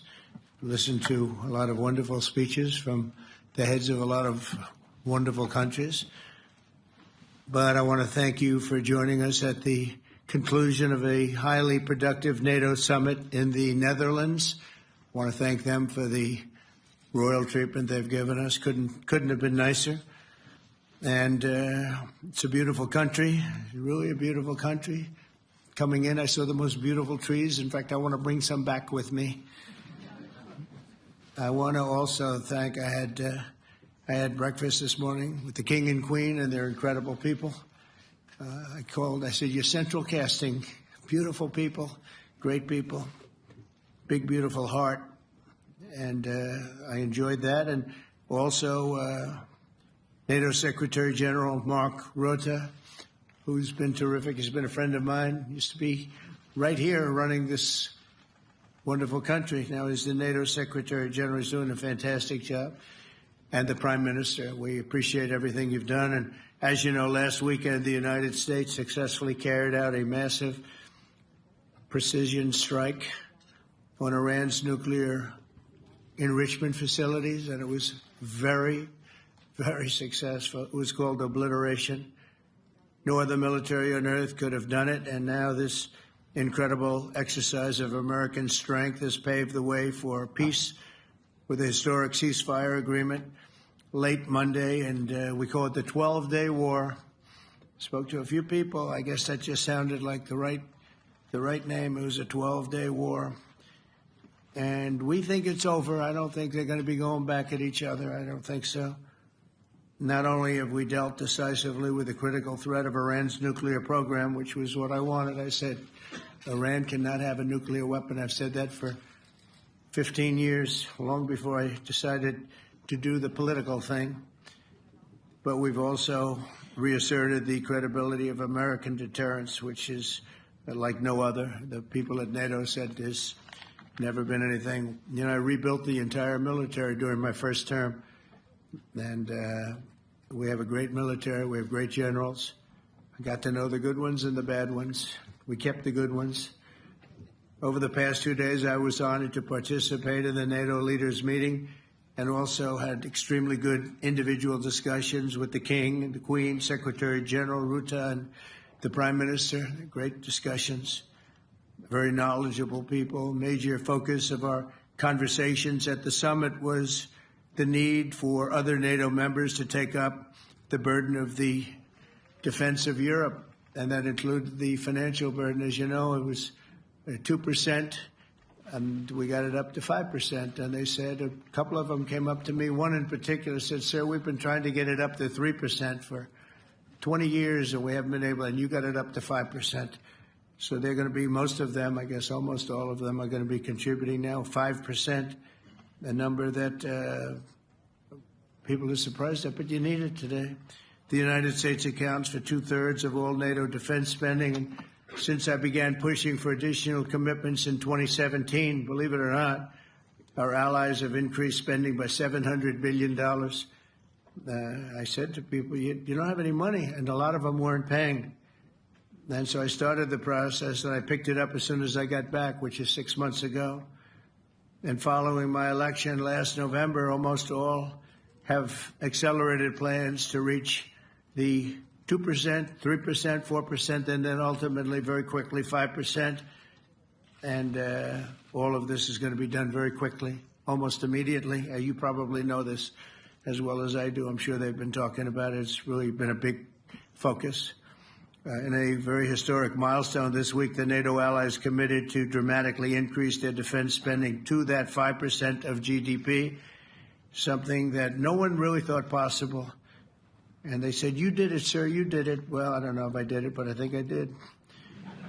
This will be known as the Hague Defense Commitment, which is pretty good, pretty appropriate.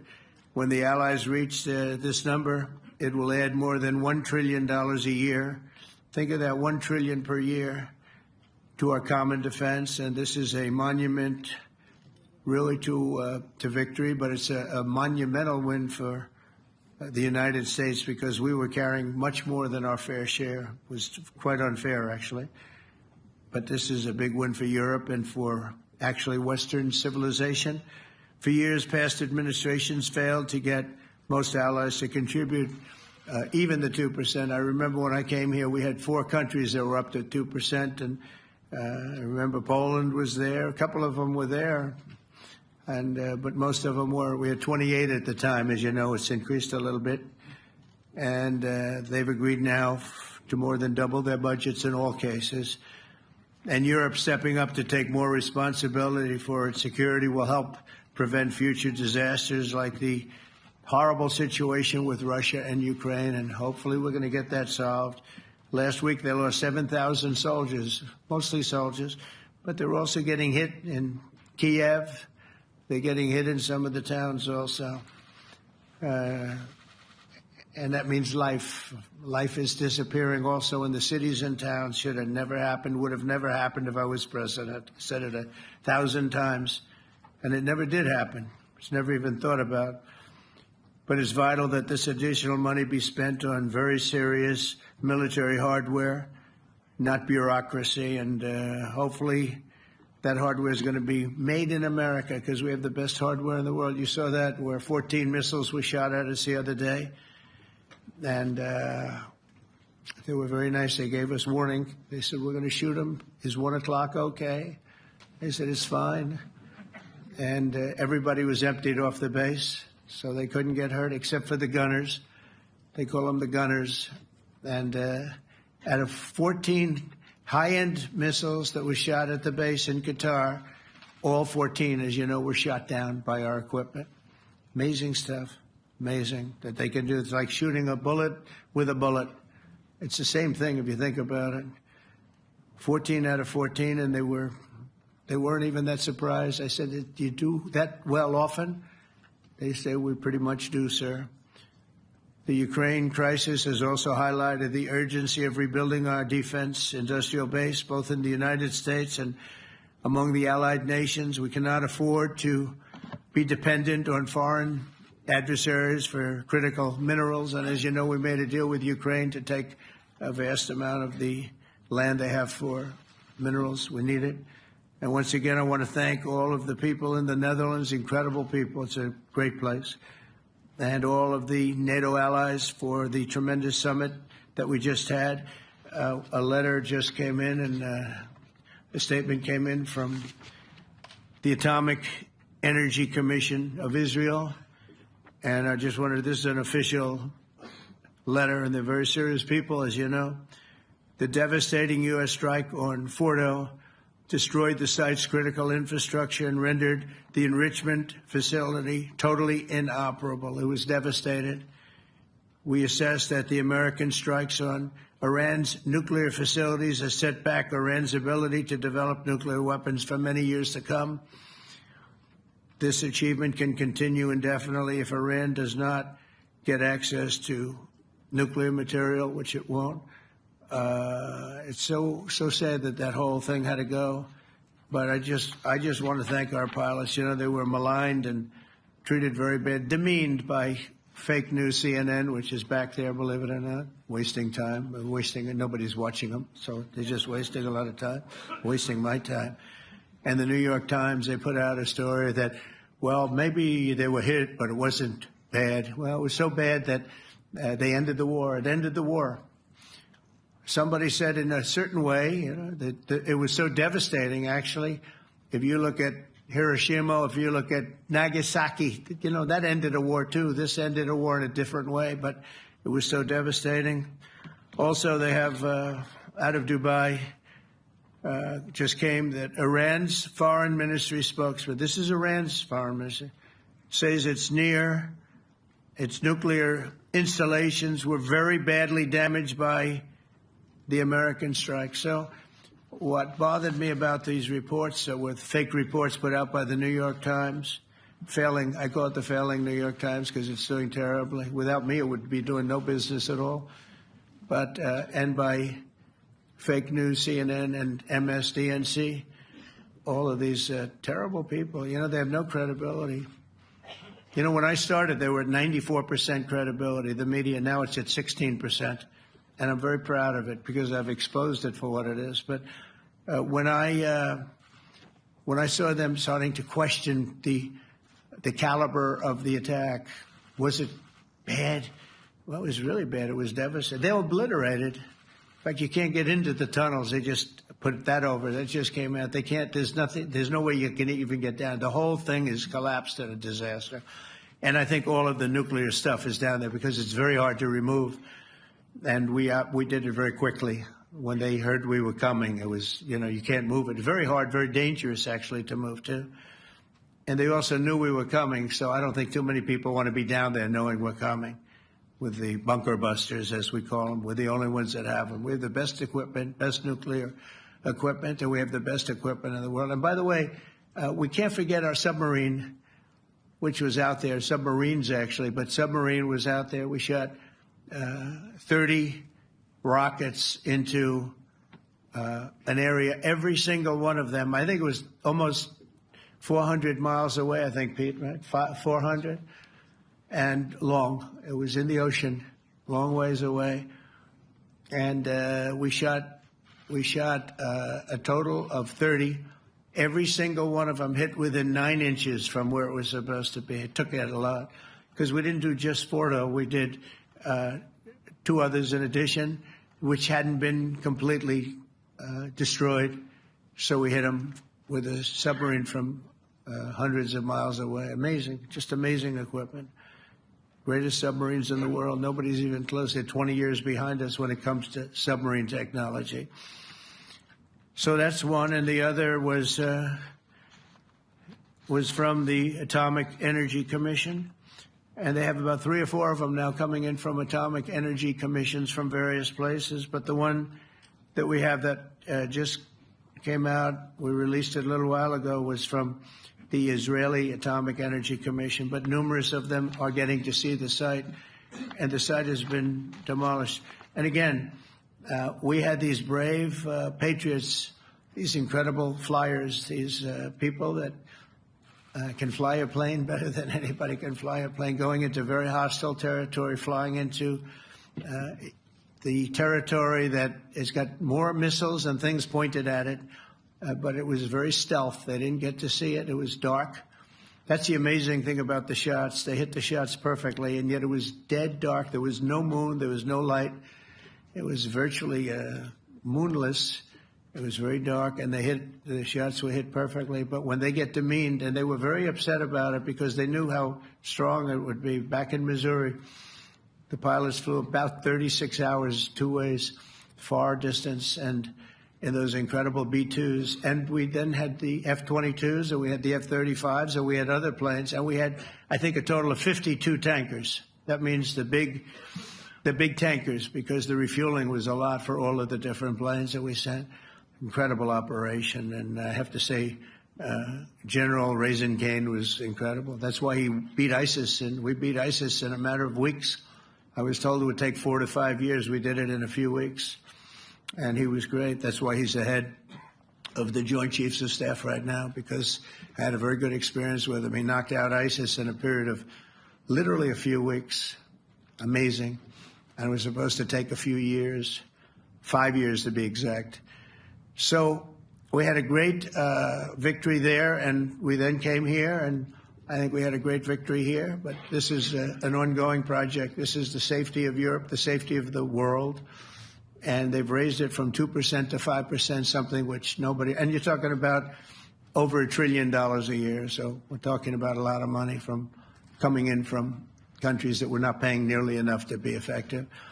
So I have, as you know, Marco Rubio with me, and Pete Hegseth, Secretary of State and Secretary of War. Should we say Secretary? You know, it used to be called Secretary of War. Maybe for a couple of weeks we'll call it that, because we feel like warriors. Used to be called Secretary of War. In fact, if you look at the old building next to the White House, you can see where it used to be Secretary of War. Then we became politically correct, and they called it Secretary of Defense. I don't know, maybe we'll have to start thinking about changing it, but we feel that way.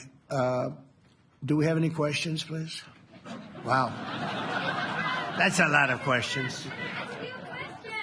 Who's a nice person? Oh, you're not a nice person, but I'll let you ask one. Go ahead. What's he going to ask? He is not nice at all. I know him well. Thank you, Mr. President. Yeah. Thank you for taking the time before flying home. You just said you believe the conflict between Israel and Iran is over. What makes you so confident it is? And what do you do if it isn't? Because I dealt with both, and they're both tired, exhausted. They fought very, very hard and very viciously, very violently, and they were both satisfied to go home and get out. And can it start again? I guess someday it can. It could maybe start soon.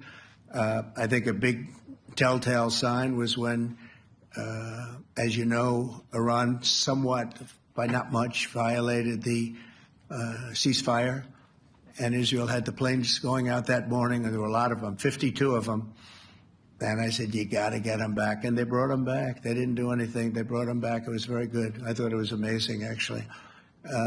They have fought a hell of a war. They fought very hard. I think the war ended, actually, when we hit the various nuclear sites with the planes. And I just hope you people can give these pilots, these are the best pilots in the world. They're the best shots in the world. They call them shots. That's what they are. And wait a minute. And I just hope you can give them the respect they deserve, because they came home to fake news. And like, oh, gee, there was hardly any damage. The things are decimated. So, but I think, no, I think they're very much finished. I think Israel's going to get back to doing what they do. And I think that Iran's going to get back. You know, Iran has a huge advantage. They have great oil, and they can do things. I don't see them getting back involved in the nuclear business anymore. I think they've had it. They've been at it for 20 years, and I don't see that happening either. Now, if it does, we're always there. It won't be me. It'll be somebody else, but we're there. We'll have to do something about it. Yes, please, go ahead. Go ahead. Oh, fake news, CNN? Oh, yeah, here we go. Wait till you hear this question. You should really say how great our soldiers and our warriors are. I think everyone appreciates our soldiers and our warriors. I do have two questions for you, Mr. President. You just cited Israeli intelligence on these attacks. Earlier, you said U.S. intelligence was inconclusive. Are you relying on Israeli intelligence for your assessment of the impact of the strikes? No, this is also, Iran made the statement, and it's also, if you read the document that was given, that Pete can talk about if you'd like, the document said it could be very severe damage. But they didn't take that. They said it could be limited or it could be very severe. They really didn't know, other than to say it could be limited or it could be very, very severe. And you didn't choose to put that because it was very early after. Since then, we've collected additional intelligence. We've also spoken to people who have seen the site, and the site is obliterated. And we think everything nuclear is down there. They didn't take it out. Okay, question? Please, go ahead. Go ahead. Yeah, blue dress. Thank you so much, Mr. President. Yesterday you said China can now continue to purchase oil from Iran. Yeah. Are you giving up on your maximum pressure campaign? Because there are sanctions right now. With who? On Iran. No, look, they just had a war. The war was fought. They fought it bravely. I'm not giving up. They're in the oil business. I mean, I could stop it if I wanted. I could sell China the oil myself. I don't want to do that. They're going to need money to put that country back into shape. We want to see that happen. Would it? No. If they're going to sell oil, they're going to sell oil. We're not taking over the oil. We could have, you know. I used to say with Iraq, keep the oil. I could say it here, too. We could have kept the oil. No, China is going to want to buy oil. They can buy it from us. They can buy it from other people. But you're going to have to put that country back into shape. It desperately needs money. Yeah. Yeah, please. Here we go. I'm picking the beauties today. Go ahead. Mr. President, Secretary General Rutte has described President Putin as an adversary, a threat, an enemy. Do you view him the same way? And in addition to that, you mentioned General Kane, your chief of staff, the chairman of the Joint Chiefs of Staff. General Kane. Yes. He has said that Mr. Putin has territorial ambitions beyond Ukraine. Do you view that in the same way? It's possible. I mean, it's possible. I know one thing. He'd like to settle. He'd like to get out of this thing. It's a mess for him. He called the other day. He said, "Can I help you with Iran?" I said, "No, you can help me with Russia." Because, in the last few weeks, we took care of India and Pakistan, Kosovo, Serbia. I think on Friday we have coming in, the Congo is coming in, and Rwanda is coming in. That was a vicious war that went on, a machete war, heads chopped off all over Africa. They're coming in. We did 2 others in addition to that. Nobody's ever done anything like this. No, I consider him a person that's, I think, been misguided. I'm very surprised, actually. I thought we would have had that settled easy. I've settled 4 of them in the meantime. But he did call up, and he said, he's close to Iran. He'd like to help us get a settlement. I said, no, you help me get a settlement with Russia. And I think we're going to be doing that, too. Yeah, please. Go ahead, please. Thank you, Mr. President. You've made clear your position on what impact the strikes had. I wanted to ask you what is next with Iran. For instance, is there any indication from U.S. intelligence that Iran was able to move any material? No, just the opposite. We think we hit them so hard and so fast they didn't get to move. And if you knew about that material, it's very hard and very dangerous to move. It's called, in many people, they call it dust. But it's very, very heavy. It's very, very hard to move. And they were way down. They're 30 stories down. They're literally 30, 35 stories down underground. Do you think we got it all? Oh, yeah, we think we got it. We think it's covered with granite, concrete, and steel. Can I ask you, are you interested in restarting negotiations with Iran? And if so, have they reciprocated? So our people, Marco could answer this, but our people are not, I'm not. The way I look at it, they fought, the war's done, and, I could get a statement that they're not going to go nuclear. We're probably going to ask for that, but they're not going to be doing it. But they're not going to be doing it anyway. They've had it. They've had it. Now, maybe someday in the future we'll want that. But I've asked Marco, do you want to draw, I just asked him the question as we were walking on the stage, do you want to draw up a little agreement for them to sign? Because I think we can get them to sign it. I don't think it's necessary. Marco, do you want to talk about that, please? Well, Mr. President, I think President Trump has shown a willingness to meet and talk to anybody in the world who's interested in peace.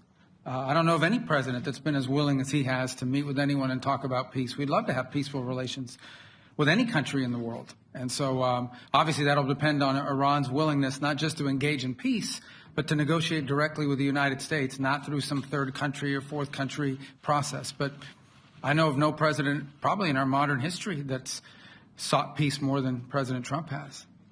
Sounds like the door is open, but you're in no rush. Is that right? Sounds like the door is open. But I'll tell you what, look, we're going to talk to them next week with Iran. We may sign an agreement. I don't know. To me, I don't think it's that necessary. I mean, they had a war, they fought. Now they're going back to their world. I don't care if I have an agreement or not. The only thing we'd be asking for is what we were asking for before about we want no nuclear, but we destroyed the nuclear. In other words, it's destroyed. I said Iran will not have nuclear. Well, we blew it up. It's blown up to kingdom come. And so I don't feel very strongly about it. If we got a document, wouldn't be bad. We're going to meet with them, actually. We're going to meet with them. Yeah. Yeah, go ahead, please. Yes. Mr. President, Netherlands TV, thank you for visiting our country. Good. As I understood, Thank you. I, of course, I'd like to know how you slept last night at the House of the King. Oh, I slept beautifully. But probably a more serious question. I think you just had a meeting with President Zelensky. Did you discuss any ceasefire in this Russo-Ukrainian? No. I wanted to know how he's doing. He was very nice, actually. You know, we had little rough times sometimes. He was couldn't have been nicer. I think he'd like to see an end to this. I do. I think what I took from the meeting couldn't have been nicer, actually. But I took from the meeting that he'd like to see it end. I think it's a great time to end it. I'm going to speak to Vladimir Putin and see if we can get it ended. But look, these are brave people. They're fighting these wars all over the place. You know, last week they had, I guess, I told you, close to 7,000 young soldiers, Russian and Ukrainian soldiers were killed, 7,000 in 1 week. It's crazy. It's crazy. So I'll be speaking to Putin. No, I had a good meeting with with Zelensky, and I had a lot of good meetings. We had a lot of good meetings with a lot of people, a lot of great leaders. But he's fighting a brave battle. It's a tough battle. Yeah. Go ahead, white dress. Thank you. Ida Hallikainen from Finland, Ilta-Sanomat. Good. You have played golf with President Alexander Stubb. How do you see Finland as a NATO ally and partner, and how would you describe your relationship with our president? Well, he's a very good golfer, okay? In fact, he was on his college golf team. He went to a good college in the South, as you know, a very good college, and he was a good golfer. We had a good time. I think my relationship's great. I want to buy icebreakers. You know, you're very good at icebreakers. And I actually made him an offer. I didn't go to Congress. They'll try and impeach me for this. But there's an old, it's not old, it's fairly new, but it's used icebreaker. And I offered him about 1/3 of what he asked for. But we're negotiating. We need icebreakers in the U.S. And if we can get some inexpensively, I'd like to do that. Actually, they'll fix it up, make it good. Also, we may buy some icebreakers. You know, you're the king of icebreakers, that particular country. They make them good. They make them really good, and they know what they're doing. And so we're negotiating with them for about 15 different icebreakers. But one of them is available now. It's old, and it's, old. It's like 5-6 years old. And we're trying to buy it. I'm trying to make a good deal. It's all I do my whole life. My whole life, that's all I do is make deals. Yeah, please. Go ahead. Sir, go ahead. Yeah, a question for NewsHour, Dutch TV. First of all, on Article 5, on your way here, you spoke about the commitment of the U.S. to Article 5, saying, I'll give you my definition once we're here. Yeah. What is your definition, and may the U.S. commitment to Article 5 change in case some of the NATO members do not reach the threshold that was discussed today? My second question is following up on a colleague on Iran. What intel reports do say that everything over there was obliterated? Yeah, well, there are numerous of those reports, and they're coming out fast and furious. But the most respected ones we've already seen. And I will say that on a very confidential basis, they're looking at the reports, like numerous reports, and including people going to the site and checking the site. And they're going to be having, I guess you're going to be having over the next couple of days a full, you're going to encapsulate it. But no, the site was obliterated, just like I said it was, and just like the pilots should be given credit for. As far as Article 5, look, when I came here because it was something I'm supposed to be doing, but I left here a little bit differently. I said, I watched the heads of these countries get up, and the love and the passion that they showed for their country was unbelievable. I've never seen quite anything like it. They want to protect their country, and they need the United States. And without the United States, it's not going to be the same. And you can ask Mark, or you can ask any of the people that were there. It was really moving to see it. They love their country. They were so respectful of me because I'm the head of the United States. And I made, the King of Saudi Arabia, when I was in the Middle East. So I was in Qatar for a different reason, not a reason to get shot at. We were in there for economic development reasons, Qatar, UAE, and Saudi Arabia. All three leaders of those countries, and we took back $5.1 trillion into the United States. All three leaders said, you're presiding over the hottest country in the world. The United States right now is the hottest. Everybody wants to be there. Everybody wants a piece of it. He said, a year ago, your country was dead. You had a deadhead running it. You had a country that was dead, and it was dead. You had people pouring through the borders. You had inflation. You had everything. He said, you've made it in 5 months at that time. You've made it the hottest country. This is the hottest country in the world. The United States right now is the hottest country in the world. And when I was around that table, it was a nice group of people, many of whom I knew from previous. When I saw the passion they had for the country, almost everyone, and you probably have the tapes, it was very public, but almost every one of them said, thank God for the United States. Without the United States, they couldn't really have NATO. It wouldn't work. It wouldn't work. It will in the future because now they're paying much more money, but it wouldn't work. It was great. And I left here differently. I left here saying that these people really love their countries. It's not a ripoff. And we're here to help them protect their country. Okay, we'll do one or two more. Thank you, Mr. President. Yeah. A question on Spain. Are you satisfied with today? Oh, I think Spain's terrible what they've done. No, I do. They're the only country that won't pay the full up. They want to stay at 2%. I think it's terrible. And, you know, they're doing very well. The economy is very well. And that economy could be blown right out of the water with something bad happening. You know, Spain is the only country that... Are you from Spain? Yeah. Good. Congratulations. You're the only country that is not paying. I don't know what the problem is. I think it's too bad. So we'll make it up. You know what we're going to do? We're negotiating with Spain on a trade deal. We're going to make them pay twice as much. And I'm actually serious about that. We're going to make Spain... I like Spain. I have so many people from Spain that it's a great place and they're great people.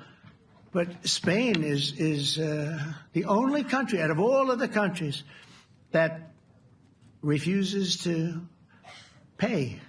And, you know, so they want a little bit of a free ride. But they'll have to pay it back to us on trade because I'm not going to let that happen. It's unfair. It's unfair to NATO. All right, sir, please. Go ahead, right in the back. Yeah, you, tall one. The tall man.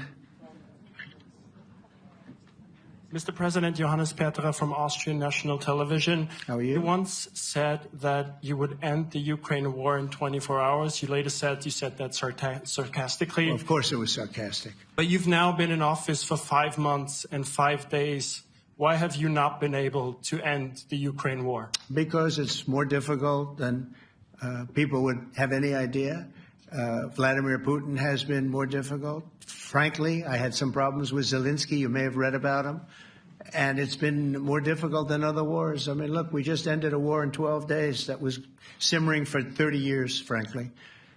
We ended Rwanda and the Congo. It's coming to sign the documents. We've already signed basic documents, but they're coming, I think, to the White House on Friday. We ended Serbia was going to go at it. But maybe the most important of all, India and Pakistan. And that wasn't whether or not they may someday have nukes like we're talking about in the Middle East, like we're talking about with Israel and Iran. This is they have nuclear weapons. I ended that with a series of phone calls on trade. I said, look, if you're going to go fighting each other, it was getting very bad. You know how bad that last attack was. It was really bad. If you're going to go fighting each other, we're not doing any trade deal. No, you have to do a trade deal. I said, we're not doing any trade deal. And in fact, I had the general, who was very impressive. The general from Pakistan was in my office last week. You know, Prime Minister Modi is a great friend of mine. He's a great gentleman. He's a great man. And I got them to reason. I said, we're not doing a trade deal if you're going to fight. And if you're going to fight each other, we're not doing a trade deal. And you know what? They said, no, I want to do the trade deal. We stopped the nuclear war. Go ahead. Go ahead, Jeff. Here's another beauty, Jeff. He's a beauty, all right. Go ahead. Mr. President, to follow up on Ukraine, will the United States contribute any more money to Ukraine's defense this year to the $5 billion that allies are giving? And one question, you had another meeting with the Dutch opposition leader, Mr. Wilders. Can you tell us about that meeting? And are you upset about his anti-Muslim stance? I'm not upset about it. It's just his view.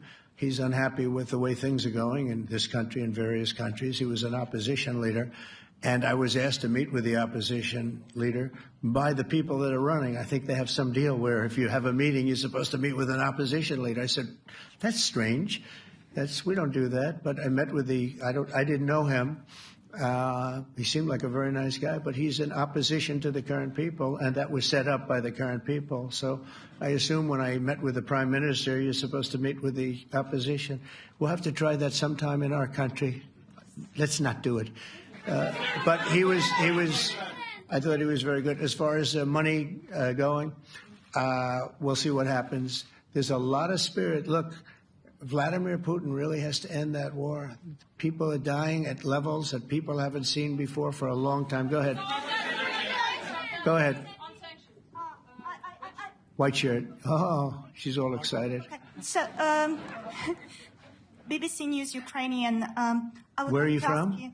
I'm from Ukraine. Oh. So my question to you is whether or not the U.S. is ready to sell anti-air missile systems Patriot to Ukraine. We know that Russia has been pounding Ukraine really heavily right now. Are you living yourself now in Ukraine? My husband is there. Wow. And I can see you're very, it's amazing. And me with the kids, I'm in Warsaw actually, because he wanted me to be. Is your husband a soldier? No?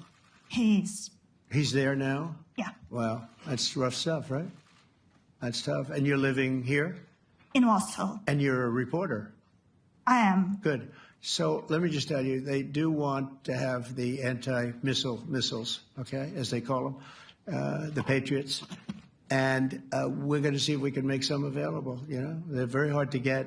We need them too. We were supplying them to Israel, and they're very effective, 100% effective. Hard to believe how effective. And they do want that more than any other thing, as you probably know. That's a very good question, and I wish you a lot of luck. I mean, I can see it's very upsetting to you.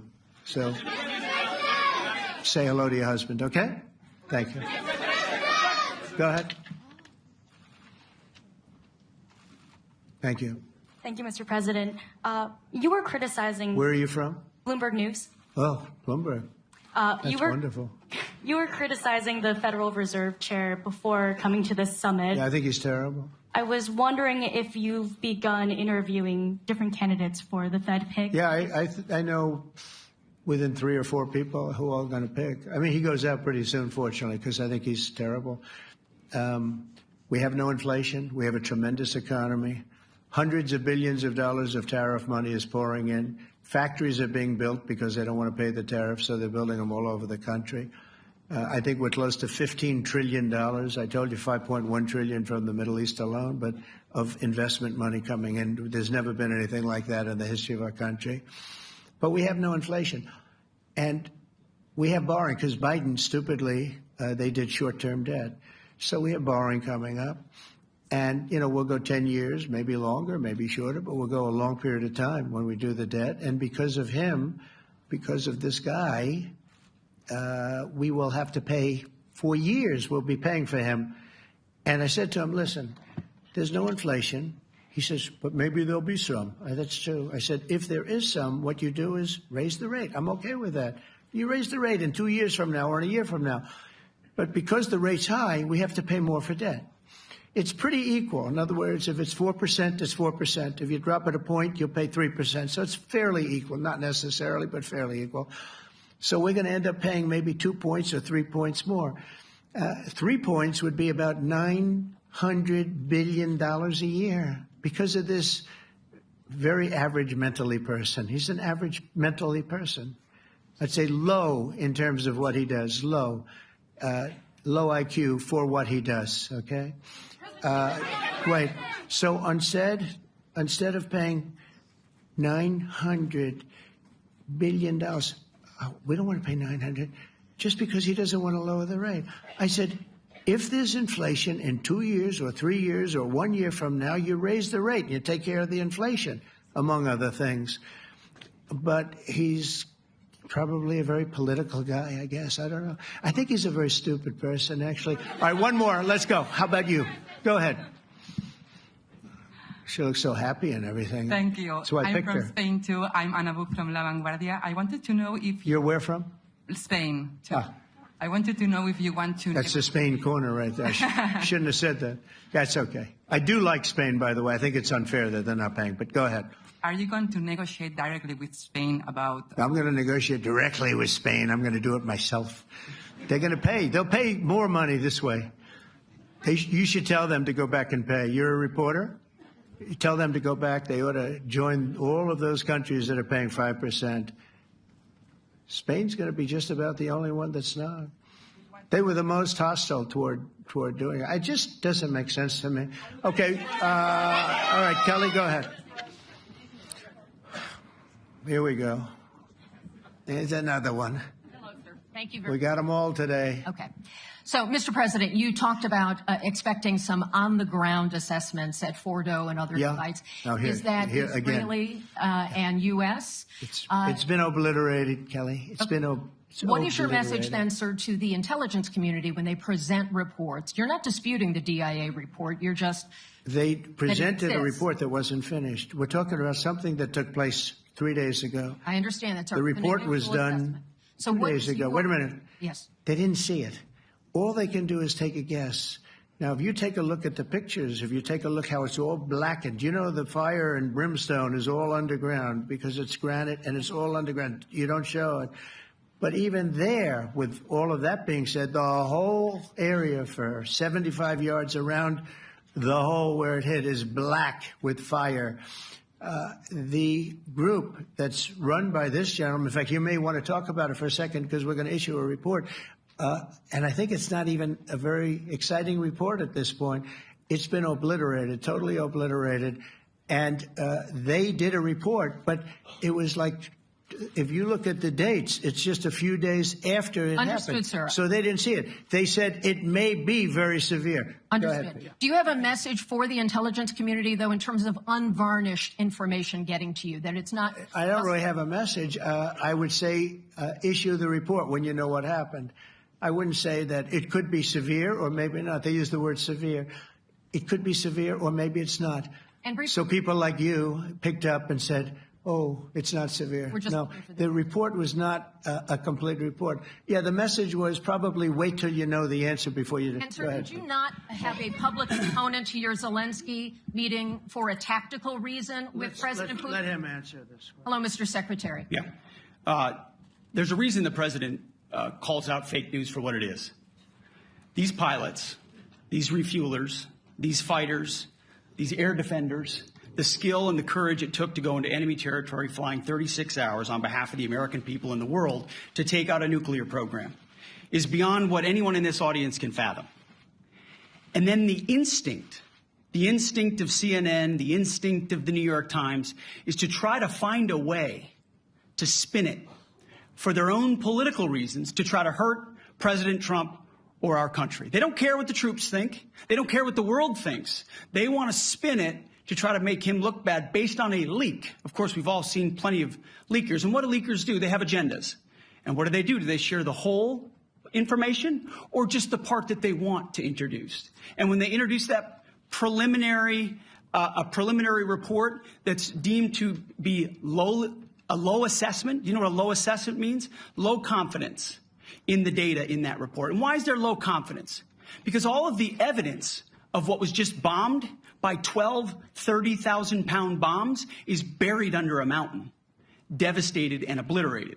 So if you want to make an assessment of what happened at Fordo, you better get a big shovel and go really deep because Iran's nuclear program is obliterated. And somebody somewhere is trying to leak something to say, oh, with low confidence, we think maybe it's moderate. Those that dropped the bombs precisely in the right place know exactly what happened when that exploded. And you know who else knows? Iran. That's why they came to the table right away, because their nuclear capabilities have been set back beyond what they thought were possible because of the courage of a commander-in-chief who led our troops, despite what the fake news wants to say. But you're not disputing the report said what it said, even though it was initial. The report said what it said, and it was fine. It was severe, they think, but they had no idea. They shouldn't have issued a report until they did. But we've gotten the information. I think Pete said it better than you can say it. And, you know, you should be proud, you, especially you, should be proud of those pilots, and you shouldn't be trying to demean them. No, those pilots flew at great risk, a big chance that they'd never come back home and see their husbands or their wives. Let me just tell you, you and NBC, fake news, which is one of the worst, and CNN, New York Times, they're all bad. They're sick. There's something wrong with them. But you know what? You should be praising those people instead of trying to find some. By getting me, by trying to go and get me, you're hurting those people. They were devastated. You know, I got a call from Missouri, great state, that I won 3 times by a lot. And I got a call that the pilots and the people on the plane were devastated because they were trying to minimize the attack. And they all said it was hit. But we don't think it was really maybe hit that badly. And they were devastated. They put their lives on the line, and then they have, and I'm not referring to you, but real scum come out and write reports that are as negative as they could possibly be. It should be the opposite. You should make them heroes and heroines. You should make them really people that they were so devastated when they heard this news. And you know what they said? One of them, I spoke to one of them, said, "Sir, we hit the site. It was perfect. It was dead on." Because they don't understand fake news, because they have a normal life, except they have to fly very big, very fast planes. But it's a shame. You should be making them heroes. All right, in the back. Go ahead, back, white, yeah. White jacket, yeah. Go ahead, give me a mic. Hello. Deborah Haynes from Sky News. Good. Mark Rutte, the NATO chief, who is your friend, he called you daddy earlier. Do you regard your NATO allies as kind of children? No, he likes me. I think he likes me. If he doesn't, I'll let you know. I'll come back and I'll hit him hard, okay? No? He did it very affectionate. Daddy, you're my daddy. Do you regard your NATO allies, though, as kind of like children, and they're obviously listening to you and they're spending more, and you're obviously appreciative of that, but do you hope that actually they're going to be able to defend themselves, defend Europe on their own? I think they need help a little bit at the beginning, and I think they'll be able to, and I think they're going to remember this day. And this was a big day for NATO. You know, this was a very big day. They took it. One of the gentlemen said, "You know what? We've been trying to raise money raise the rate for 30 years," he said, 20 years, from almost the beginning. And he's been there for a long time. He said, "Until you came along, it never happened. What you did is amazing." It's been sort of an amazing day for a lot of reasons, but also for that. Yeah, go ahead. Do you think they can do it without you, though, in the future? Can they do it without Well, ask Mark. States? I mean, you have to ask Mark, okay? So we're heading back. We're heading back. I want to thank these two gentlemen behind me. They're incredible people, both of them. They've done a fantastic job. And Susie's in the front, and she's done great. And Monica, thank you very much. It was quite an exciting time. And we're going to be heading back. We'll be back soon, and we'll see you in Washington, D.C. Remember this, we have the hottest country anywhere in the world. Thank you very much, everybody. Thank you.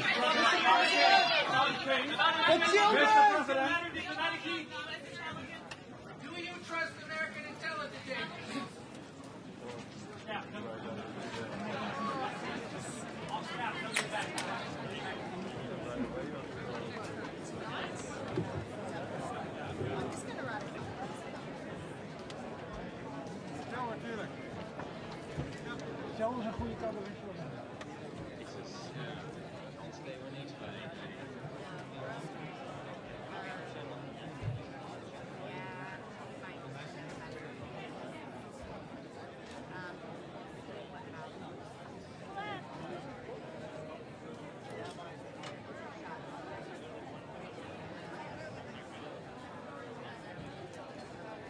Krijgen we er nog een?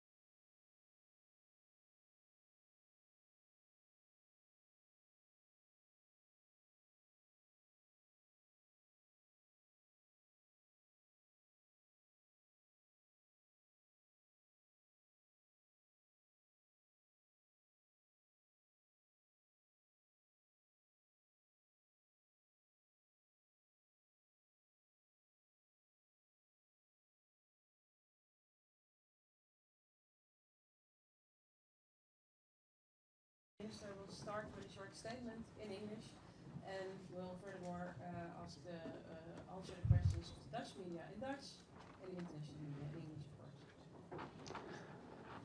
Thank you. Good afternoon. Today we've reached the end of an intensive but rewarding 2-year period, which has led to this historic summit in The Hague. The agreement that the 32 member countries have made here as one will set the highest standard for our collective deterrence and defense. A renewed and enhanced commitment to protecting peace and security in our territory. And a message to our adversaries that NATO is ready for any and all challenges and threats we may face. I'm proud that we have taken this decision here in The Hague, International City of Peace and Justice.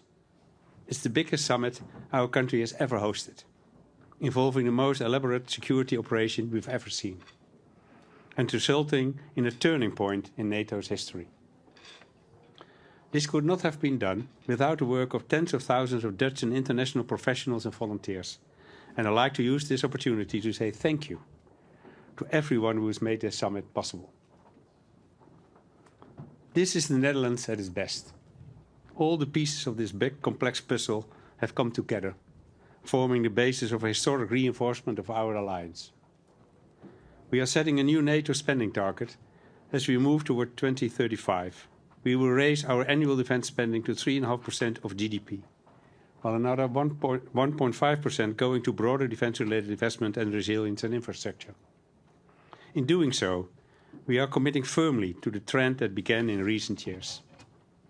Putin's full-scale invasion of Ukraine in 2022 has made NATO more relevant than ever. With the accession of Finland and Sweden, it is bigger than ever too. And the The Hague investment plan will now make NATO stronger than ever. We will bolster the European pillar of our alliance and share the financial burden and military task more equally. In this way, working with our American allies, a stronger Europe will help build a stronger NATO. For many countries in our alliance, these percentages are like something from the Cold War era. But it's absolutely vital that we in Europe step up and do our part. We have no choice, given the threat Russia poses to the Euro-Atlantic region and its enormous military build-up. Of course, the threat is most visible in Ukraine. Their future is closely bound up with our security. Every euro we spend on their defense will directly help curb Russia's aggression on our continent. And that's precisely why our support to Ukraine will count towards the 3.5% target. And I've assured President Zelensky that we will continue our unwavering support. As can be seen in our new military support package worth 155 million euros and the 500 million euros worth of contracts we have concluded with Ukraine's defense industry. And so, the end of one process is always the start of a new one. In fact, we might say the real work is just beginning. Under the new agreements, we will be making annual plans to bring us one step at a time to our target at 2035. A review will be held in 2029 to see if the capability targets and the underlying security assessments are still accurate. And we must get to work fast to bring the transatlantic and European defense industry fully up to speed. Our factories need to produce more, and produce it more quickly and in more innovative ways. That will allow us to turn all available euros and dollars into the defense hard power we need. The Defense Industry Forum that was held during the summit provided valuable lessons that we can now build on further. And I want to be frank. Yes, this new chapter of the NATO alliance will demand a lot of us all. Every year we'll have to make political and financial decisions on what these enormous investments will involve. These won't be easy discussions, but peace and security do not come for free. They demand constant effort and maintenance, and they demand unity, our most powerful weapon, as we've shown in the past few days. And with that in mind, we are handing the baton to Turkey, the summit host of 2026. Straat, NOS. Ja, meneer Schoof, is het in de vergadering eigenlijk opengegaan? Ja, meneer Schoof, is het in de vergadering eigenlijk ook gegaan wat er gebeurt als landen zich niet aan die percentages houden? We hebben net naar Trump geluisterd en die leek te suggereren dat hij bijvoorbeeld in het geval van Spanje dan zelf misschien wel handelssancties wil opleggen. Is dat een manier om een stok achter de deur te houden? Nou, ik heb geconcludeerd in de vergadering, luisterend naar alle geallieerden, zoals we dat zo mooi zeggen in NATO-verband, dat iedereen zich volledig gecommit heeft aan zeg maar de agreement dat we vandaag hebben bereikt. En nu gaan we stap voor stap dat allemaal realiseren. Niet voor niets hebben we ook een review. Dus laten we nu aan de slag gaan om stap voor stap die capabilities op te bouwen. Die percentages zijn gebaseerd op onderzoeken wat we nodig hebben om uiteindelijk ons weerstandsvermogen en onze afschrikking op orde te krijgen, onze defensie op orde te krijgen. Daar gaan we nu mee aan de slag. En dan kijken we stap voor stap hoe ver we komen. En dan gaan we ook wel kijken als landen uiteindelijk achterblijven. En dat kan voor meer landen gelden, maar misschien gaan er ook wel heel landen heel snel. Dat hebben we ook gehoord vandaag. Kijken hoe we daar allemaal mee omgaan. Maar in het verleden hebben landen natuurlijk ook met z'n allen afgesproken zich aan 2% te houden. Dat deden toen heel veel landen ook niet. En hoe is het dan als de heer Trump zegt, nou ja, in dat geval ga ik er zelf persoonlijk voor zorgen dat een land dat doet? Nou ja, ik heb het hem ook horen zeggen, maar ik blijf even bij vandaag. Vandaag hebben we een historische overeenkomst bereikt waarin alle lidstaten zich hieraan verbonden hebben. En we doen een review in 2029. En stap voor stap gaan we nou die stappen zetten om te zorgen dat we de capabilities op zijn plek krijgen. Ja, er zijn landen die denken dat ze dat voor minder geld kunnen. Dat gaan we zien. Ik denk dat het allerbelangrijkste is dat we die capabilities opbouwen. Was er überhaupt nog discussie daarbinnen vanmiddag bij de vergadering? Want als je zag wat de plannen daarvoor waren en wat eruit kwamen, daar lijkt eigenlijk niks aan veranderd. Was iedereen het daar gewoon al met elkaar eens? Ja, we waren het met elkaar eens. Maar het is met deze nationale, of deze Noord-Atlantische Raad eigenlijk hetzelfde als met die ministerraad in Nederland. Over wat er binnen gebeurt spreken we niet. Maar uw constatering is terecht. Vooraf en achteraf was hetzelfde document. En we hebben goed naar elkaar geluisterd. En uiteindelijk is er in unanimiteit gezegd, wij stappen allemaal in. En dat betekent dat dit nu een historisch moment is. En we Den Haag, hopelijk over 10 jaar als we terugkijken, kunnen zeggen in Den Haag is uiteindelijk dat belangrijke keerpunt in de NATO ten opzichte van onze defensie en onze afschrikking gerealiseerd door hogere defensieuitgaven en een betere defensie die daarvoor resulteert. En daarmee voor vrede en welvaart in Europa en de rest van de wereld. Ja, dan een laatste vraag. We hoorden net inderdaad ook de heer Trump. Die lijkt ook helemaal warm geworden voor de NAVO, zoals hij net aangaf. Maar we weten natuurlijk ook, het is een wispelturige man die nogal eens van mening kan veranderen. Bijvoorbeeld ook over artikel 5. Hij zegt nu, nou daar sta ik helemaal achter. Denkt u ook dat dat zo blijft? Of kan dat volgende week ook weer veranderen? Nee, ik denk dat het zo blijft. Want ik denk dat er, afgezien van uitspraken die we soms hebben gezien, de boodschap van Amerika tot steeds is geweest dat als we zeg maar, met deze overeenkomst, maar ook tegelijkertijd weer met elkaar ook weer hebben bevestigd dat artikel 5 gewoon geldt. En ook in mijn eigen gesprek met de heer Trump, en heeft u wellicht ook een stukje van gezien, van het laatste stukje, want daar was de media bij, is dat nog een keer bevestigd. En ook op de vraag van artikel 5 zei hij, ja, waarom denkt u altijd dat ik hier ben? Ook als landen niet betalen. En ik denk dat dat belangrijk is als hij ook zegt, waarom denkt u dat ik anders hier ben? Dus artikel 5 geldt gewoon. SBS dan ANP? Meneer Schoof, bent u opgelucht en tevreden dat het erop zit en dat Trump zijn zin heeft gekregen? Nou, de top zit er pas op als iedereen weg is. Dat klinkt misschien een beetje onaardig, maar dat is natuurlijk wel het geval. We vinden op dit moment ook nog links en rechts nog wat kleine bilaterale of grotere bilaterale gesprekken plaats. Bent u bang dat daar nog wat kan gebeuren? Nee, ik ben er niet bang over, maar ik constateer even dat de top pas klaar is als iedereen weer in het vliegtuig zit op weg naar huis. Dan is de top afgelopen en dan denk ik dat we terug kunnen kijken op een buitengewoon succesvolle top. Vooral ook op de inhoud, maar ook als we kijken hoe de organisatie de afgelopen periode heeft gewerkt. Daar kan je echt ontzettend trots op zijn dat die, wat ik ook zei net, die tienduizenden mensen die dat allemaal voor elkaar hebben gebokst en met elkaar hebben gedaan. Naast zeg maar, de diplomaten die al het inhoudelijk overleg de afgelopen weken, maanden hebben gedaan. Ja, dan kijk je natuurlijk met trots terug op het resultaat. We hadden het net al even over die wispelturigheid van Trump. Kunt u opgelucht ademhalen nu? Nou ja, de vooruitzichten waren gewoon goed. En dat we met deze overeenkomst, en er is mij vaak gevraagd, komt Trump? Hij heeft me dat een keer in een telefoongesprek, heeft hij me verzekerd dat het 100% zeker was. En ik heb geconstateerd dat daar in ieder geval de afgelopen 2 maanden, denk ik, geen verandering is gekomen. En dat hij er ook gisteravond was. Zij het ietsje later dan gepland, maar hij was er wel. Heeft u en uw team nog een rol gespeeld in het feit dat hij bij het Koningshuis heeft geslapen? Nou, daar doe ik allemaal geen mededeling over. Maar er vindt allemaal permanent overleg plaats.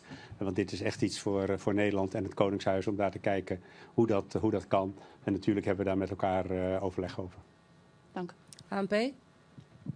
ANP hiervoor. Ja, meneer Schoof, in 2029 is het allereerste eikmoment. Waar moet Nederland staan op dat moment?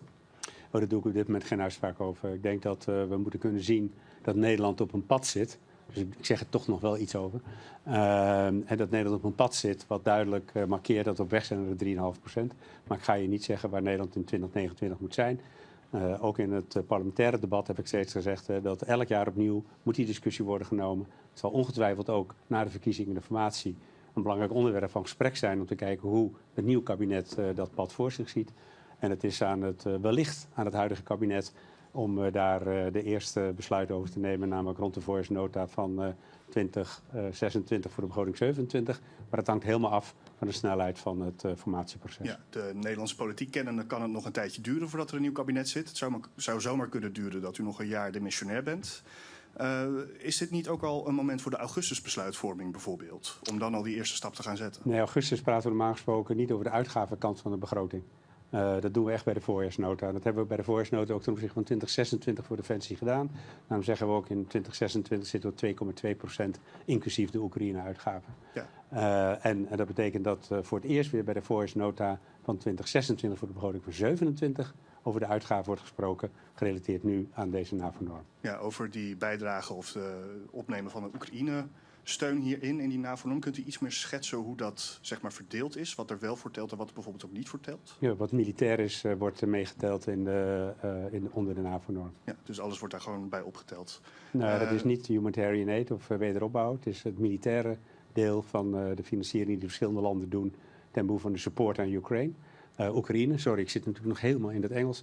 Ten behoeve van Oekraïne. En ik denk dat het ook ontzettend belangrijk is. Die support aan Oekraïne. Ik maak even misbruik van uw vraag. Dat is ook veel op tafel geweest de afgelopen dagen. Ik heb gisteren ook zelf daar met Zelensky uitvoerig over gesproken. Dat die voortdurende support heeft Oekraïne gewoon nodig. Om druk en tegelijkertijd druk houden op Rusland. Ik denk ook belangrijk. Morgen zijn we weer in Brussel met de Europese Raad. Dan kunnen we waarschijnlijk ook weer praten over het 18e sanctiepakket.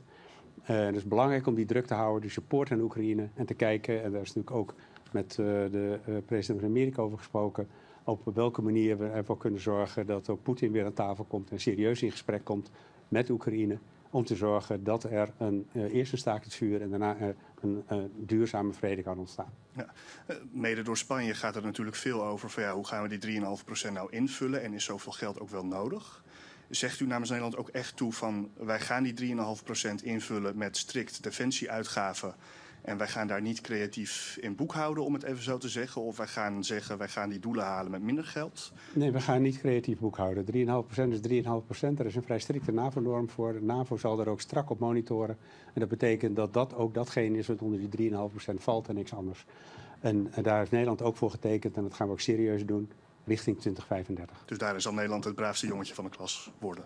Nou, het braafste jongetje van de klas klinkt zo ontzettend vervelend.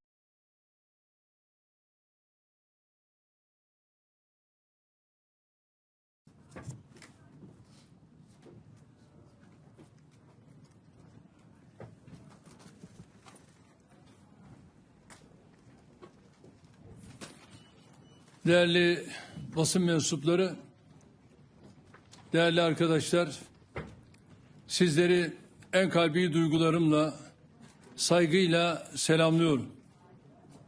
Basın toplantımıza katılımlarınız için her birinize ayrı ayrı teşekkür ediyorum. Avrupa Atlantik güvenliğinin krizler, çatışmalar ve savaşlarla sınandığı bu hassas dönemde Lahey zirvesini az önce tamamladık. Konuşmamın hemen başında Hollanda Kralı Sayın Willem Alexander, Başbakan Sayın Schoof ve Hollanda makamlarına mükemmel organizasyonları için şükranlarımı iletiyorum. Genel Sekreter Sayın Rutte'yi başarılı yönetimi için tebrik ediyorum.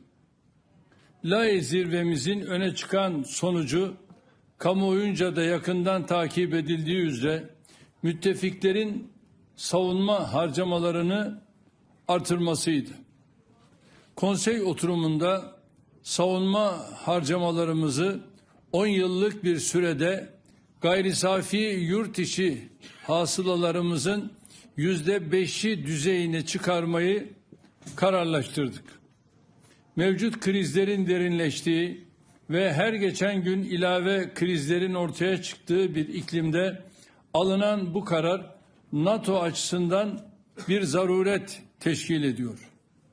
Terörizm tehdidinden en fazla zarar gören, bölgemizdeki birçok krizden doğrudan etkilenen müttefikiz. Halihazırda uluslararası gündemi domine eden olayların hemen hepsi Türkiye'nin yakın çevresinde yaşanıyor. Ülkemizi tüm bu krizlerin, sıcak çatışmaların ve gerilimlerin uzağında tutmaya gayret ediyoruz. Caydırıcılığımızın artırılmasına ve savunmamızın güçlendirilmesine büyük önem veriyoruz. Türk savunma sanayinin son yıllarda yaptığı büyük atılım dünyada parmakla gösterilmektedir.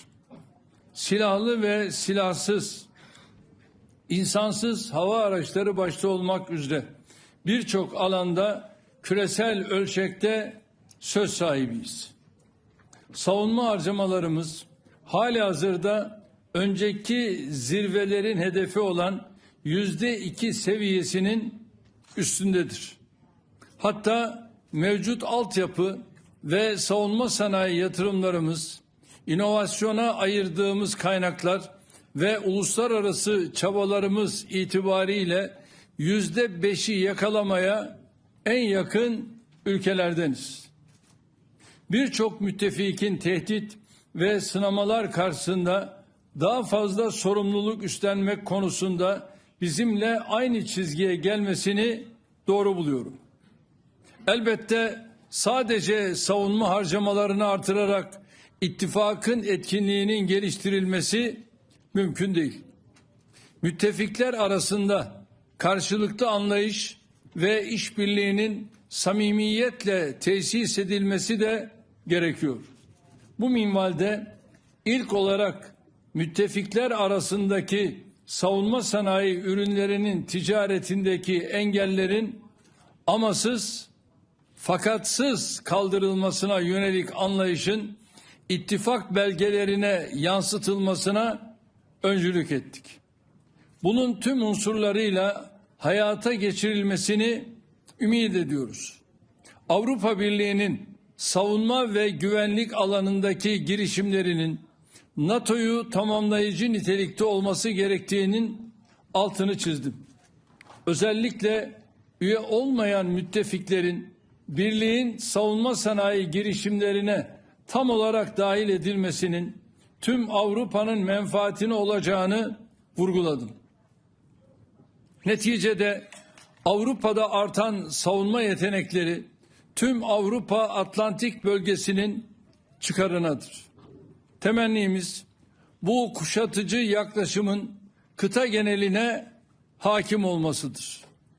NATO Genel Sekreterinin Teksas'tan Ankara'ya savunma sanayi gelişimini esas alan yaklaşımı bu bakımdan fevkalade değerlidir. Kıymetli basın mensupları, bildiğiniz üzere ittifakın terörizmle mücadeledeki rolünü öne çıkartan müttefiklerin başında geliyoruz. Nitekim terörizm NATO'ya yönelik güncel iki temel tehditten biri olarak kayda geçirilmiştir. Bu defa Lahey'de terörle mücadelenin ancak müttefiklerin samimi dayanışmasıyla başarılabileceğini vurguladık. Zirve bildirisine bu tehdidin yansıtılmasını sağladık. Ukrayna'da 3 yılı aşkın süredir devam eden savaşın hem bölgesel hem küresel etkileri oldu. Can kayıpları ve yıkım her iki tarafta da giderek artıyor. Türkiye olarak biz savaşın adil ve sürdürülebilir bir barışla sonlandırılması için yoğun çabalarımızı sürdürüyoruz. 2022 Mart ayında İstanbul'da ev sahipliği yaptığımız ancak yarım kalan görüşmelerden Karadeniz tahıl girişimi, savaş esirleri takası gibi somut neticeler almıştık. Diplomasiye olan inancımız, tarafların bize duydukları güvenle birleşince İstanbul'da bir kez daha arabuluculuğa başladık. Ev sahipliğimizdeki görüşmelerde ilave esir ve cenaze takasları hususunda önemli ilerleme sağlandı. Ayrıca olası bir ateşkese dair açık bir görüş alışverişinde bulunuldu. Ateşkes ve kalıcı barış için bir fırsat penceresinin aralandığı kanaatindeyim. Bunun eba edilmemesi gerekiyor. Hedefimiz taraflar arasında ilave somut adımlar atılmasına destek olmak suretiyle kalıcı barışa giden sürecin taşlarını döşemektir. Müttefiklerimizin de desteğiyle savaşın en kısa sürede neticelendirilmesi umudumu koruyorum. Hep söylediğim gibi adil bir barışın kaybedeni olmaz. Değerli basın mensupları, Orta Doğu'daki tehditlerin ve krizlerin her geçen gün daha ciddi bir hal aldığını görüyoruz. Gazze'de Filistin halkına yönelik olarak 2 yıla yaklaşan mezalime bir kez daha dikkat çekiyorum. Bakınız, şimdiye kadar İsrail saldırılarında çoğu çocuk ve kadın 56 bin Gazze'li hayatını kaybetti. Yine çoğu çocuk ve kadın 129 bin Gazze'li yaralandı. Gazze'nin %80'i yıkıldı. Sağlık altyapısının %95'i tahrip oldu. Kiliseler, camiler, okullar, hastaneler bombalandı. 2 milyonu aşkın Gazze'li kardeşimiz yıkıntıların arasında tepelerine sürekli bombalar yağarken çok zor şartlar altında hayatta kalma mücadelesi veriyor. İsrail hükümeti en temel ihtiyaç maddelerinin dahi Gazze'ye girişine engel çıkartıyor. İsrail'in engellemeleri ve saldırıları sebebiyle Gazze'deki insani trajedi, insani felakete dönüşmüş durumda. Vicdan sahibi hiçbir insan böyle bir vahşete sessiz kalamaz. Bebekler uyurken susulur. Bebekler öldürülürken susulmaz. Buradan insan hayatına değer veren herkesi zulme karşı seslerini yükseltmeye çağırıyorum. Ancak uluslararası toplumun, bilhassa ilgili kurumların İsrail'i durdurmakta yetersiz kaldığını müşahede ediyoruz. Hiçbir kural tanımayan, uluslararası hukuku açıkça ihlal eden İsrail, ihlallerine her geçen gün yenilerini ekliyor.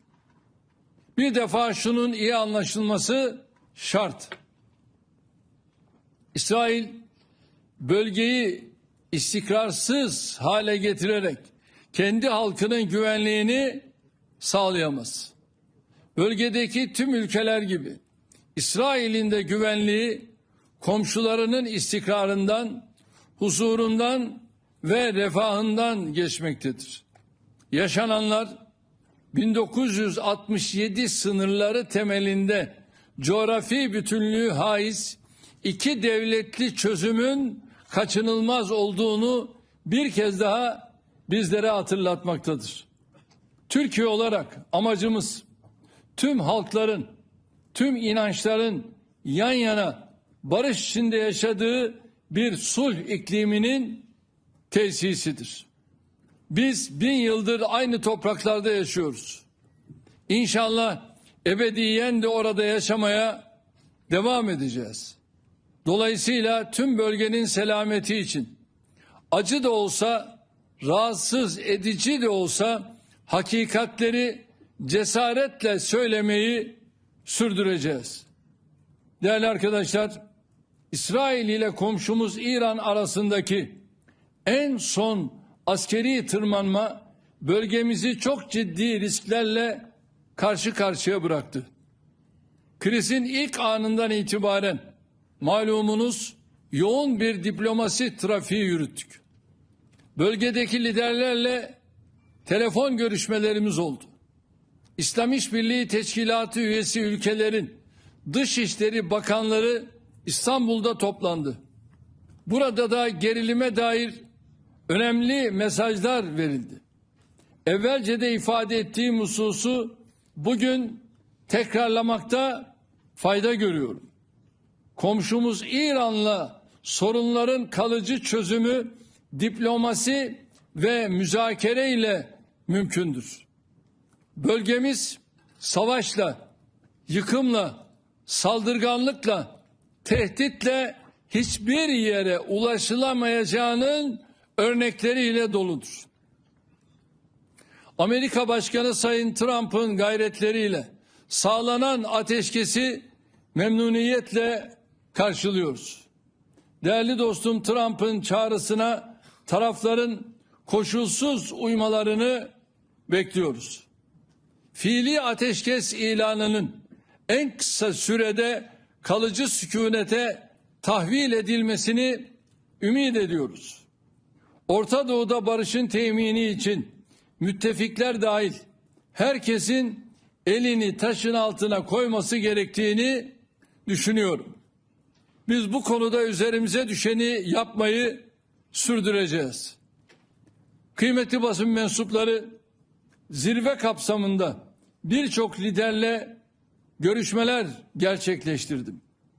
Bu kapsamda sırasıyla Amerika Birleşik Devletleri Başkanı Sayın Trump, Almanya Şansölyesi Sayın Merz, Birleşik Krallık Başbakanı Sayın Starmer, Fransa Cumhurbaşkanı Sayın Macron, Hollanda Başbakanı Sayın Schoof, Romanya Cumhurbaşkanı Sayın Dan'ın da aralarında olduğu pek çok liderle bir araya geldim.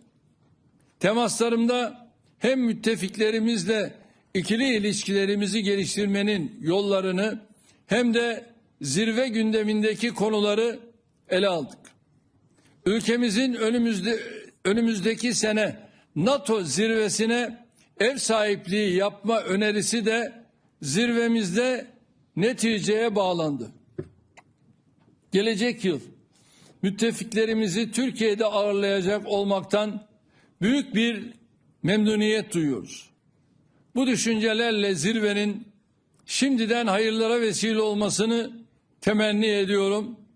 İlginiz, alakanız için sizlere de teşekkür ediyorum. Buyurun, sorular sizde.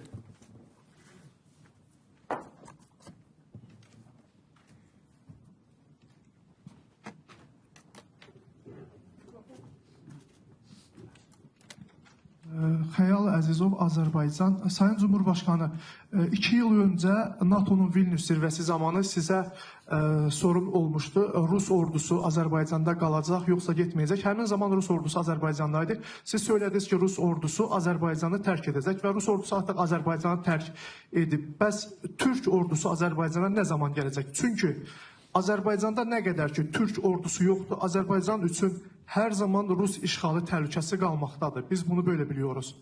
Teşekkür ederim. Sağ ol.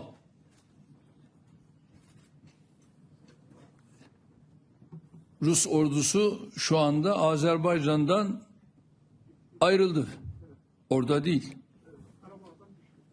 Tamam, çıktığına göre artık zaten bu sorunun da hükmü kalmadı. Daha ben yeni Karabağ'a gittim. Böyle bir şey zaten orada yok.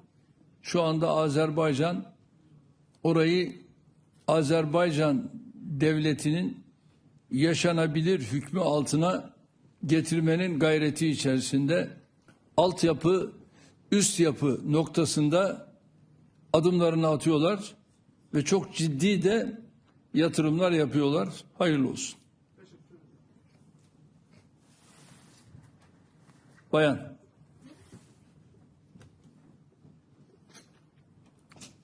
Yes, thank you, Mr. President. I am Heba Nasser from Asharq News.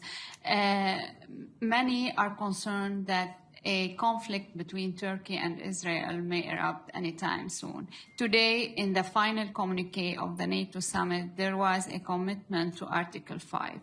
Do you think in the event of a conflict between Turkey and Israel, the NATO would come to defend Turkey? Thank you. Değerli arkadaşlar, Türkiye'ye herhangi bir saldırı olmadıktan sonra Türkiye'ye yönelik bir saldırı olmadığı takdirde, ki şu anda böyle bir şey söz konusu değil, Türkiye bölgesinin bir barış ülkesidir ve bölgesinde de barışın özellikle hakim olması için bütün gayretlerini göstermektedir. Ancak tabii bütün bunların yanında özellikle de İsrail'in bu çekilmez, dayanılmaz tavrına karşı da biz orada zulmün karşısında yer almayı devam ettireceğiz. Ve bugüne kadar Gazze'de olduğu gibi bölgede zalimlerin karşısında yer aldık, zulmün karşısında yer aldık, yer almaya devam ediyoruz. Özellikle de garip gurebanın yanında yer almaya devam ediyoruz. Ve düşünün, şu anda Gazze'de aylardır oradaki mazlumlara aynı yardım gitmiyor. Şimdi bu insanlara aynı yardım gitmezse bu insanların hali ne olacak? Biz de tabii şu anda güçlü olan ülkelere diyoruz ki gelin İsrail'in karşısında yer alın ve bu aynı yardımların götürülebilmesi için Gazze'ye kapıların açılmasını ne yapmak lazım? Sağlamak lazım. Eğer bu sağlanırsa, bakın, Kızıl Haç'a bile şu anda İsrail yol vermiyor. Kızıl Haç kanalıyla bile Gazze'deki bu insanlara yardım gitmiyor. Böyle bir durum söz konusu.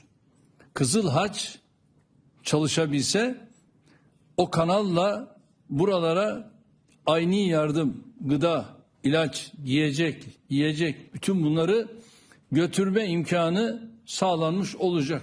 Ama şu anda bu bile maalesef yok.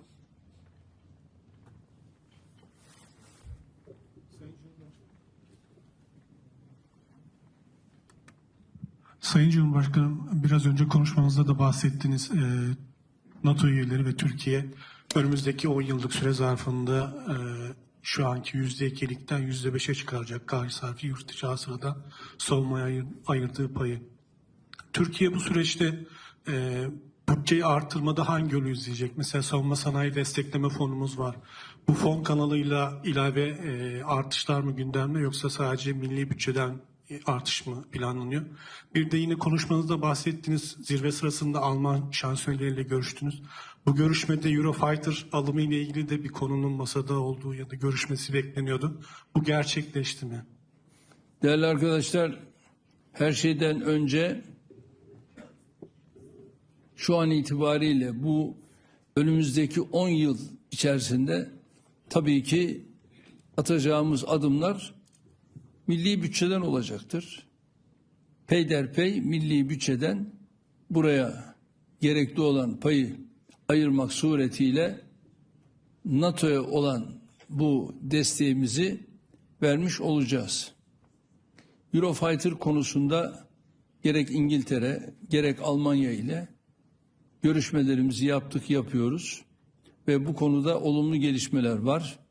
Bu olumlu gelişmeleri de tamamen gerçekleştirdikten sonra inşallah adımlarımız atmış olacağız.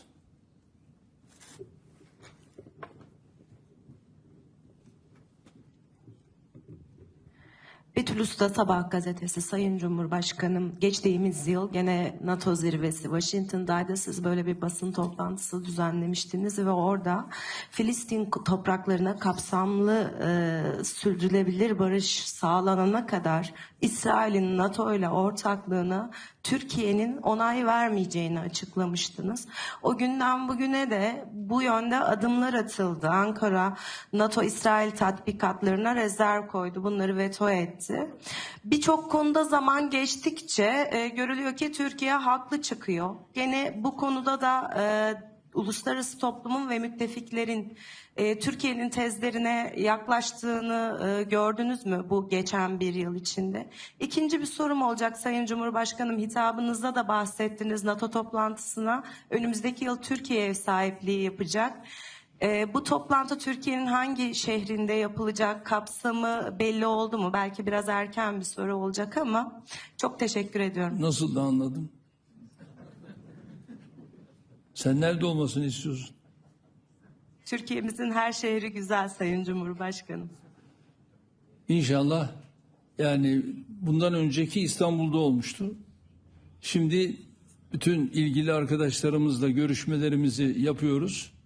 Büyük ihtimalle belki de bu hafta içerisinde, yani önümüzdeki hafta içerisinde bunun kararını veririz. Çünkü zaman kaybına tahammülümüz yok ve daha önce İstanbul'da yaptığımız bu zirvemizi bu defa yapacağımız bu toplantıdaki vereceğimiz kararla İnşallah NATO Genel Sekreterliğine bildireceğiz.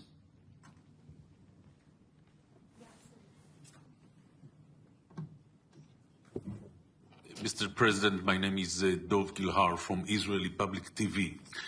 You were talking about stabilizing the region, and I wanted to ask you, is the American strike on the nuclear sites in Iran is a way to stabilize the region?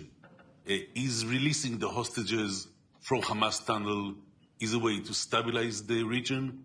Is asking Hamas leaders to take refuge either in Qatar or maybe in Turkey is a way to stabilize the region? And if so, and everything will happen, do you see or do you foresee better times for the relations between Turkey and Israel as there were quite good times previously?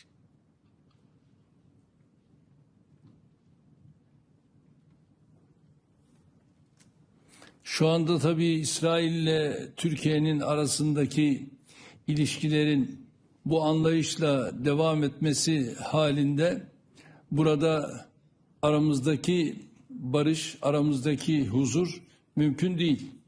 Zira atılan adımlar her şeyden önce barışı tehdit ediyor. Atılan adımlar barışı tehdit ettiğine göre burada nasıl barışı temin edeceksiniz, sağlayacaksınız? Mümkün değil. Düşünün, yani 100.000'i aşkın insan ölü, yaralı ve hala da vurmaya devam ediyorlar. Öbür tarafta Gazze'deki mazlum insanlara Kızıl Haç dahil gıda sevkiyatı yapılmıyor. Bunu engelleyen kim? İsrail. Ve hala burada bu kadar barbarca bir adım atıldığı takdirde biz nasıl bunlarla huzurlu bir ortamı tesis edeceğiz? Mümkün değil. Onun için de Kızıl Haç şu anda devreye girmek istiyor, netice yok. Kızılay'ımız devreye girmek istiyor, netice yok. Mısır devreye girmek istiyor, netice yok. Bütün bunlarla birlikte hangi ülkeye bakarsanız bakın hiçbirisi netice alamıyor. Onun için İsrail'i bu noktada Gazze'de şu ana kadar takındığı tavırdan vazgeçmeye davet ediyoruz.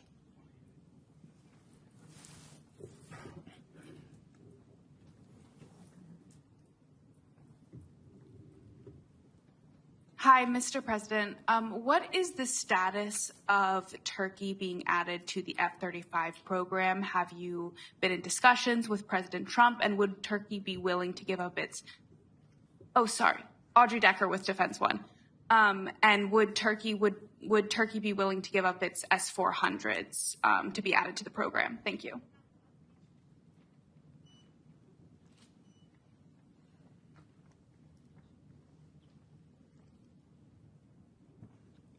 Sayın Trump'la yaptığımız görüşmede tabii S-400'ü konuşmadık. O gündemimizde değil. O iş bitmiş bir iş. F-35 konusunu tabii görüştük. F-35 konusunda da biz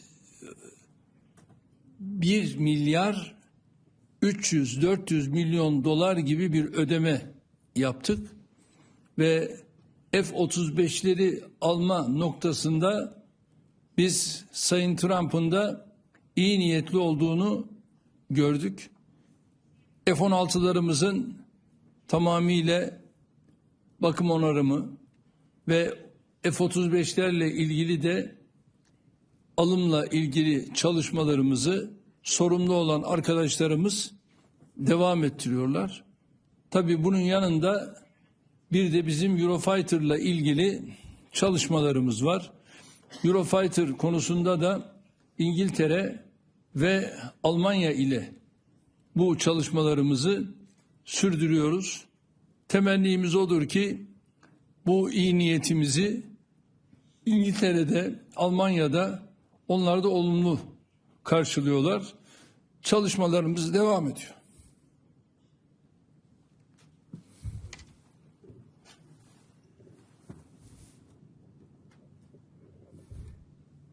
Thank you, Mr. President.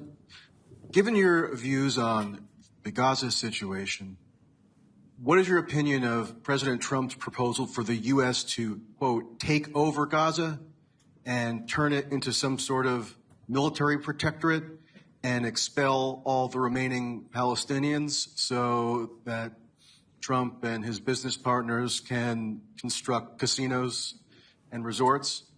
Have you discussed that proposal with President Trump? And in addition, what is your position on Trump's relationship with Israel writ large? Trump likes to boast about how he's the most pro-Israel president of all time. He said, God bless Israel when he bombed Iran over the weekend. He's touted how exceptionally close the Israeli bombing offensive against Iran was coordinated with the United States. He's expedited munitions to Israel. So, given your strong views on Israel's conduct, do those views extend to the United States and President Trump being an abettor of that Israeli conduct?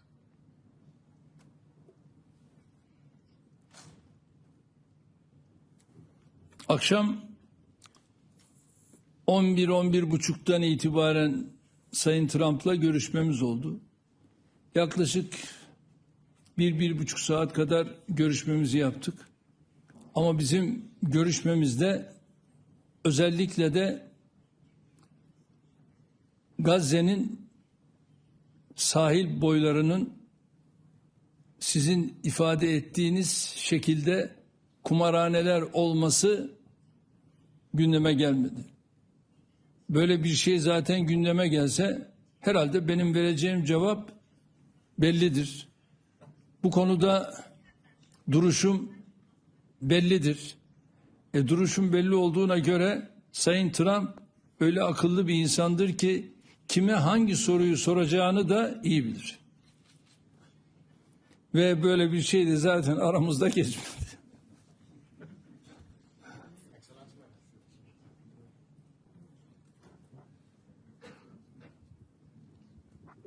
Sayın Cumhurbaşkanım, Kosova'dan Metropol Medya adına Ural Boşniakum. Balkanlardaki istikrarsızlıklar ve özellikle Kosova'nın kuzeyindeki son gelişmeler ışığında Türkiye'nin bu coğrafyaya yönelik uzun vadeli stratejik yaklaşımı nedir? Ve özellikle KFOR'un Kosova'daki önceki görev süresinde Türk komutanlığının görevde olması ve önümüzdeki dönemde de komutanlığın yeniden Türkiye'ye geçmesinin beklendiği göz önünde bulundurulursa Türkiye'nin bu sorumluluğu nasıl değerlendirmekte? Biliyorsunuz Türkiye'nin KFOR şu anda bölgede. Niçin bölgede? Barış için, huzur için ve bizim KFOR'umuz orada olduğu sürece inşallah orada herhangi bir sıkıntı olmaz, olmayacaktır.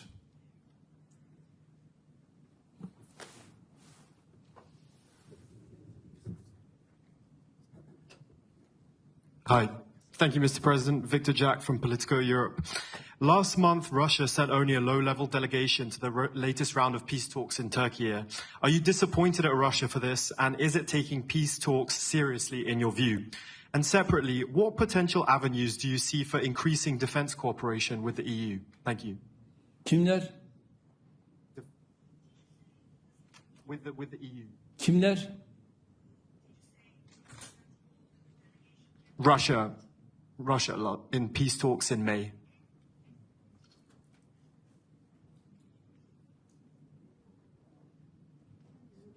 Yok. Temsil kabiliyeti olan kişiler gönderildi ve o temsil kabiliyeti olan kişilerle de Rusya-Ukrayna arasındaki görüşmeler orada başarılı bir şekilde gerçekleştirildi. O görüşmeleri de Dışişleri Bakanı Hakan Bey zaten yürüttü, sürdürdü ve neticesi de gayet güzel, başarılı oldu.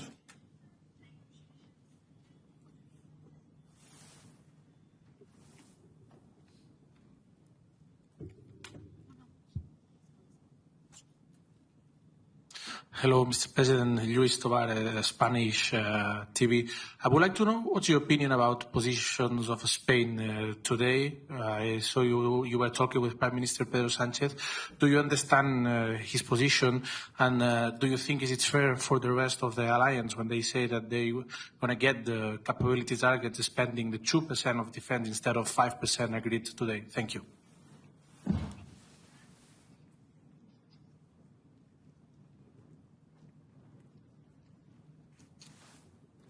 Yani 10 yıl gibi bir süre olduğu için yani bu noktada bir sıkıntıya yer yok diye düşünüyorum. 10 yıl içerisinde böyle bir orana çıkarılacak. Tabii ki NATO'nun da böyle bir güce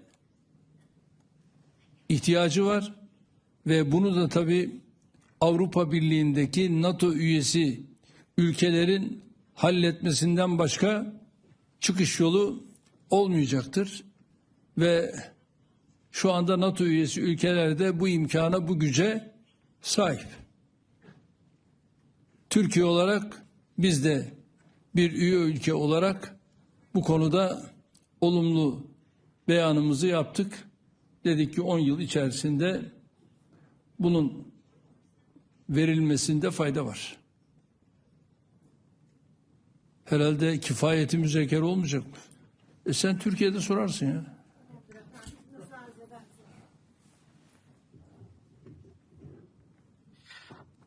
Thank you, Mr. President. My name is Noshinu. I am from Rudo Media Network. I would love to ask a question regarding an issue that is still ongoing. That is the issue of this armament of PKK, and after the declaration of dissolvement of this party. The question is that lots of the people waiting for it, what is the next step? Because we don't know what's going on right now. Is there any effort to end this issue? And I would love to ask you, what is your personal message for the Kurdish people, not only in the Turkey, but in the whole of the region? Thank you.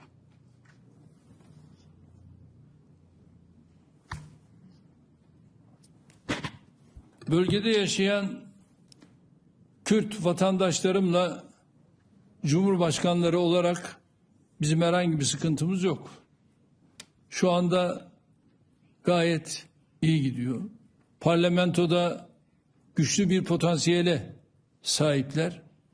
Onların böyle bir sıkıntısı olmadığına göre bu yürüyüş, bu gidiş, randevu istediler. Ben de rahmetli Sırrı Süreyya ile birlikte Pervin Hanım'ı kabul ettim. Cumhurbaşkanlığında arkadaşlarımla beraber kendileriyle görüştük. Zannediyorum şimdi yine bir randevu talepleri var ve bu randevu taleplerini de yakın zamanda gerçekleştireceğiz. Kendileriyle görüşmelerimizi yapacağız. Herhangi bir sıkıntı söz konusu değil. Benim ülkemde Türküyle, Kürdüyle, Lazıyla, Çerkeziyle, Arabıyla hepimiz biriz ve ülkemin bütünlüğünü de korumak benim de görevimdir. Bunu da en güzel şekilde sürdüreceğiz. Çok teşekkür ediyorum. Kifayeti müzakere diyelim. Hepinize hayırlı akşamlar diliyorum. Sağ olun.